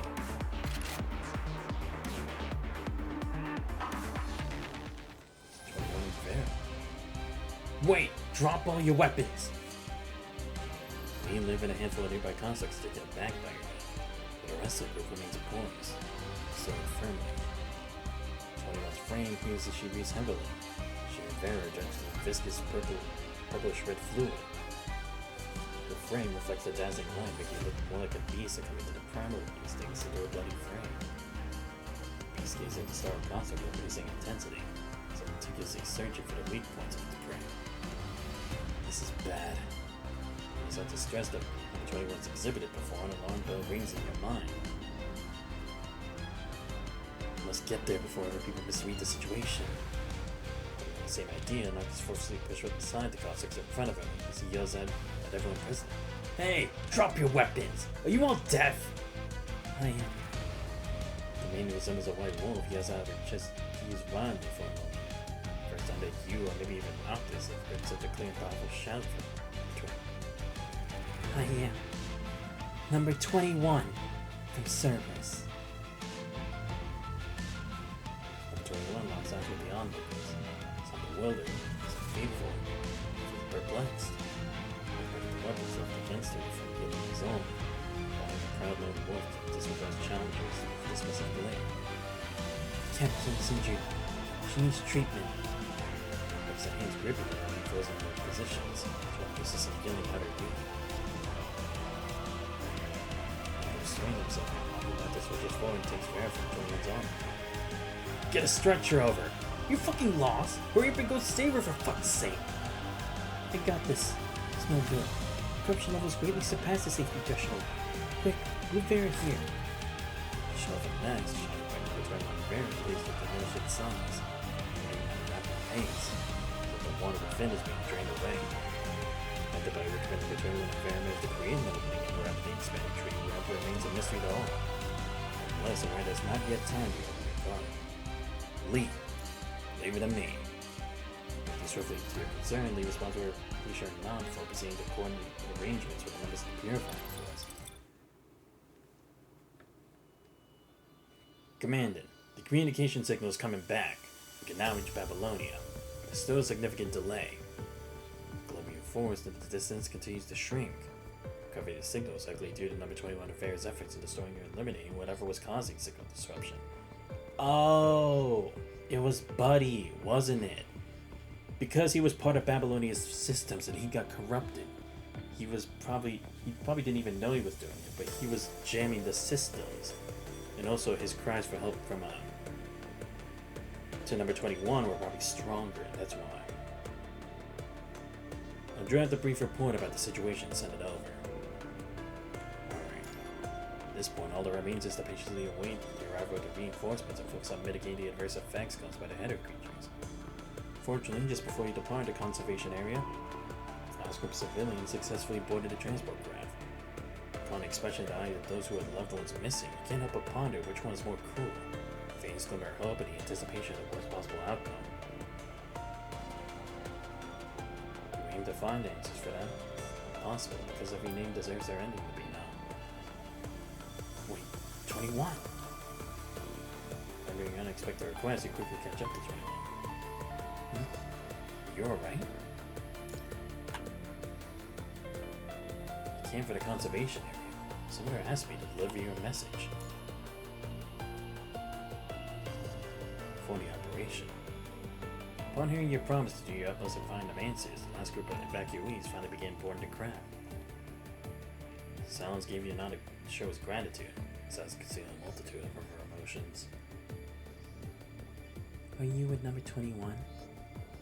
Yeah. construct. Concerned the department she belonged to based on her attire. The style of clothing she wore was unfamiliar. Your men said the number 21's companion went missing. The little white machine that can dance. Dance? You mean number 21's Cobot? She calls it Snore. It's missing. I'm sorry, I didn't know. When seeing the opponents like Cobot to number 21 to some extent, you realize that if it is indeed disappeared, she would have been just as anxious as the refugees you sent off. If you see her, you help me deliver a message to her. If Currency Snore, she'll help keep it safe. No problem. Thank you. The construct in the peculiar attire turns around with hesitation and promptly follows the people from the conservation area. Takes a subtle distance between them. Delivering the message from Condoms to number 21, she falls into silence with her head low. Contemplating how to offer solace to number 21 and formulating your plan to contact Babylonia for aid in finding the Cobot, 21 breaks the silence. It's okay. I've already found Buddy. My headache was probably because Buddy was calling for me. It was just too late. I figured it out too late. What? Evidently, number 20 was not inclined to discuss the details. You can tell from the sorrow reflected in her eyes that the ending of Snore is the kind that people least desire. Something changed profoundly from 21. You've already felt that when she showed up before you were Vera. The price paid for rapid growth often proves to be far weightier than anticipated. In this world of natural selection, every advancement is achieved at the expense of sacrificing a part of oneself. Go get treated. You're not in good condition either. After going back, you can come talk to me whenever you want. Okay.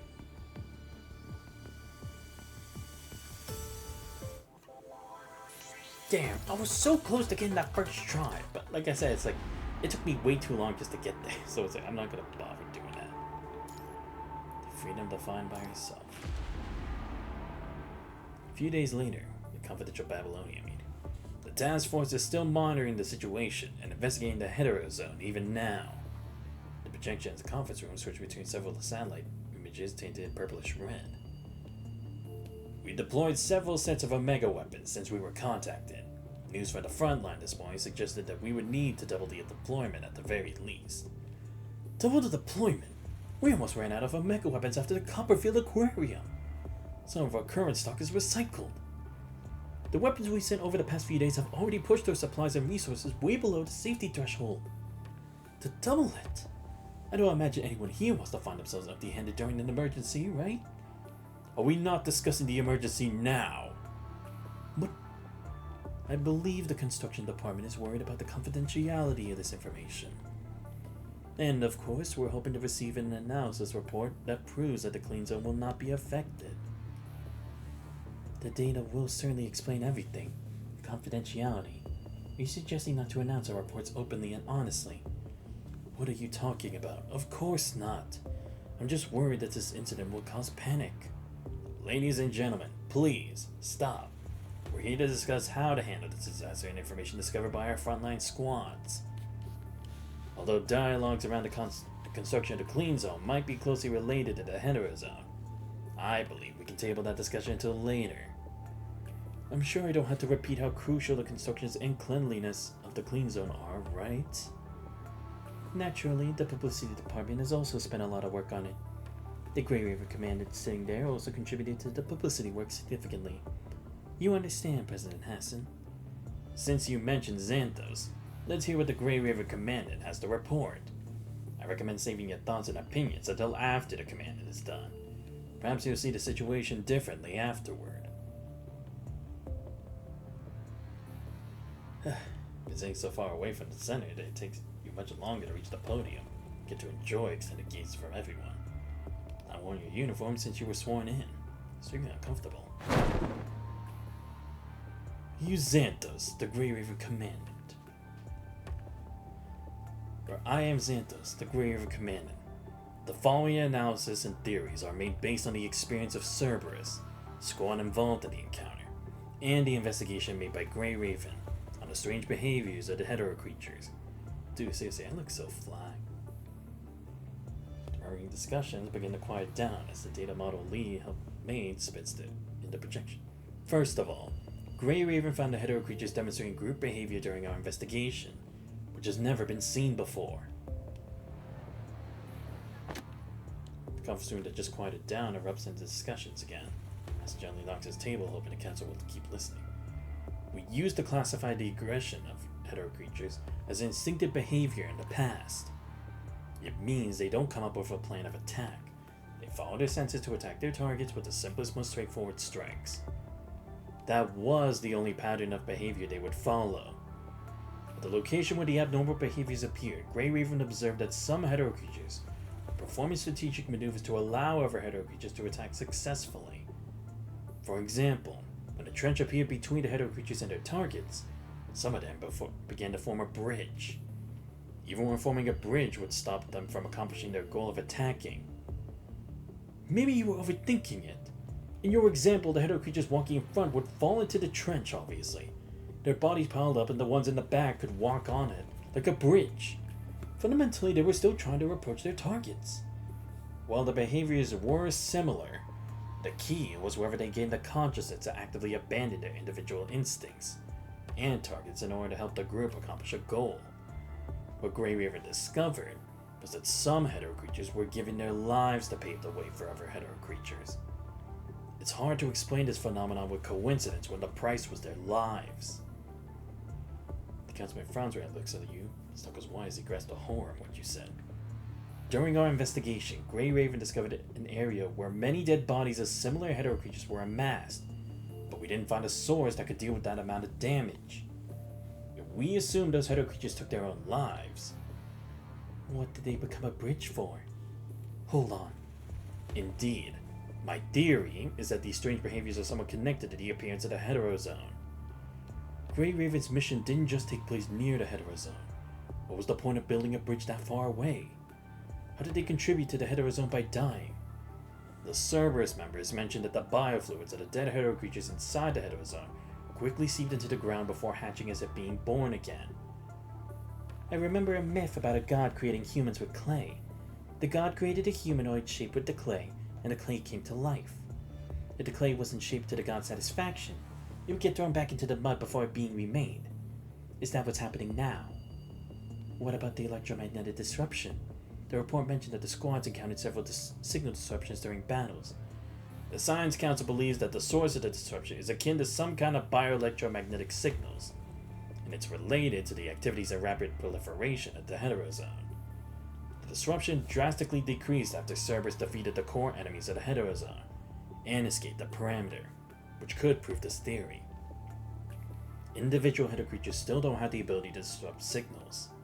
So, all the dead hetero creatures turned into water and gathered at the heterozone through the soil. Should we get someone to start digging?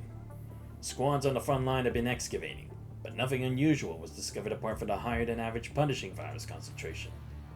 The Science Council doesn't think we fully understand the punishing virus yet, so we can't be certain how it moved. But there's another way to consider this if we think from the perspective of the clean zone. All the locations where we observed the hetero creatures changed, including the heterozone, are spread out outside the clean zone in an arc. To exaggerate a little bit, you could say that a mere step outside the clean zone will land you into a highly dangerous area. How could you say that? If that's true, I agree that the X or Omega weapons are necessary. How can we allow the first safe zone of humanity to be a cage? The captain from the construction department is so agitated that he stands up from his seat. No one responds to what he's saying, however. He sits back down silent. See, at least someone's understanding the bigger picture, because yeah, otherwise it's just gonna make it, again, like a cage. Humans will die out, and then they'll just take back the clean zone, or they'll just keep us from it forever. It is true that we don't know how the clean zone or how the invert hetero tower works. The most popular theory in the Science Council is the absorption theory. The tower works like our mega weapon, absorbing the punishing virus before purifying it. The main reason this theory is not universally supported is that no punishing virus is detected even at the edge of the clean zone. While the effectiveness of our CPS and our mega weapons always diminish over time, over long distances. That's the reason why we always consider optimal range when we deploy these devices in facilities. Now, If the absorption theory is wrong, and the Inver Hetero Tower isn't purifying the punishing virus, how do we explain the disappearance of the punishing virus within the clean zone? Simply put, we can't guarantee that the existence of the clean zone hasn't caused unexpected mutations. Mutations? If all hetero creatures exhibit group behavior. Worst case scenario, they could develop their own species or even civilizations. Everyone falls silent as they recall some of the enemies they faced in the past that they only managed to defeat after shelling out way too much money and too many lives. Working together, humans have time and time again, won battles in which they never seemed to stand a chance. But just how good is humans' chance against such enemies? They're so resilient, so ready to bite at humanity at the throat with their sheer number. No one can tell for sure. When things don't seem as bad, it's only because they've been ordered to change their course of action. And there is this godlike figure behind them that gave them instincts. Aside from the one that drives them to attack, that is. And it's those instincts that make them prioritize the group when they're summoned. For now, they don't yet have individual consciousness, which does buy us some time. But some time is all we have left. He and Hassan already know that number 21 once fell victim to an unknown power when she was out of it. Although no one's been able to determine if it was her cobot's infection that caused what happened to her mind due to consciousness sharing port, or whether there was indeed a godlike power that spoke to her. Yeah, that's what we can't guarantee, because it could have been Cradle. Which is why I don't plan on mentioning what happened to her at the briefing. And that's all I had to share regarding what happened at the Hetero Zone. Based on what Santos has just said, we're now at a point where no amount of Omega weapons is going to do the trick. It sounds like there is nothing we can do now except to wait, no? But are we supposed to slow down on building the clean zone? Or just give it up on it altogether? No, of course not. We can't afford to give up on the clean zone just yet. The Omega weapon is expensive consumable indeed, but there's no treating the symptoms if we don't first treat the root cause. And since we did foresee the appearance of this particular heterozone, as per Grey Raven's discovery, what we need to do now is to keep the heterozone in check while monitoring its surroundings, so as to avoid, or foresee, the appearance of yet another heterozone. Well, let's just hope that lunar base can be up and running again in no time, and that we can get our hands on more Omega weapons to fill the gap. And now when that follows, the group finds themselves fighting over the distribution of resources. The shortage, seen everywhere prior to the heterozone, was only made worse with its appearance. Be it on a practical or psychological level, humanity can really use a clean zone to help themselves get back on their feet. Which is why humans can't afford to stop building it at this point. Issues to be solved and needs to be taken care of spin on in your head. And work like this is no easier to physically find the ward out there.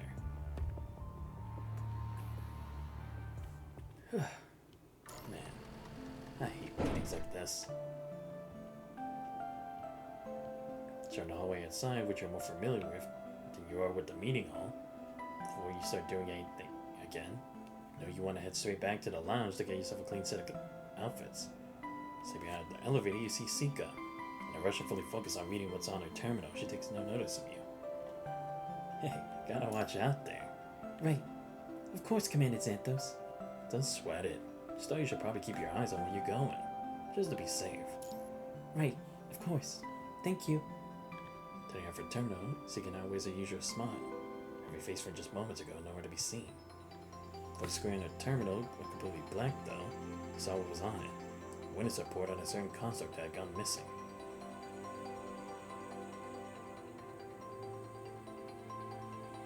Walking down the empty hallway and taking a turn, you see a quiet figure leaning against the wall. Number 21. It's you, Xanthos. Waiting for someone? I'm waiting for Captain.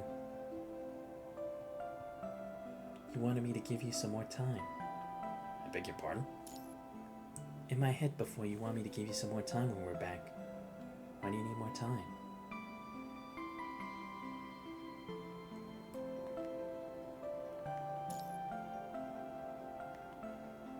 Oh, right, this. About like being human or not.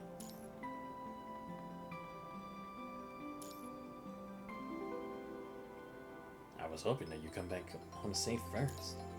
so I could fill you in on the details and make things easier to understand for you. I see. You said humans were all different, that I'd never find someone like myself.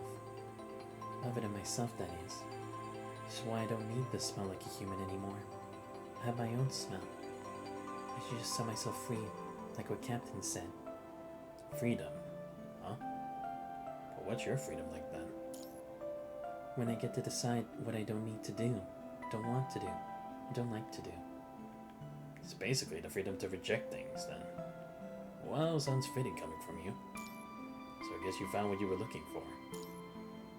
Had a bunch of models from philosophy sitting on your brain that you never quite wrapped your head around. Hearing what number 21 just said, you now feel that there really is no need to wrap your head around them. Because one goes through their life with the self. That's precisely why we don't need to go after the self. The rest of the factors just grow on the land of one's subjective self. As long as the underlying soil is still fertile, cultivate free souls that can break all limitations. Well, I guess I'll say no more then. Sorry about what happened to Snore.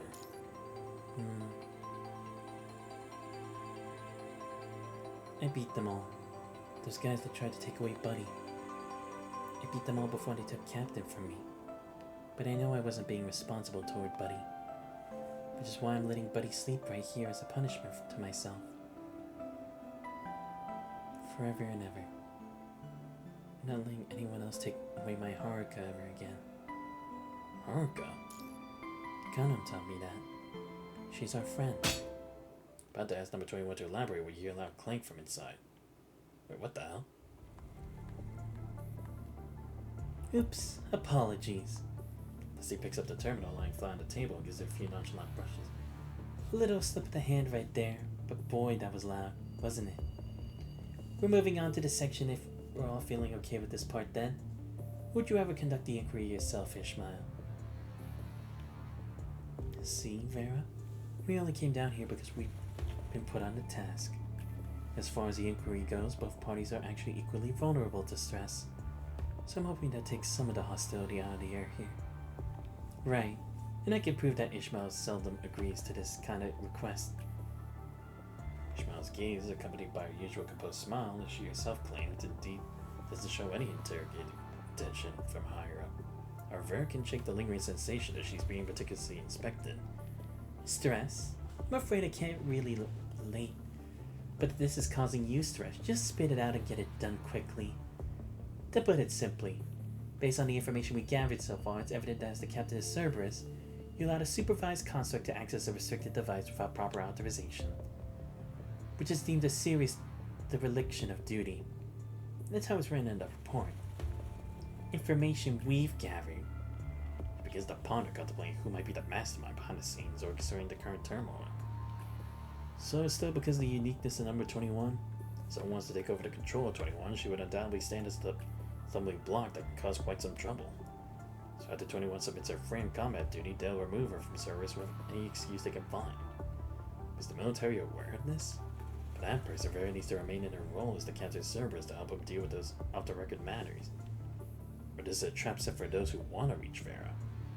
Is this the bait that Nicola mentioned before? There's also another possibility. This could be a warning to Vera, reminding her of her role as a vicious dog, cautioning her not to exceed the boundaries of the freedom granted by her master. Ultimately, as long as Vera continues to obey, it doesn't matter to the order giver which squad she belongs to. If she starts to show too much neglect regarding the rules, the master will then consider the possibility of being hurt by the blade in their own hand. Well, with people sent by the control court sitting right in front of me, they must be pretty damn sure about the validity of the information they got. But honestly, I can't even guarantee that we were fully conscious throughout the whole battle. And that's just gonna be my memory data, let alone 21's. I can understand that. Judging from the report, it was indeed an extremely perilous battle. Allow me to clarify, Vera. Our purpose here today is only to inquire about the unauthorized activity during that battle, not to pass any judgment or guilt. I'm sure you're one of the few who act so easygoing around a respondent, Ishmael. Well, I appreciate the kindness, but I can't help but wonder why a higher-up like you would be concerned with such a petty matter. Or, is there anything else you want to dig from this? It was a request from a close colleague that I couldn't really refuse. Other than that, I usually steer clear of cases regarding unauthorized activities. But this is also a part of our responsibility as a member of the Control Corps. Right, Leslie? According to the document, the appropriate course of action would be for Vera as the authorized holder to use the key herself when she determines that the situation calls for it. Such mentioned situation is that there is a considerable likelihood of you experiencing loss of consciousness for the next period, and the impending battle necessitates the lifting of number 21's frame limits. We are all well aware of the distinctive nature of 21's new frame. If she were to lose control, she would be the least desirable outcome for everyone involved. Clause 1.3 of number 21's interim return agreement. I remember that. But like I said, I can't make any promises that either number 21 or I have a clear memory of that battle.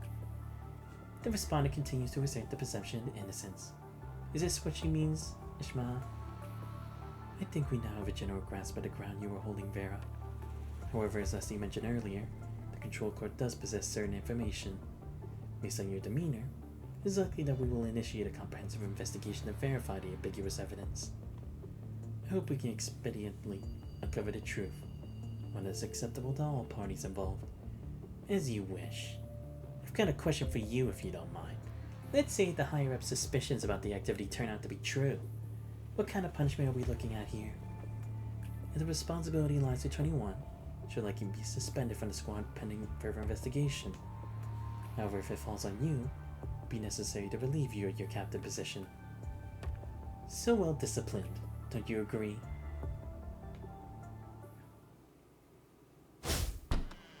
21, who was leaning against the door to listen in, swiftly appears behind you. In the next instant, the members of the Control Corps push open the door. For we exude air of reliability, friendliness gives you a nod upon noticing your presence. Following closely behind is another consort, presumably a junior, is being running something along the lines of "It's finally done." Look at you dressing up like a big shot today. They seriously need to ditch that poster of you in the metal armor and replace it with one of you rocking this uniform. It's the true hero of Babylonia right here. I know, right? Seriously, why can't I wear this all the time?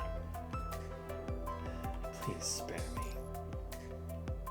21, only you're here? Where the hell is Noctis? Noctis said Captain was in for a major scolding. He'll come later. Doesn't want to wait. I'll make him regret saying that. He's here. At the opposite end of the corridor, the Surrey consort scratches his head as he starts forward, his mage man listening. Looks like I came right on time.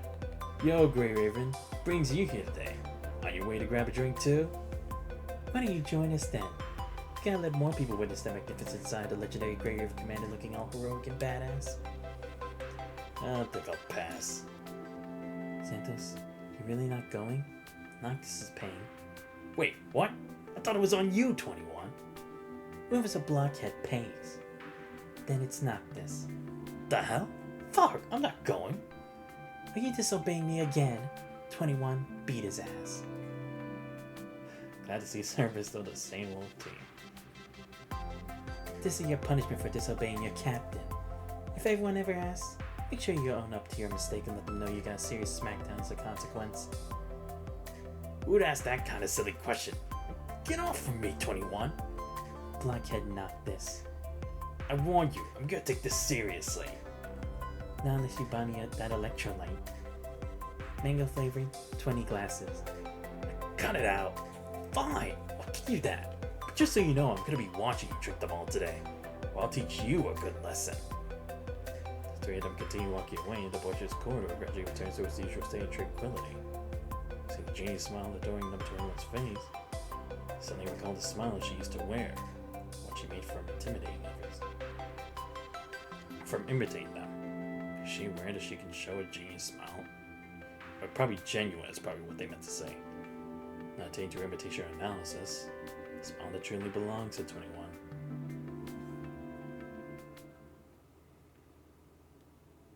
Each man's life represents a road toward himself. An attempt at such a road, the imitation of a path. No man has ever been entirely and completely himself.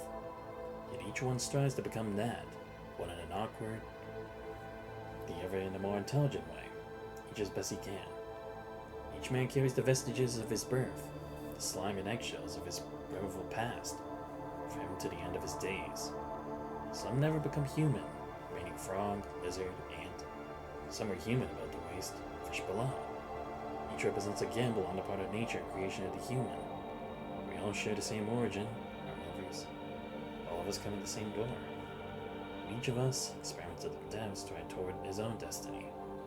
We can understand one another. Each of us is able to interpret himself to himself alone.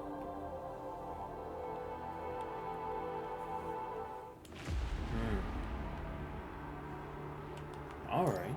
Damn, this was another intense chapter, but pretty good too. Again, I love how she actually kind of had to like go out of her shell from like only being in her comfortable little space with her and Buddy, but now actually having a confidence to be herself. 21, and not just a member of Cerberus or Vera's tag along. That was honestly pretty cool. Alright, so with that, I'm only 2 chapters away from finally being all caught up. This chapter looks at least a bit longer, considering it's 041, this was 032. So this one will probably take 2 streams. A critical period, I have no idea how long that's gonna be. But alright, with that, I only have 2 more and I'm all caught up with the main story. I'm so glad for that. Like, honestly, you guys do not believe how long it's been for me. Like, I started this shit in like October or something, and now I'm already almost caught up. It's been less than a year? Let's go. But anyway, I hope you guys did enjoy the stream for today. But yeah, great chapter overall. And also, again, they also did a good job, again, even with just the regular individuals like Lilin and them. And Silent actually was a nice leader for once. Wasn't someone trying to take advantage of the situation. It wasn't just some guy trying to be evil. No, he was actually like genuinely trying to help people. It's like, thank God, finally we have a normal person for once involved in the main story. But yeah. Anyway, let me give a shout out to Guardian Soulblade and everyone else who watched this or caught onto the stream earlier. I've been checking on the viewers. It was like mixed numbers a lot of the time, so glad y'all checked that out. If you guys aren't already following the channel, please make sure that you follow. Much appreciated. Check out my YouTube channel, post all the VODs, and subscribe to it as well. And join Discord, you guys not already. Links to all those are on the channel. But this has been Santos Visor. I hope you guys have a great rest of your day. We'll see you guys next time.